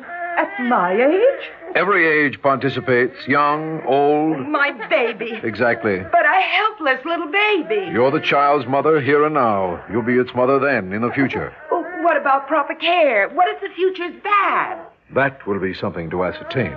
Don't you know? Well, how would I possibly know, Mrs. Passy? Hasn't anybody with a child come back? Back? Well, what do you mean? What good is going out there if we don't come back? Who gets the reports? Excuse me, Mr. Rebs, I wouldn't know. I assume I'll be dead by that time. Excuse me. I know I must go. But, sir, the children, I must see the children. Would I be permitted to come back soon? Mr. Malloy, I let her be honored. Will you let her come back? Well, why is he asking you? The old lady's had her like. Why should she come back? Me and Marie hardly had a chance. You had more than this child. And a lot less than you. All right, shh. Who are you telling quiet? It's a free country. Is it? Isn't the door locked as tight behind you as it is behind me? Nobody's coming back. Do you hear that? Nobody is coming back. Do you think this is science fiction? There's no such thing as a time machine. Now, he told you that. We're unwanted. That's right, we're surplus. We're what's left after the population exploded. All right. Then we're like criminals and lunatics. Maybe they even froze some of the unemployed and... Froze? Now, why did you say something about freezing? I didn't. I said nothing of the sort. You must have said it before. Are you going to lie to yourselves right up to the minute you're a block of ice? You know, we've been democratically picked to be frozen right to the bone, frozen and kept alive, each in a box. That's right. It's back in there. Frozen till some future generations decide that perhaps they can use us. Future generations here in my arms. Would they do that to a mother? A mother with a newborn child? What's a mother in these times? You see, in a population explosion, motherhood is an irresponsible crime. You watch your mouth, buddy. You watch your dirty mouth. They wouldn't. They wouldn't. I know they wouldn't. What do you think broke down back there, Why is it so important to fix it now? Because if they don't, something will thaw out. But what did we do? I didn't do anything wrong. What could we have done? Well, never mind what we did. We have a few minutes of grace. The question is, what can we do?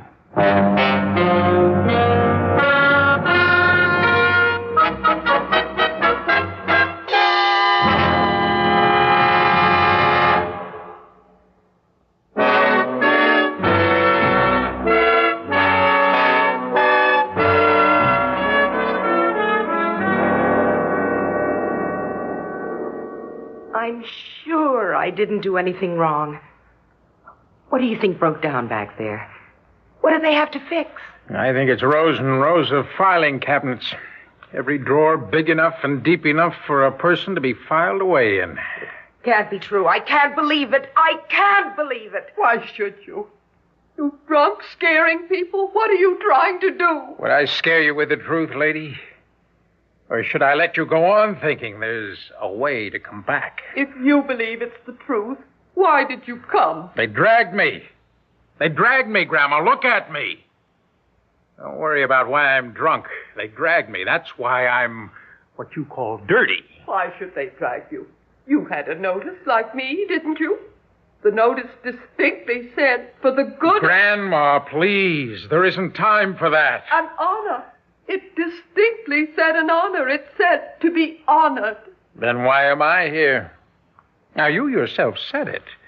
How could it be an honor with someone like me? My own children assured me it was an honor. Oh, you poor, sweet soul. Poor? Did you say poor? Would my own children lie to me? If they want to be rid of me, listen, they only need to... Well, they only need to get rid of... Oh, what did I do? In my whole life, tell me one thing I did. You were born, Grandma. You were born. What we did, what we deserve, they don't care about. We're the same as criminals and lunatics to them. But we are grandmothers. We are mothers. Fine. Keep on saying it. Mothers, grandmothers, lovers, and dreamers. Just soothe yourselves with the proud words till you're a frozen lump. They're words that mean we don't belong here. But we are here, just like the criminals and the lunatics before us. I'm no better than that. What difference does it make? Look, do you need a decent label as a reason to live? Just take away the grandma and you're ready to die. Why should I live? I shouldn't a nobody want to live as much as a king? I want to live. I want out. I want out of here. What's he talking about? Reason to live, ready to die? Who says they're going to kill us? Well, tell me, what do you call it? Frozen in a box like a piece of card. Well, I don't call it killing. I mean, not exactly killing. Well, neither do they. That's the last thing they call it. Are they going to call it governmental murder? Oh, no. They'll call it giving the misfits a chance. And anybody who isn't going into a box says, well, that's fine. That's just fine. Somebody who's going into a box could also say it. What, are you crazy? Arnie, it isn't killing. Just because he says that's how they mean it? What if they don't mean it that way? What if they mean it just the way it sounds? Who wants to be in a box no matter what they mean? I mean the future part. Oh, lady. He said there was no pain and no sensation. And Arnie, we wake up in love. He said we wake up the same as we are. He tried to trap me through that door. He tried to make it look like I was going in there of my own free will. What if it's better? What have we got that's any good now? Besides being in love? I'm alive. I can look to the right. I can look to the left. And what do you see that's so good? We've been together more in this room than we've been together in a week. By accident, you understand? They didn't send for us to file our engagement. We're here in the same room by accident. All right, now, what if one of us was here and the other still up in the street? Hey, it could have been that way, you know. But one of us isn't up in the street. It's a break. That's what it is. Look, it's like having your fortune told. Who knows what it'll be like? Maybe the world will be nice for us. Arnie, is it so good now? I don't know. I don't know what's good and what's better, but I'm alive for sure now. Well, we'll all wake up among the criminals, the lunatics, and the unemployed. Well, isn't that right? Don't they get their crack at a better time, at the better world of the future? Wait a minute, buddy. You move things kind of fast. Well, how much time have we got, Buster? Look, do you want to step through that door and ask? Look, maybe in the future they'll have found the cures. No mad people, no crime. That'd take more than a short nap, lady. How long are we supposed to lie there? 20 years? Oh, 100, 1,000. What are you talking about? 1,000 years? Why not? 1,000 years? My great-grandchildren grown, dead, buried, and turned to dust. Who could even find their grave? Kill me. Why don't they kill me? Why do you listen to him? He don't believe it himself. Well, she's right. You know, I don't think they'll ever wake us, ever at all. That is, unless there's a war. A war? Yeah. They'll wake us to fight? Mm-hmm, it could be. To fight what? A cobalt bomb. Well, if ever there was a war, you'd wake up because the refrigeration plant would be wrecked. You mean we'd thaw out and wake up in the dark? Yes, lady. The baby and me in a box? Oh, come on. We wouldn't even know what century it was.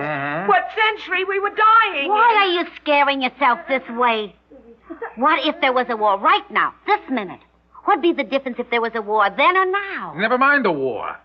Can't you see what I mean? The only time you'll wake is in case something goes wrong. Yeah, but you don't know that.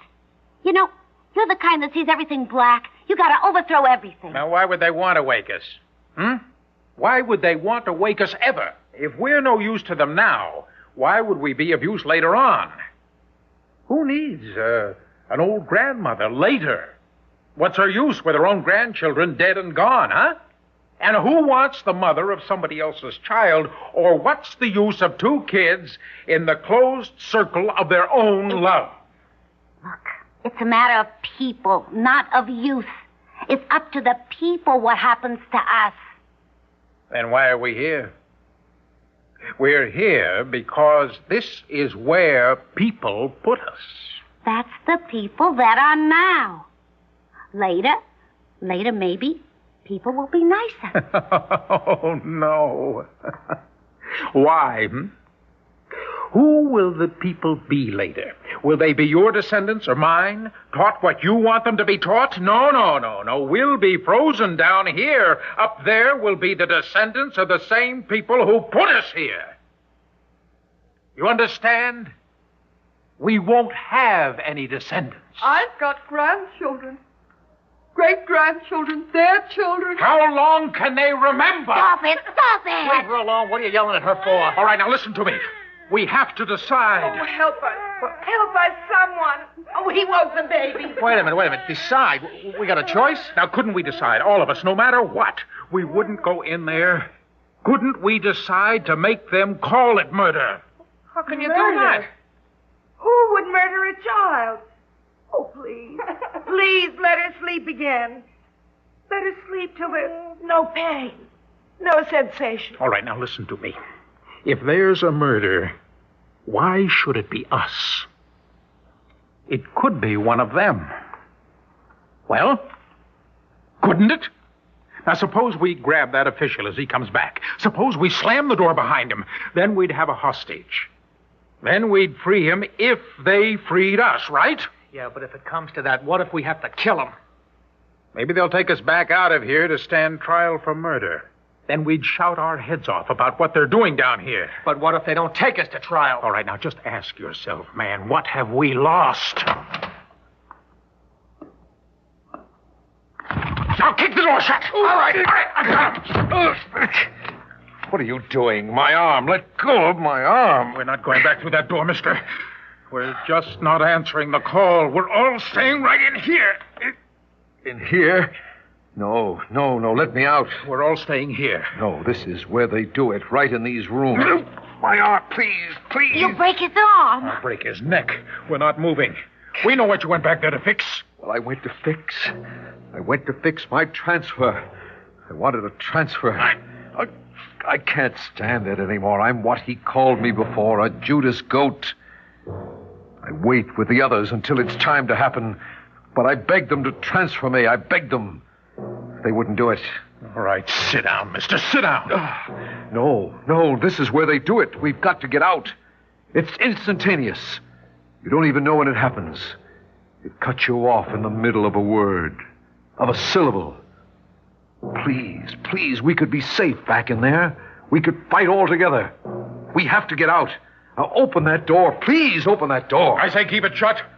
Get it over. Get us out of here. Get it over. It happens so fast it freezes you in the middle of a thought. Shut up. We're staying. We don't believe you. Please don't get it. You've got to believe me. What if he's right? What if it comes and we don't even know it? Me standing against the door and you holding his arm. Shut up. Will you just shut up? I have to think. There isn't time to think. There isn't time, I tell you. All right, try the door. There isn't time. We've got to get out. It'll happen before you know it. There just isn't time. You've got to do it. It happens and stop it.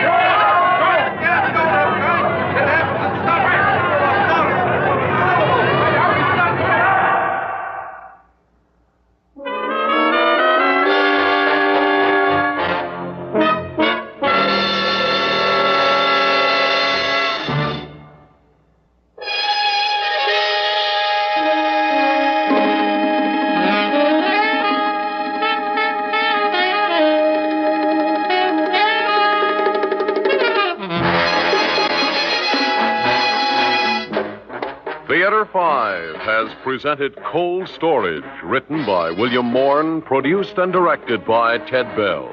In the cast, George Petrie, Evelyn Juster, Jack Grimes, Lorraine McMartin, Arlene Walker, Donald Buca, and Cecil Roy. Audio engineers, Marty Folia and Neil Pultz. Sound technician, Ed Blaney. Script editor, Jack C. Wilson. Original music by Alexander Vlastotsenko. Orchestra under the direction of Glenn Osser.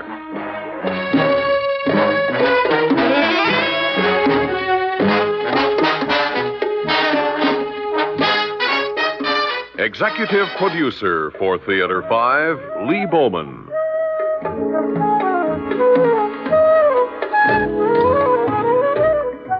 We invite your comments. Write to Theater 5, New York 23, New York. That's Theater 5, New York 23, New York.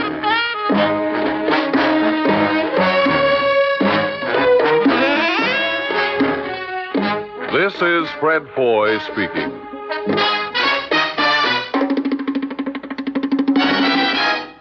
This has been an ABC Radio Network production.